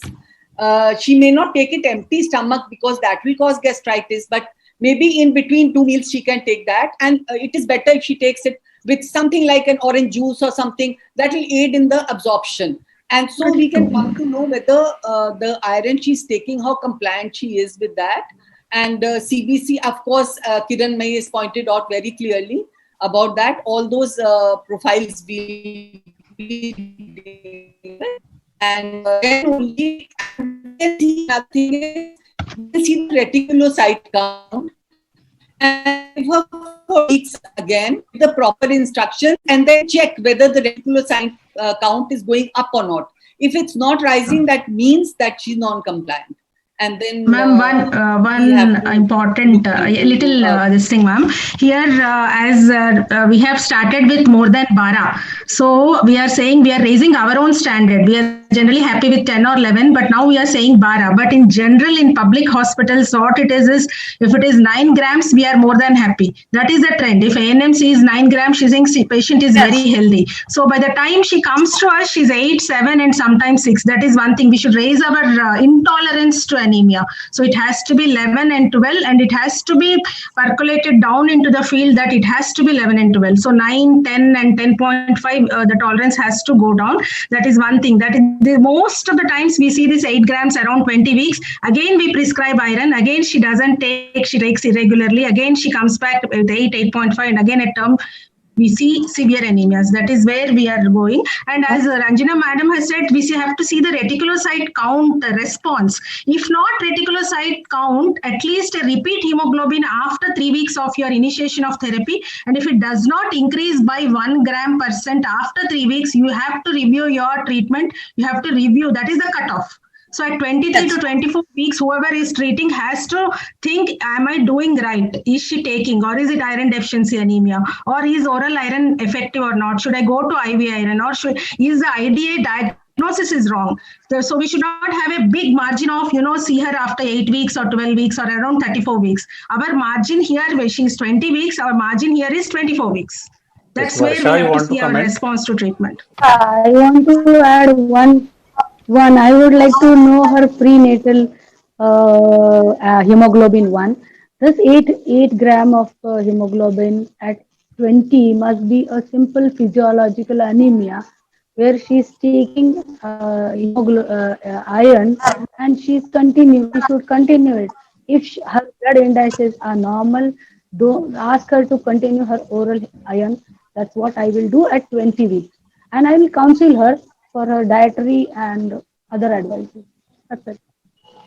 One more thing from my side, from Vidarbha region, I would like to add that we are having sickle cell anemia is quite common. So sickle cell, we actually are doing the sickling test as part of the routine panel of all patients. All antenatal patients will have to undergo the sickle cell. So we do the sickling test, the early and the late. And if it is positive, then we go for the HPLC. So because if we load patients of sickle cell with iron, that is going to cause them problems. So we need to rule out hemoglobinopathies before giving a large load of iron. So that's very, very important for us. And I think in northern areas in Punjab and Haryana, we have to rule out thal. So thalassemia is one thing, and sickle cell. So please, we should never, and that is why I have stressed upon the finding of splenomegaly. So because in pregnant women, we mostly miss the spleen because we usually are trained to look for the uterus and the fetal parts and the fetal heart, but because of the rising uterine height, we miss the splenomegaly. So we need to. But in early pregnancy, we can see. Ma'am, in investigations when we are going for the obstetric scan, we can ask for a whole abdominal scan and also look for spleen and liver if it is a severe anemia or refractory anemia, or if you think in terms of sickle or thal. That is another. I agree with Surekha. We can ask for a whole abdominal scan. Hepatomegaly and splenomegaly. But it is a better idea to do hemoglobinopathy screening right in first trimester along with our first CBC, because in my area thalassemia is common, somewhere sickle cell anemia is common. So once you are done with that hemoglobinopathy, you have to think of only iron and folic acid and things like that. One more thing I would like to add. 20 weeks, one more thing is at times a chronic infection is responsible for non-utilization of iron, and here even asymptomatic bacteriuria should be looked for. As it is, as a screening test, urine routine, you get nitrites and pustles and leukocytes, but then it's worth doing a culture at this point. And again, deworming in pregnancy is not contraindicated. It should be actually a part of protocol. At least in mid-trimester to all, deworming should be done. One more thing I would like to add is regarding a thyroid profile. And I have done these are the routine tests in the antenatal which we are going. Suchita, we all going, that's why even in the Manyata we have started with that, asymptomatic bacteriuria, which you have mentioned that. And thyroid is, I think everyone is doing this. Because, madam, I have done a PhD on thyroid disorders, and I have my observation is that those women having iodine deficiency as a etiology of hypothyroidism, they are very much having a association with anemia, and we may go on loading the patient with iron, but that iron is because the thyroid, the linkage of enzyme is linked. Okay, so if there is the iodine deficiency, then the hemoglobin production gets reduced. You may give as much of iron, but patient is not going to respond. So if there is a iodine deficiency induced hypothyroidism, then a simple altroxin may work. So going for a TSH profile, we don't do an iodine profile in our setup. I think nowhere in the world they are doing an iodine profile as such. So we can do for a TSH and go and find out if there is TSH is anyway part of it. Then the patient will respond to your treatment. So even Foxy ICOG recommendation is doing TSH. In early pregnancy, we are going. It's a universal screening for hypothyroidism now. Absolutely. Yes. In all patients, we are doing this. In all patients. Yeah. So, Rekha, next slide, please. Yeah.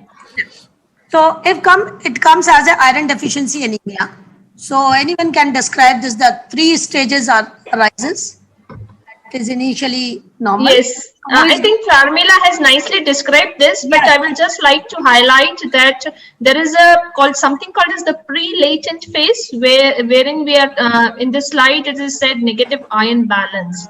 Okay, yes. So patient is when we say patient is in the pre-latent phase, that means there is an iron deficiency. The stores have started to be utilizing, and we will find that the serum ferritin will be low in this patient, and the TIBC, the total iron binding capacity, will start to rise more than 316. Yet the patient will not have any signs of anemia, because presently the patient is going towards iron deficiency, not iron deficiency anemia.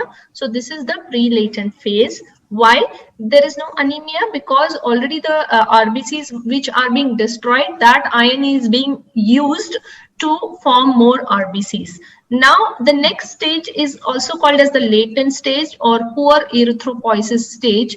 Here we are finding that now again the more of the iron stores are being depleted. However, the circulating iron is maintained.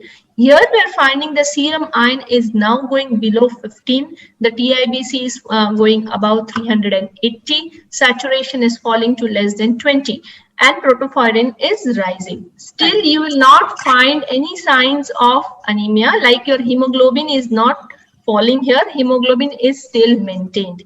Now, over a period of time, if this iron deficiency is not corrected, that is when you are going to find the anemia, that is your hemoglobin is going below 12. Okay, so this is now the stage which we call as iron deficiency anemia.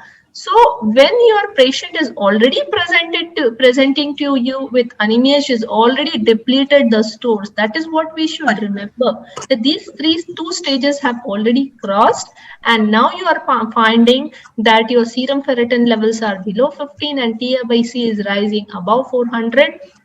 Saturation is again falling to below 10 and protoporphyrins are about 200. So herein, when we treat the patient of anemia, we have to remember that the iron stores have been depleted.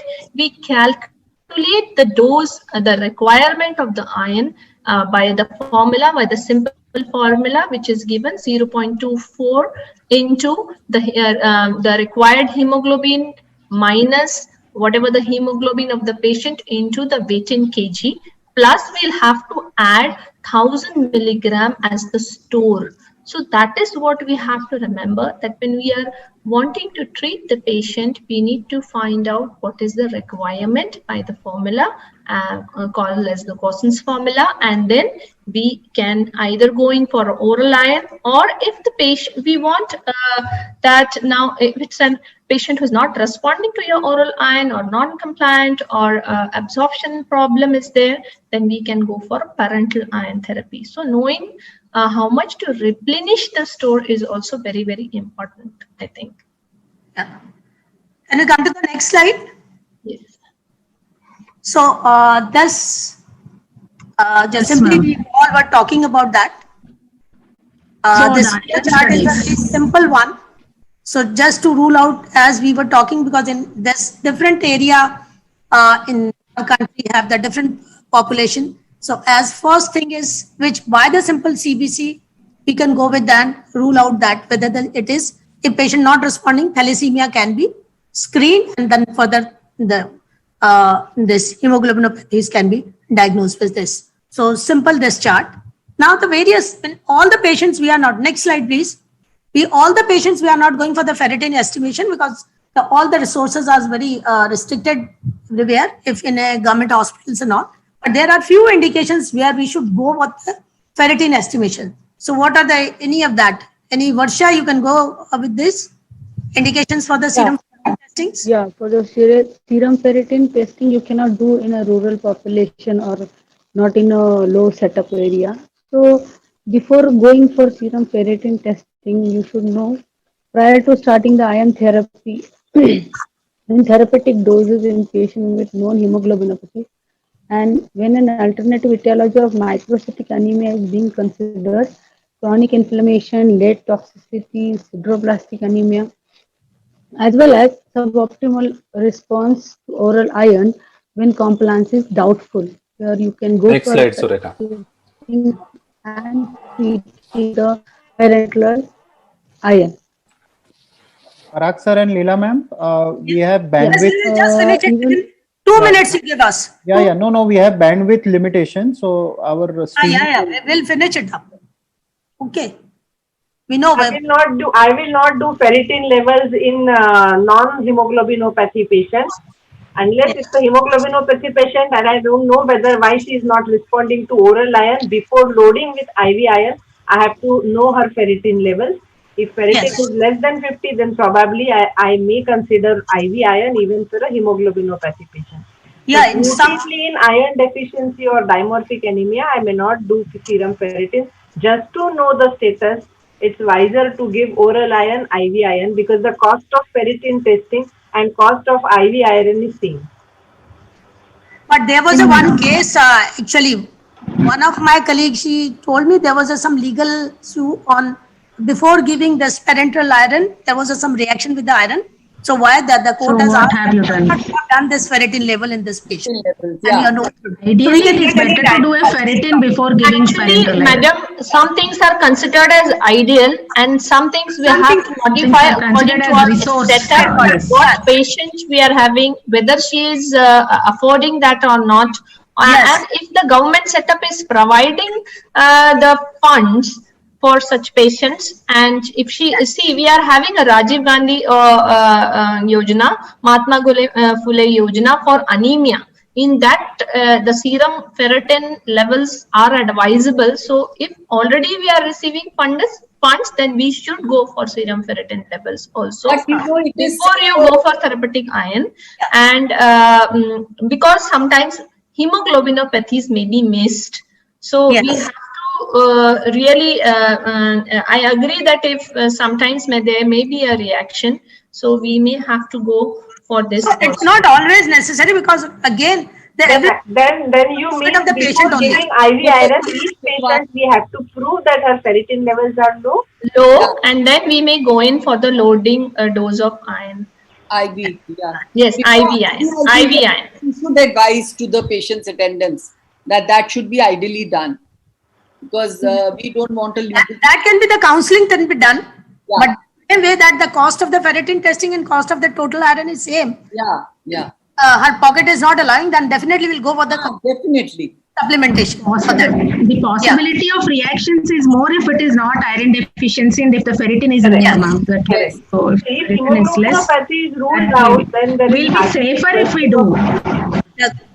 We also can give the Surekha, choice. next slide, please. Yes, Next choice to slide, the please. patient can be given whether she wants to go for that or not. Leela, if you permit me, I'll quickly summarize this particular case. Now, whenever we are dealing with a pregnancy, it is prudent that we do her screening for conditions like thalassemia at the booking visit. TSH also, as we all agreed, is one of an important recommendation to be done at the booking visit. Of course, we cannot do away with the peripheral blood smear in pregnancy. So whenever you are requesting for a repeat hemoglobin, ask for a hemogram and have a look at the peripheral blood smears, which will be a good pointer. Oral iron therapy remains an important aspect apart from dietary modifications of pregnancy anemia. Of course, if the response is suboptimum, if there is intolerance to iron, we will certainly switch over to iron sucrose. And here I'm very specifically saying iron sucrose. There are some studies with FCM in pregnancy, but I'm sure Dr. Leela will also agree that it is not approved by the DCGI for use in pregnancy. So until we get an approval, I personally won't feel safe to use it. Iron sucrose therapy per se does give excellent results when we are administrating it in a right calculated dose. Dr. Leela, can we move on to the third case now? Yeah.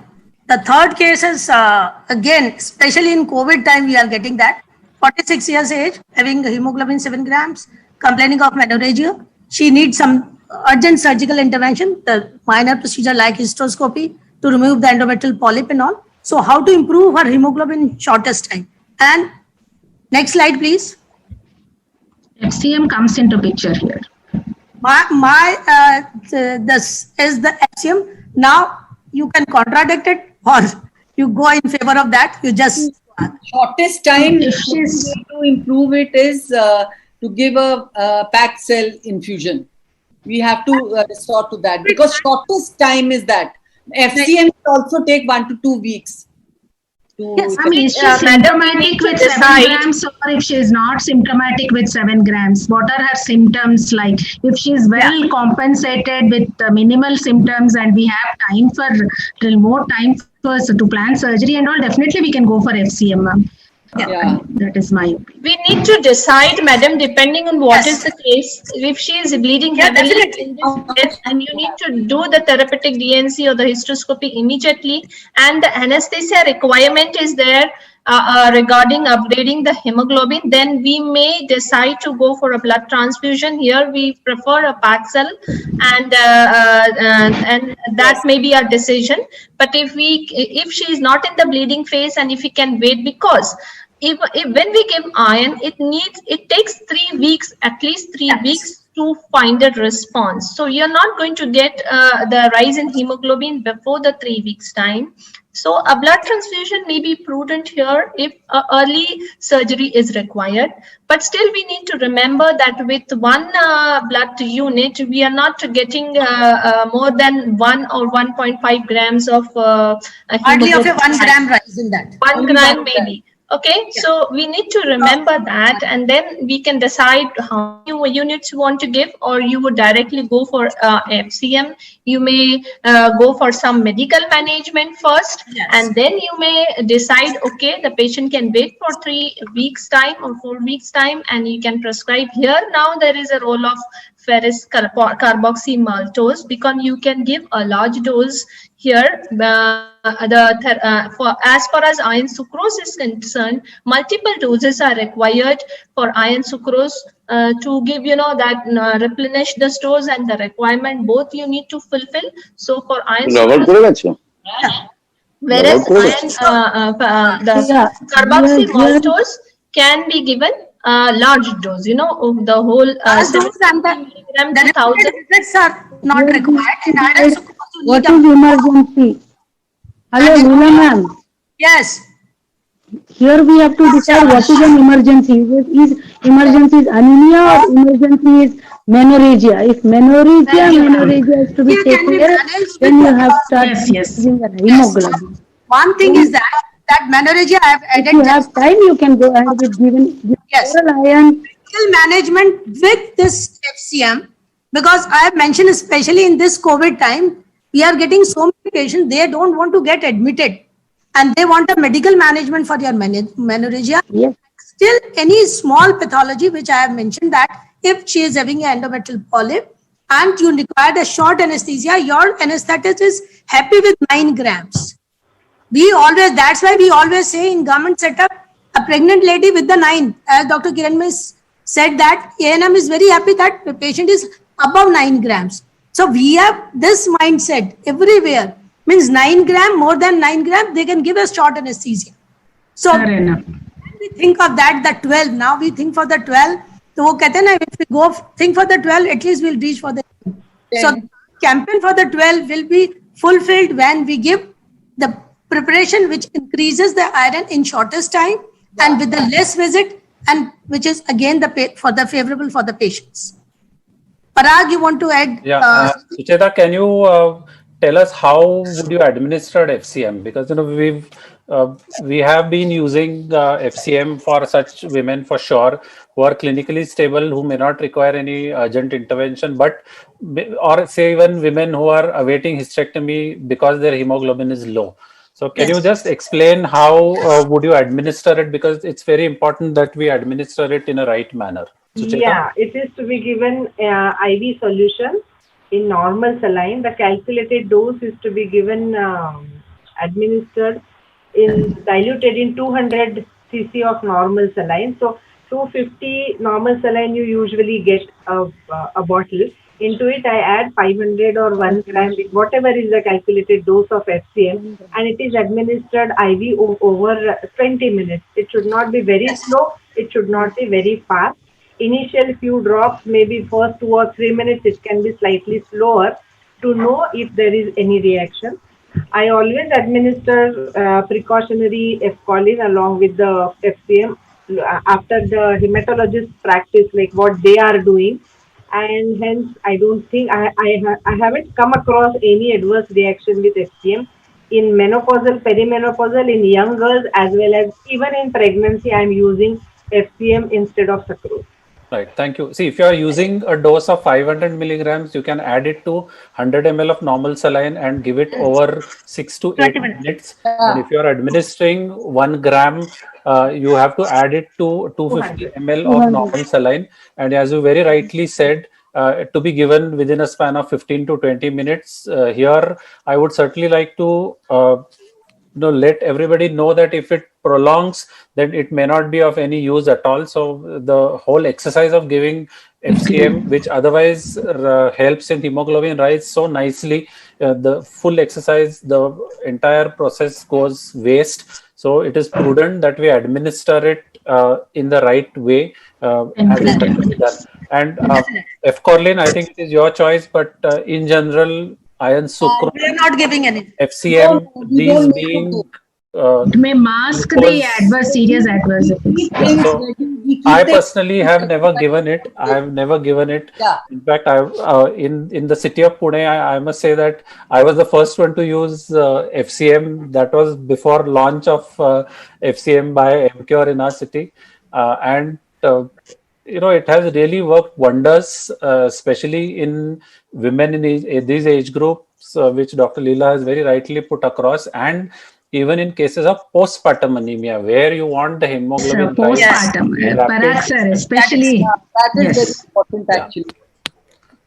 Actually, postpartum FCM can be made into a national and FOXY recommendation, sir, Parag sir. Yeah, so anyone with around 9. So we can make it a. So I hope Dr. Alpesh is listening and Dr. Hema is also recommendation to give FCM and discharge. Because the patient normally doesn't come back for follow-up. Yes, ma'am. They go back with 9, 9.5, 8.5, especially now. So if you give the full dose of FCM. That should be in your protocol. Then only the patient will take. Postpartum, 1 dose of FCM and postpartum, next day give FCM, then you discharge them. Make it your protocol, then only they will stay. Otherwise, they will not ready to take that. Absolutely. I think especially Now women who are not compliant or women who are not likely to follow what you are saying, I think this Sir, still remains one Parag of the sir, good options. most of the public sector postpartum women never go back with more than 9. If it is 9 again in postpartum, we are very happy. But again, they come back within 6 or 8 months with another pregnancy. So if we give a shot of FCM and send them, I think that would be very great. I think in pregnancy we should stick to iron sucrose, and postpartum it would be postpartum. Yes, sir. Till date, the guidelines are that. This is the final flow chart of anemia. I just want to know when to refer to our hematologist friend and up to what level we should treat our patients and at what level we should send them for the hematological references. Anyone can pick that? Any young woman with a primary gravida, if she's coming with severe anemia, then I think that is there is no harm in going for a good hematologist or even a physician opinion. And any woman, if she's coming with repeated recurrent histories of anemia, history of blood transfusion in first pregnancy, again in second pregnancy, again in third pregnancy, goes on with that constant anemia, as that is another thing. And then if it is not fitting into your iron deficiency anemia by your investigations, and if she needs further investigations, and then this reticulocyte hyperproliferative kind of abnormal peripheral smears and counts also, and also refractory anemias if she's not responding to your treatment, and if she's coming back with again fall of hemoglobin and all, we should have again a lesser bar for referring to, especially severe anemias and refractory anemias. We have to go early. We have to find out the cause. Yes. Right. Any other? Want to add something else? I think we've already completed our time, and before Ameya asks us again to stop, I must thank Dr. Leela Vyas, who has prepared this particular presentation with very, very specific clinical conditions so that we could cover the challenge of anemia right from the teenager to the perimenopausal age group. So I think we all must clap for Dr. Leela for having this lovely presentation. And thank you all the panelists, all the doctors, Ranjana, Surekha, Sucheta, Varsha and Kiran Bhai. Thank you very much for being here with us. Thank you, sir. Thank you so much. Thank you so much for having us. Now, Thank you, Leela ma'am. after that, we all are passed or failed. Just you declare the result. It is in the madam. It is in the president's hands. You will have to wait till the end of the session. Then he will declare the result. Okay. Thank you so much. Thank you. Thank you so much, Doctor. Yeah. Thank you so much, all the Doctor. panelists. Actually, everyone has prepared in the last moment. Thank you, Dr. Leela Vyas and Dr. Parag Biniwale and all the panelists for such an interesting and insightful panel about all the practical aspects of anemia management. Saijas has had to leave, so I'm filling in his place. I couldn't say no to him because it is his wife's birthday and they were going to have a birthday lunch together. Anyway. It is Ashwini Kale's birthday also. Yeah, so I don't know what is the coincidence. All the coordinators are having some birthday related issue. Anyway, now there have been more than 8,500 delegates today, as per what we have been told by the logistics team, and we have had hundreds of questions coming in from all over India, and the editorial team has screened a few of them. So I'm posting some of the relevant questions. We'll start off with Charmila. Charmila, is hepcidin a blood test which can be, is it available to be done, and when should it be done? It's actually only in a research setting. You don't need to do a hepcidin just to find out whether it's causing a problem. It goes to the hematologist. A gynecologist is not supposed to manage with hepcidin levels. Okay, I think Meena is not here. Meena, are you there? No. Yeah, okay. I'm there. Yeah, I'm there. Yeah, Meena, there's a question. So you said that iron therapy should be avoided in thalassemia, okay? But what if it is a thalassemia trait with iron deficiency anemia? Is iron safe in such a patient?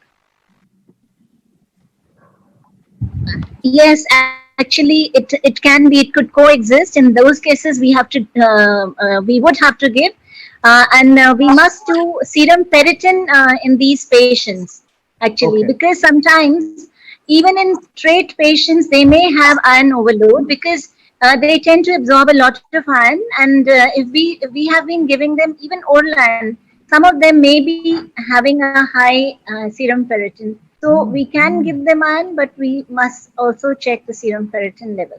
Okay. May I come in between, Amaya? Can Yeah. I come in between?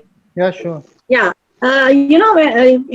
During pregnancy, sometimes, patient comes to us and say, her hemoglobin is not increasing in spite of her taking iron regularly, tablets, and that is a time, you should always check for thalassemia trait, because these are we normally don't do hemoglobin electrophoresis, and we miss such cases. So if a patient is taking regular iron and her hemoglobin is not increasing, please do hemoglobin electrophoresis, because mostly they come out to be thalassemia trait. And then in those patients, if the ferritin levels are high, the supplementation of iron will never help. Rather, it will harm the patients. Okay. So this is what I would message. So that question about thalassemia was from Mrs. Sunita, Dr. Sunita Chaudhary, and the question on hepcidin was by Dr. Dhaval. Ritu has recently got elected as Food Drug Committee chairperson, so this question is for her. Ritu, what is your view on fortification of food with iron? Do you think you will take it up as a Foxy initiative? Definitely, I think it's a good option, and I would like to go in for the fortification also, because it will be an added help to this. Okay, so this question was from Aruna Thakral. My next question is to Varsha. Varsha, this question is from Dr. Jnaneshwar. In tribal areas, hemoglobin always remains below 6 mg% in his experience. What do you think is the cause for such low hemoglobin in tribal area? And at PHC level, how can doctors of Foxy carry out Dr. Alpesh's dream of Bara? Yeah, first of all, the commonest reason is nutritional, and the second is worm infestation. That's what I've come across since last 25 years of my rural as well as urban surveys. And to find, see, they are anemic. So it's an endemic now. So you need to find out them, and Government of India has taken initiative to give iron tablet once in a week to the school girls as well as boys, and deworming. They do deworming also. So early detection and treating these girls and boys are very important initiative. Foxy should take up. To catch them early and please Hello. Amaya, can I add? Yeah, please. Yeah, sometimes in this tribal area, especially in the east of India, chronic malaria is another problem which people are suffering from. So that needs to be looked into. And so nutrition and chronic anemia and infection has to be picked up, and those patients need to be treated for that. Okay. Next question is for Dr. Kiranmai. When a patient is anemic in first trimester, what is the best medicine that you can give her in the first trimester? Is oral iron or injectable iron safe in first trimester? Depends. It depends This question on is the by severity Dr. of anemia. If it is moderate to severe anemia, this question is by Dr. Sunita Gupta. Moderate to severe anemia, oral iron is not a contraindication if the pregnant woman is tolerating. But most of the times they have this nausea, vomiting, and hyperemesis. So in the first trimester, but one thing to remember is parenteral iron is contraindicated. So we cannot give a parenteral iron. If she tolerates, we can go for a milder dose, single dose of oral iron as much as possible, as much as she tolerates, or go for a good dietary rich iron if she can't tolerate. But you can use oral iron, but you can't use an IV iron. Okay, next question is to Dr. Ashish, sir. This question is by Professor KB Subud. The question is, in anemia, in your experience, can DIC occur? Well, if the anemia is of recent onset, acute onset, it's because of the hemorrhage, it can cause DIC. But chronic anemia for persisting for some time, I do not see any reason why it should lead to DIC, unless and until the other features of pancytopenia like platelet count deficiency or other factors are there. It may not lead to DIC, but acute hemorrhagic anemia may lead to DIC. Okay. Next question is to Dr. Taide. What are the special precautions to be taken intrapartum in a case of severe anemia, that is during delivery? Okay, so we are talking of a patient who is severely anemic, and then maybe we are talking of a patient whose anemia is not corrected. So at that time, we are talking, we should mostly it should be an institutional delivery. That is one we have to stress upon, and the team should be ready with all the precautions so that there should not be any postpartum bleed. Then we are also talking about restricting the IV fluids of this patient. No IV fluids, and a semi-recumbent position, or we can say a proper position with the oxygen on flow, so that the oxygenation is maintained in this patient. These are recommendations. Peripartum, we may start an antibiotic for this patient because we are doing multiple times the PV examinations, so cover the patient with a good antibiotic. And do not do too many per vaginal examinations for this patient. Assist the patient in the second stage with a low forceps or a vacuum, depending on your expertise. So that is one, and she should not be going for the too much of the push. Okay, and then after she delivers, we need to remember that the third stage management is very important in this patient. The active management of third stage with 10 units of intramuscular oxytocin along with controlled cord traction and the massage. So this is the part of the active management. And apart from that, we have to be ready if there is a postpartum hemorrhage. Even a small amount of blood loss in a severely anemic patient will lead to cardiovascular response, poor cardiovascular response in this patient. So we have to keep our team ready to manage a postpartum hemorrhage in these patients. Okay. Anju ma'am, next question. That question about the labor was from Dr. Parul Gupta. Next question, quick yes or no answer. Do you think thalassemia screening should be made mandatory to all adolescents in India? No. No. No. No. Do you think it should be mandatory to all adolescents in India, thalassemia screening? No. Can I just add on, Ameya, one word? Yes, screening need not be, yeah. But Menzel's index, if we get into the habit of calculating that itself screens, better use of a CBC and. Yeah, so what would be mandatory? Some kind of a CBC sometime in their adolescent we can also recommend a good reading of the peripheral smear. If there are target cell, the microcytosis is there, and then Menzel's index. So you can create a score out of these three, and maybe Foxy can work on this to create a score. And if required, then the score is positive, then we can go for. So this question was asked by Dr. Indira Devi Ponugoti. Now, last question before I ask the questions to the president. Okay. This question is to Leela madam. Leela madam, two things. One is, after you give iron sucrose or FCM, should you continue with iron, oral iron? Number two, if it is a patient of sickle cell anemia, can we give IV iron to her? So first is, do we give oral iron after FCM or sucrose? And second, sickle cell anemia mein IV iron.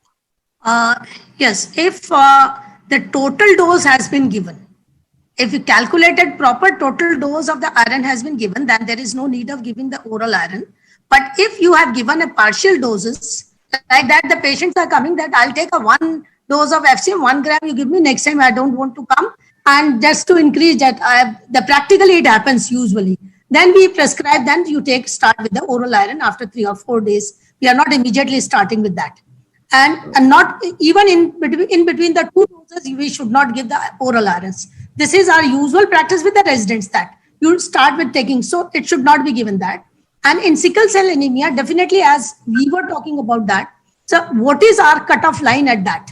So if we diagnose it as a sickle cell anemia, definitely we take the iron should not be given. Definitely one should not give the sickle cell anemia total parental iron, and the referral to the hematologist is required in this case. So that we should have some cutoff line. And, so that question was by Dr. Anju. Yeah. Actually, one message I want to give here is that we can give oral iron along with FCM. There is no contraindication to supplementing oral iron when you're giving FCM. This message I want to give. Okay. Yes. So that question was by Dr. Anju Rani Eka. Sunil bhai, is Alpesh bhai around? Because there are 3 questions to the president that I want to ask. I will find out Alpesh bhai whether he is online. I will let you know. Yeah, so I could just ask those 3 questions and then we'll end the question answer.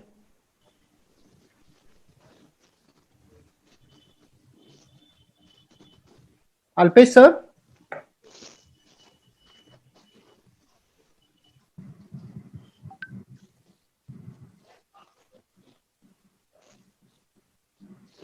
So the result is awaited. I think we'll get it in the next E-CONCLAVE.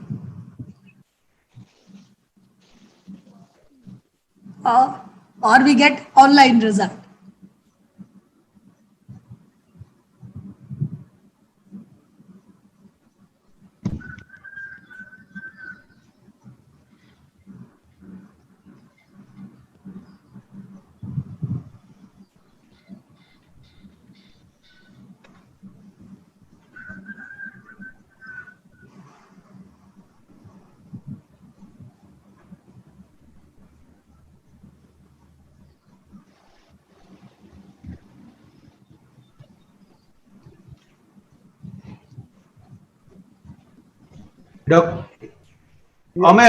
Alpesh bhai is busy in some emergency. So we can conclude? Yeah, if any medical question, we have a esteemed panelist, so you can call them. Yeah, okay. So one quick question. Okay, maybe we can ask Charmila this question. This question is by Dr. Nibha Mohan.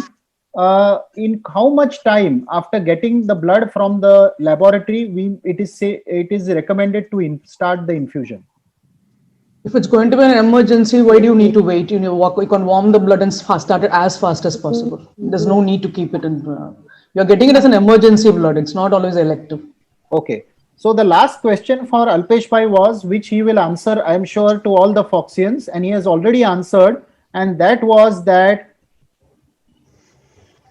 how positive he is that he can carry out this hemoglobin 12 se jada campaign, and when will he think realistically India will achieve this goal?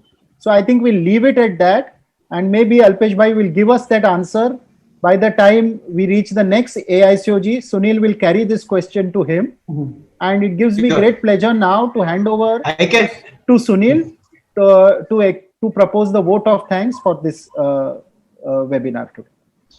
First of all, I would like to give answer on behalf of Dr. Alpesh Gandhi. Dr. Alpesh Gandhi is like our Prime Minister, Sri Narendra Modi. जो बोला वो करके ही छोड़ते हैं. So he will be behind all this thing, and he will work on this till we achieve the goal. So thank you very much, Dr. Amaya, for moderating everything and inviting me for the vote of thanks. I would like to thank Foxy President Dr. Alpesh Gandhi, Secretary General Dr. Jaydeep Tank sir, all the VPs of our Foxy, Dr. Atul Ganatra, Dr. Archana Basar, Dr. Anita Singh Madam, Dr. Ramni Devi, Dr. Ragini Agrawal, for giving me this opportunity to coordinate and allow me to take vote of thanks session for this wonderfully planned Anemia E-CONCLAVE program. I would also like to begin to thanks on behalf of Foxy President and the team Foxy, our chief guest and guest of honor, Dr. C.N. Purandare and Dr. Sanjay Gupte sir, for giving blessing to this program, for the successful of this program.